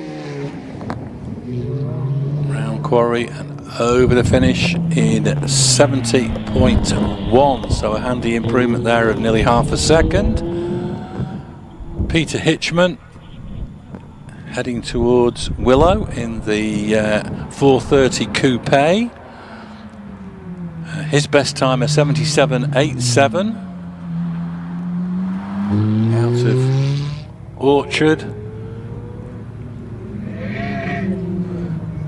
Up into Farmhouse Bend.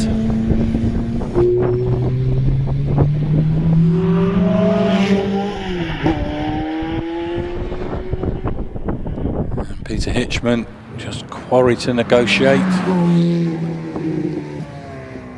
And he's up and through the finish, 79.8, not as quick as he was earlier.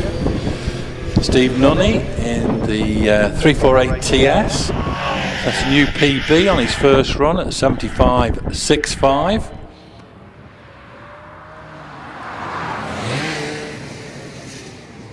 And it's looking like this is going to be a little bit slower. Yes, he's over the finish and it's 77.4, no improvement for Steve Nunney. Martin Jones now heading towards Farmhouse in the Ferrari 360. His best time, 81.81.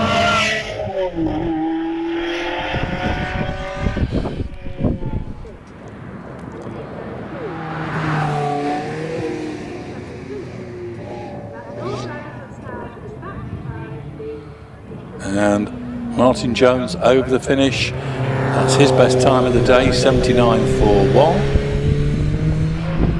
Anthony Atwood already out of Farmhouse in the Dino 308 GT4 Ferrari, 78.61.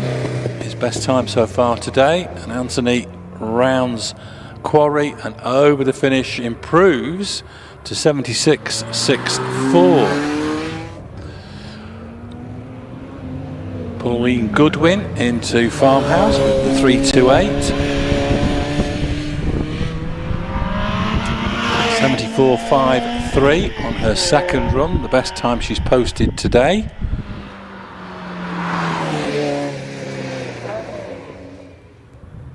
Pauline goes very slowly over the finishing line, but it's a 73.58 for Pauline Goodwin. Brian Jackson, meanwhile, in the 308 GTB is already out of Farmhouse Bend. His best time so far today was on his second run at 71.42.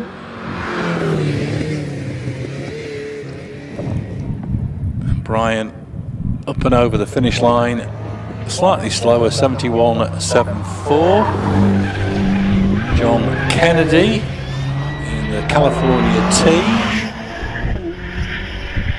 His best time so far, 67.97.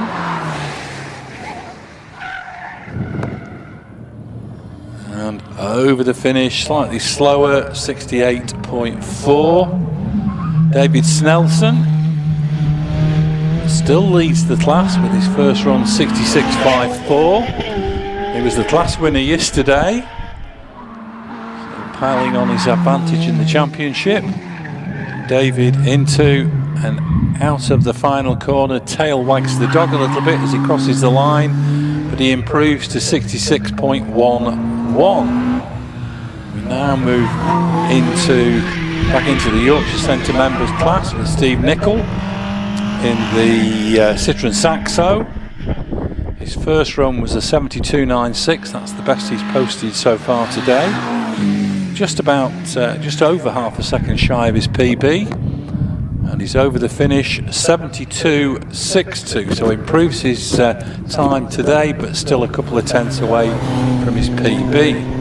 Rounding Farmhouse at the moment, Harry Maxwell in the MG ZR Rally prepared car. Already up into Quarry. 80.31 his best. Not anymore. 80.30 on that run.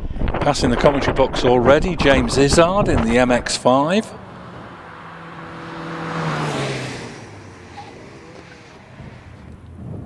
James pops over the finish line 75.98. That's an amazing 3 seconds quicker than he was earlier. Richard Greenwood, meanwhile, in the Twingo, heading towards the top of the hill. His best time on run number 2, 73.86. And he's winding it up over the finish line, slightly slower, 74.78, so no improvement. Shane Jowett into Farmhouse Bend with the Honda Civic Type R. 67.6 on his first run. His best so far. He's into the final corner and 67.39. Handy improvement for Shane Jowett. Anthony Spate out of Orchard in the Mini Cooper SR56.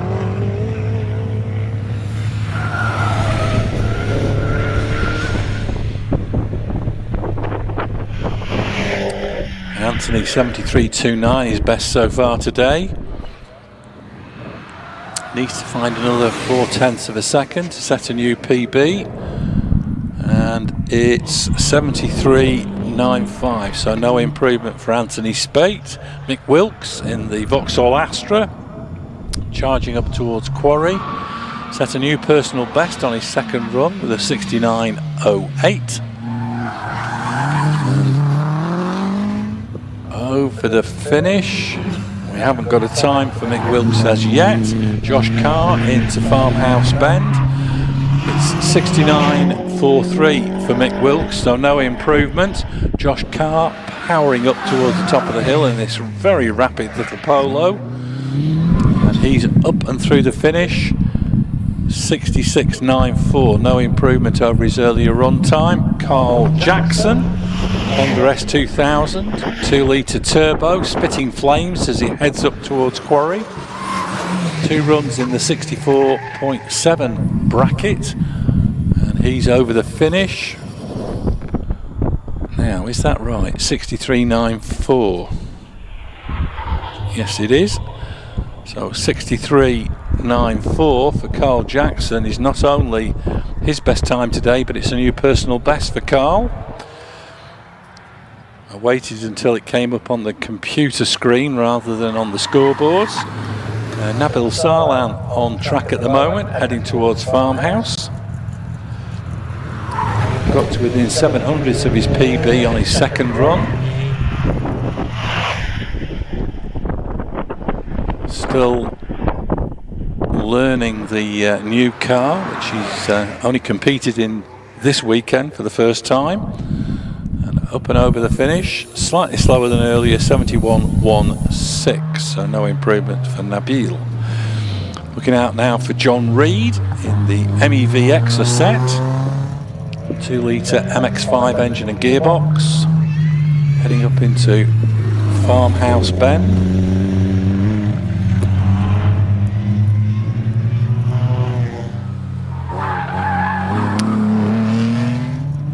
John Reed has set successive PBs on his 2 runs. John Heseltine now into Farmhouse with the Listabel STR, this fabulous Stratos replica. Time for John Reed, 77.27, another PB for John. John Heseltine, meanwhile, in the Stratos, over the finish, his best time of the day, 65.81. Peter Vincent into and out of Orchard, up to Farmhouse Bend already. 65.16, the best he's managed in this supercharged Vauxhall. 65.16, can he improve on that? Yes, he can. 65.12. Roy Balderson now, heading up into Farmhouse.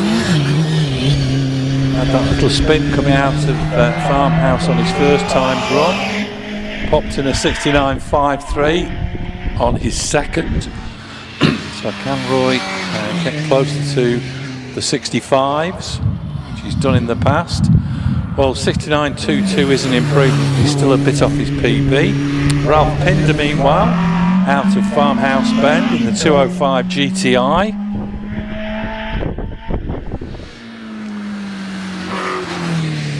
He's followed by Paul Gibson in the OMS 3000M. Ralph Pinder over the finish, 68.33, so that's his best time today. Paul Gibson, meanwhile, just the run round Quarry, and he's through the finish. And his time is a 58.33, so not as quick as he was on his first timed run.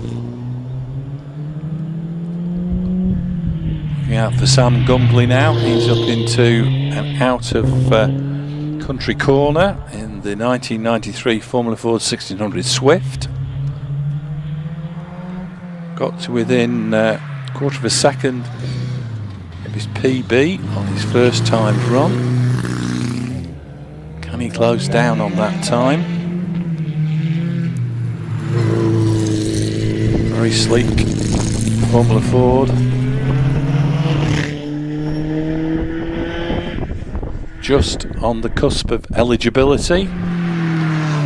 Pre-94s. So Sam Gumbley up over the finish line, slightly slower than earlier, 69.56. Glenn Collier in the Davrium Mark III with the 1.2 litre imp engine in the back. Heading round Farmhouse Bend. 2 runs in the mid-70s for Glenn so far today.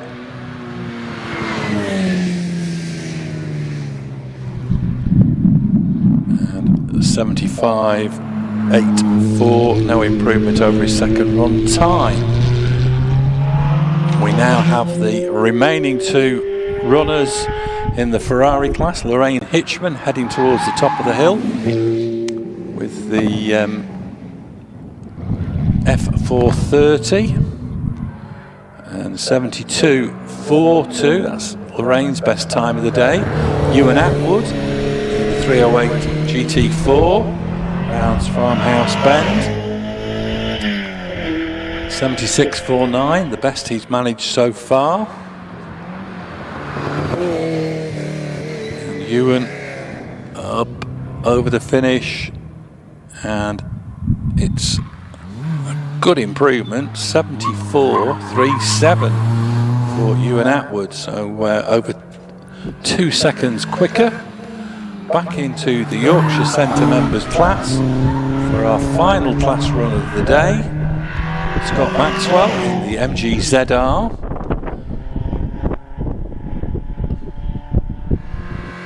.2 his second run, the best he's managed, and he's up through the finish and improves to 77.24.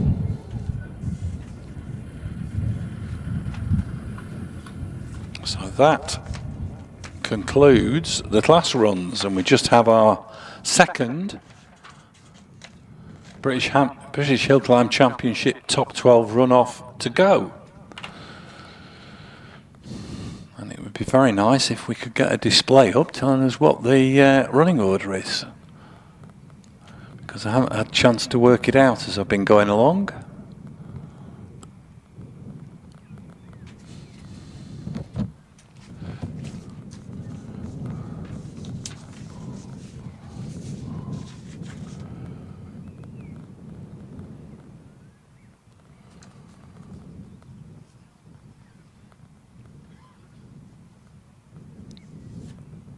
I think Scott Moran might be the fastest qualifier again.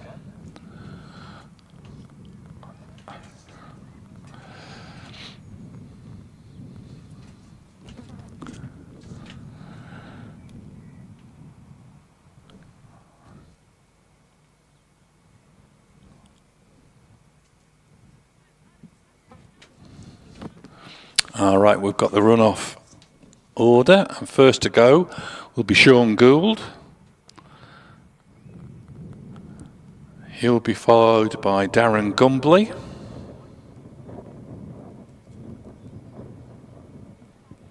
Then David Tatum.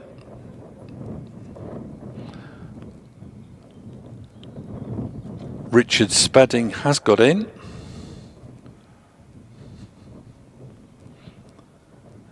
Then it's Jonathan Varley.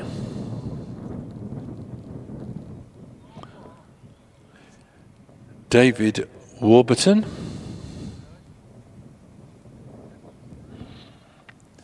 David Uren.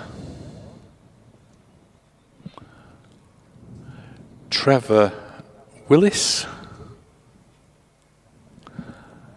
Will Hall. Matt Ryder.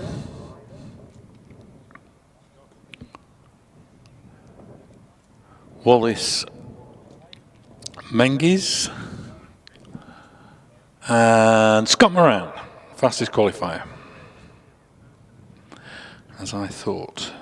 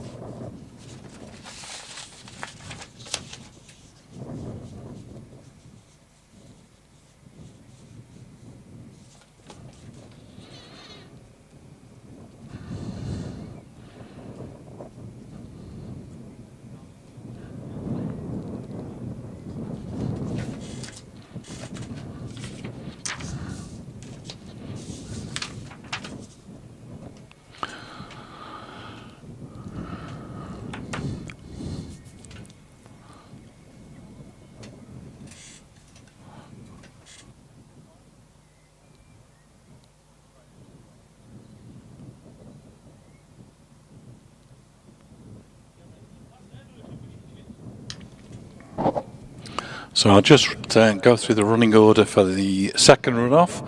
First to go will be 7:05 Sean Gould. Then it'll be 1:51 Darren Gumbley. 1:38 David Tatum. Number 7 Richard Spedding. Let me just check the number there. Have I got that right? For Jonathan Varley.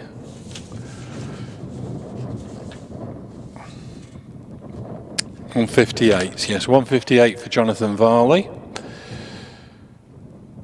Number 9, David Warburton. Then number 6, Dave Uren. Number 4, Trevor Willis. 166, Will Hall. And the top 3 qualifiers, number 5, Matt Ryder.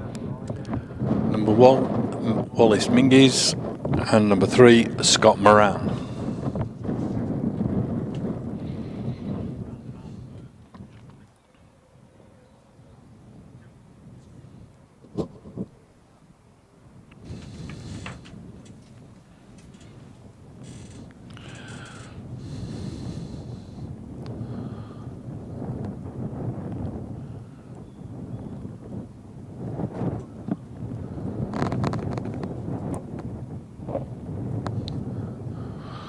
Getting a few comments popping up about the how good the coverage has been today from Harewood on the Hillclimb, and we've got somebody from ON4RW from Belgium signing in a little bit late, but glad to have you with us.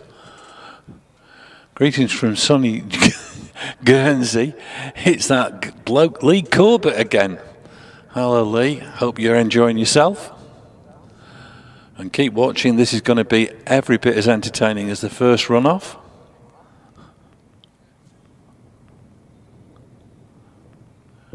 Can Scott Moran do a double?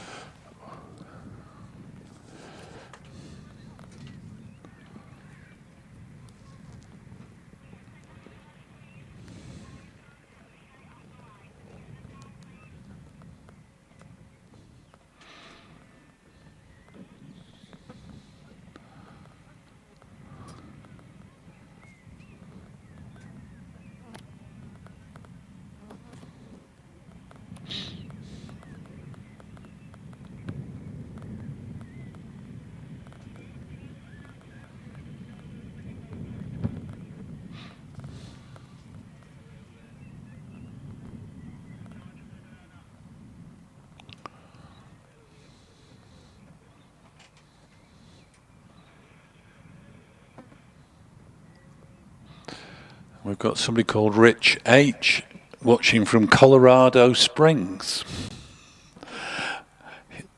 The mind boggles at where all these people are watching this live footage. Tom Ridinger again signing in from Munster.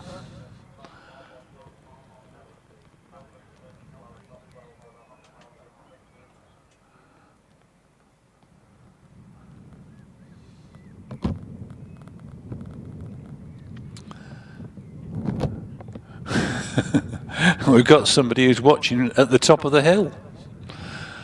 Best seat in the house, I'll tell you. So we've got the first car down at the start area, Sean Gould.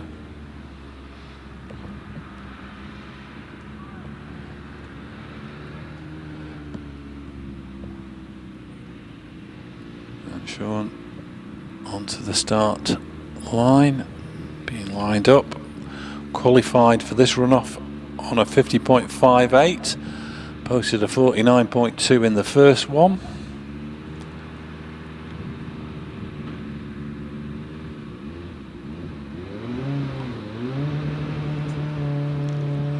The revs build, and he's away. 2.33 for the launch, first 64 foot. Already down into the S's where it's 9.38. Sweeping round chippies, heading up into country, and just before country we get the split, 20.04. So he's a couple of tenths down on his time from the first run-off at that point. Heading towards Orchard, just before Orchard the split is 30.57. He's 4 tenths down on his first run effort.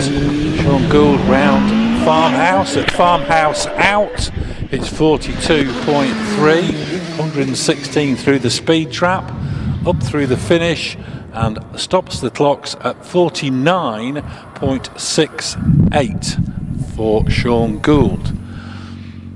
49.68 would have only been good enough for 9th place in the first run-off. Away from the start line, Darren Gumbley in the Force TA, 2.15 for the launch, so quicker than Sean Gould. Down to the S's, 9.5, so he's already dropped behind. Sweeping through the S's, round chippies, popping up towards country, 20.37, so 3 tenths down on Sean Gould. En route towards Orchard, and at the split just before Orchard, it's a 31.05, so he's half a second down at that point. Towards Farmhouse Bend, Darren Gumbley, nice and tidy through the corner, 43.41 at the split, 100 miles an hour over the speed trap, and through the finish in 51.46.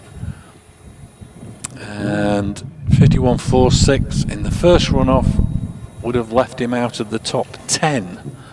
So that's Darren's time. He has rotated and come to a halt after the finish and knocked out some of the posts, so there'll be a little bit of a delay before the next runner while all that is sorted.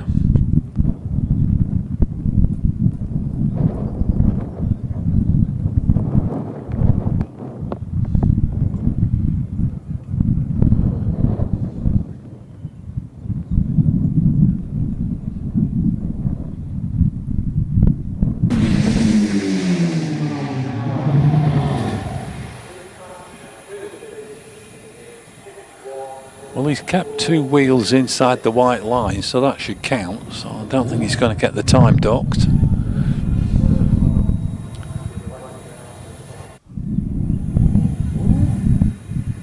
But it wasn't the best of finishes.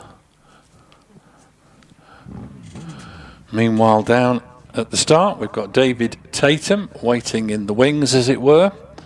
Qualified with a 51.55. So he needs to better that if he's going to move ahead of Darren Gumbley.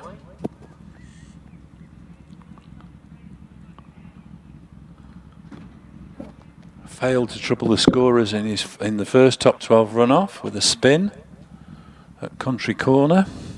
So David Tatum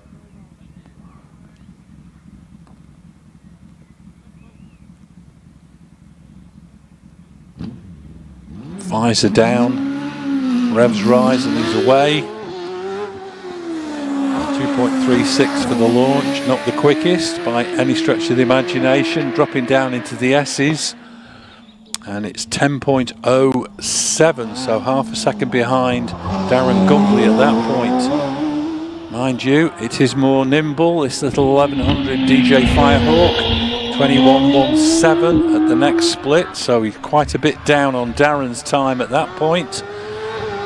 Can he pull it all back on the twiddly bits? Heading up into country, 32.37 at that split, so still off the pace. David Tatum into Farmhouse. 44.63. 101 through the speed trap and up and over the finish line in 52.69. So slots him in behind Darren Gumbley. Heading on to the start line at the moment, Richard Spedding in the GWR Raptor 2, qualified on a 51.02. That would Put him ahead of Darren Gumbly by 0.44 of a second.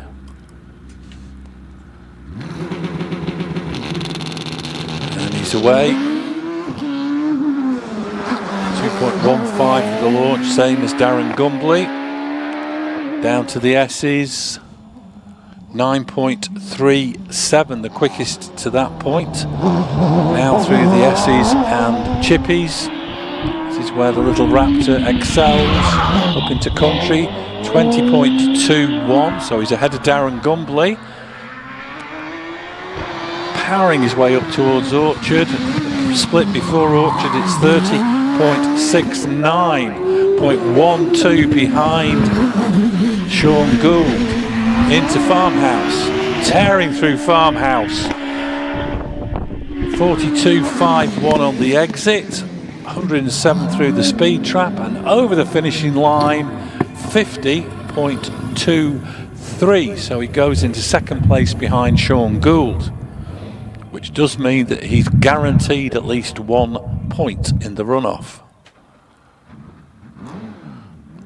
Rolling onto the start line now, Jonathan Varley in the GWR Predator, qualified on a 50.56. TKD YV8 2-litre engine. Visor down. Revs rise and he's away. 2.2 for the launch. So second quickest. Down into the S's, 9.39, so just 200s behind Richard Spedding at that point. Round Chippies, heading up into Country Corner, 20.18, so 100 down on David Tatum. This is where the power will come in, heading up into Country Corner, 30.51. And he's quicker than anybody else in the runoff so far at that point. Round Farmhouse Bend, powering out of Farmhouse, 42.32, a fraction behind Sean Gould, and a rotation going into Quarry ends Jonathan Varley's assault on the top 12, and it will mean a fail. And everybody will move up a slot. He did do 104 through the speed trap, and he was very, very close to Sean Gould's time coming out of Farmhouse. But it's all ended in a spin on the approach to Quarry. Car perfectly okay. Marshall's in attendance, but Jonathan's managed to fire it back up and gets across the line. They do give him a time of 91.68, but I don't think it's worth bothering with. It's that far behind the rest. I think that might only come into play should somebody actually not make it to the top. So you never know.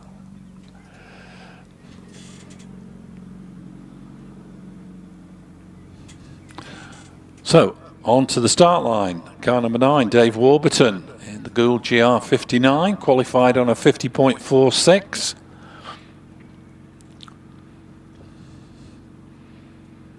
A 10th quicker than Jonathan Varley in qualifying. And he's away from the start line. 2.27 for the launch. But 500s shy of Sean Gould's time at that point, 9.39, 100th behind Sean and joint with Jonathan Varley at that stage. Up into Country Corner, 20.09, 500s behind Sean Gould. David Warburton heading towards Orchard, 30.69 on the run up to Orchard. Lost a little bit of time there. Round Farmhouse Bend. On Farmhouse out, it's 42.61. 103 through the speed trap is indicated. A little lock-up going through the final corner, but over the finish in 50.19 goes ahead of Richard Spedding.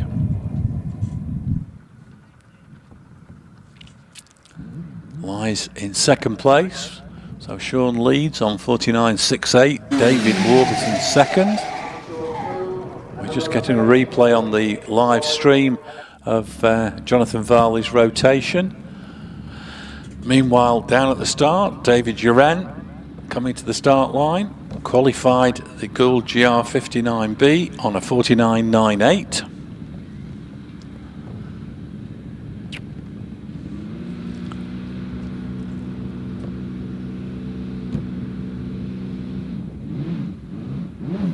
Revs rising, Dave Uren away from the line, 2.29 for the launch, 200ths behind David Warburton. Down into the S's, 9.35, and he's just 200ths ahead of Richard Spedding at that point. Dave Uren heading towards country, and the split before country 20.46. So a little bit down on Darren Gumbley at that point. Heading up towards Orchard, 30.93. So not as quick as some of the other competitors in the top 10 runoff, or top 12 runoff. On the exit of Farmhouse, 42.63. He's behind David Warburton. 123 through the speed trap and over the finishing line in 50.17, 200ths ahead of David Warburton. So Dave Uren slots into second place. So very fine margins in this runoff. We already have 3 cars in the 50-second bracket covered by 0.04 of a second. No, sorry, 0.06 of a second. On the start line, number 4, Trevor Willis, qualified on a 49.84. He's already off and running. 2.1 for the launch. That's the quickest so far. Trevor already down into the S's. 9.01, again ahead of the clock. Into the S's, out of Chippies already. Up towards the split country, 19.83, the quickest by far at that point. Through Willow, charging up towards country, 30.22, still leading into Farmhouse Bend. Is the split going to be on the exit of Farmhouse? It's 41.78, still ahead. 122 through the trap and over the finishing line just in 49.28. That takes him into the lead.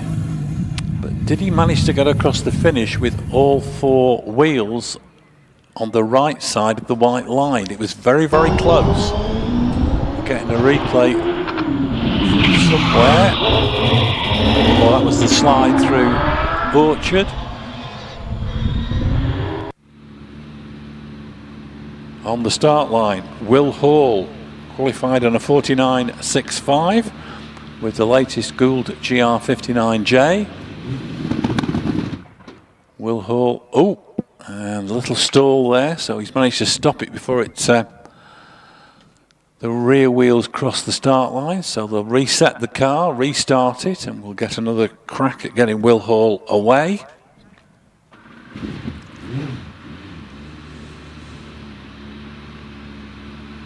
So Will Hall's Judd 4 litre fired up again. And if right, I've just spotted who that is helping him. It's Ray Rowan, ex-British Hillclimb champion, on the battery. So Will Hall on the start line. Away he goes. 2.11 for the launch. Second quickest. What's it going to be down into the S's? 8.90, quickest by far. Winding his way into the S's, out of Chippies already, up towards country. 19.52, quickest by 0.3 of a second at that point. Heading up towards Orchard, 29.76, the first to go sub 30 at that point. Will Hall on a charge into Farmhouse Bend. He'll be looking for a 39 on the exit. It's a 41.7, still the quickest, but he's lost a little bit of time. A little bit of a lock-up going through the final corner.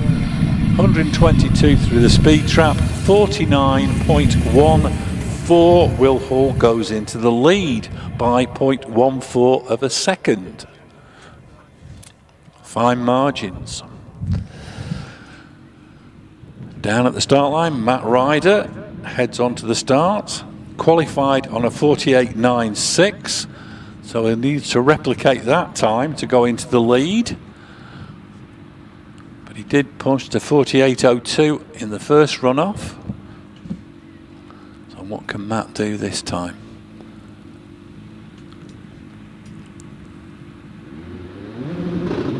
Revs rise and he's away. A little bit of a lag on the start line, 2.16 for the launch. Dropping down into the S's, 9.01, the same as Trevor Willis at that point.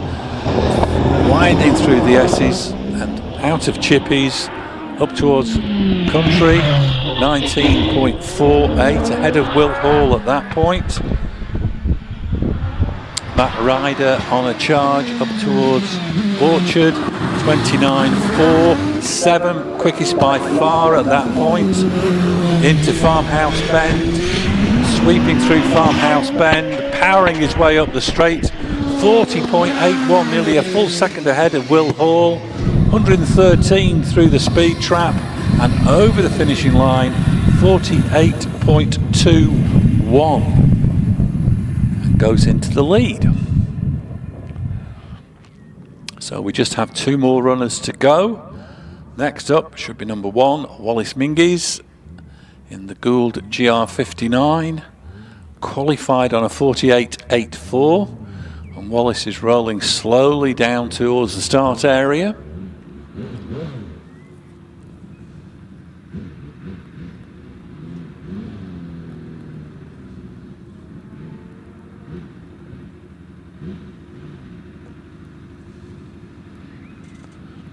So Wallace sitting on the start line, visor down, and away we go. 2.15 for the launch, fractionally quicker than Matt Ryder. Down into the S's, 8.93, just 300 shy of Will Hall's time at that point. Wallace already out of chippies, up to country, 19.44, quickest by far through Willow. Charging up towards country, 29.52, he's behind Matt Ryder, up towards Farmhouse, through Farmhouse Bend, powering out onto the straight, 40.97, still behind Matt Ryder. 124 through the speed trap and over the finish, 48.18, goes into the lead by 300ths.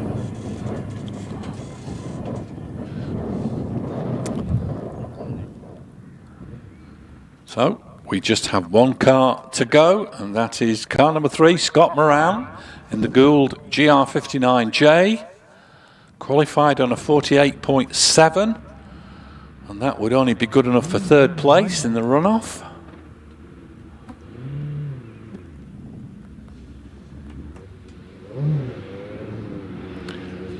And Scott down to the start.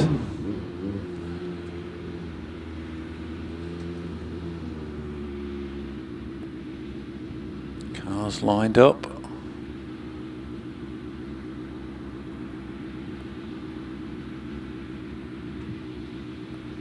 Ready to go, just waiting for the revs to rise. We're away and off the line, 2.33 for the launch, not the quickest, but that's usually Scott Moran's way, a steady launch and into the run of the green as it were, 9.47 to the split, so the slowest at that first split. What's he going to do going into country? 19.87. He's clawed a bit of time back, just 0.4 behind Wallace. Can he claw any more time back?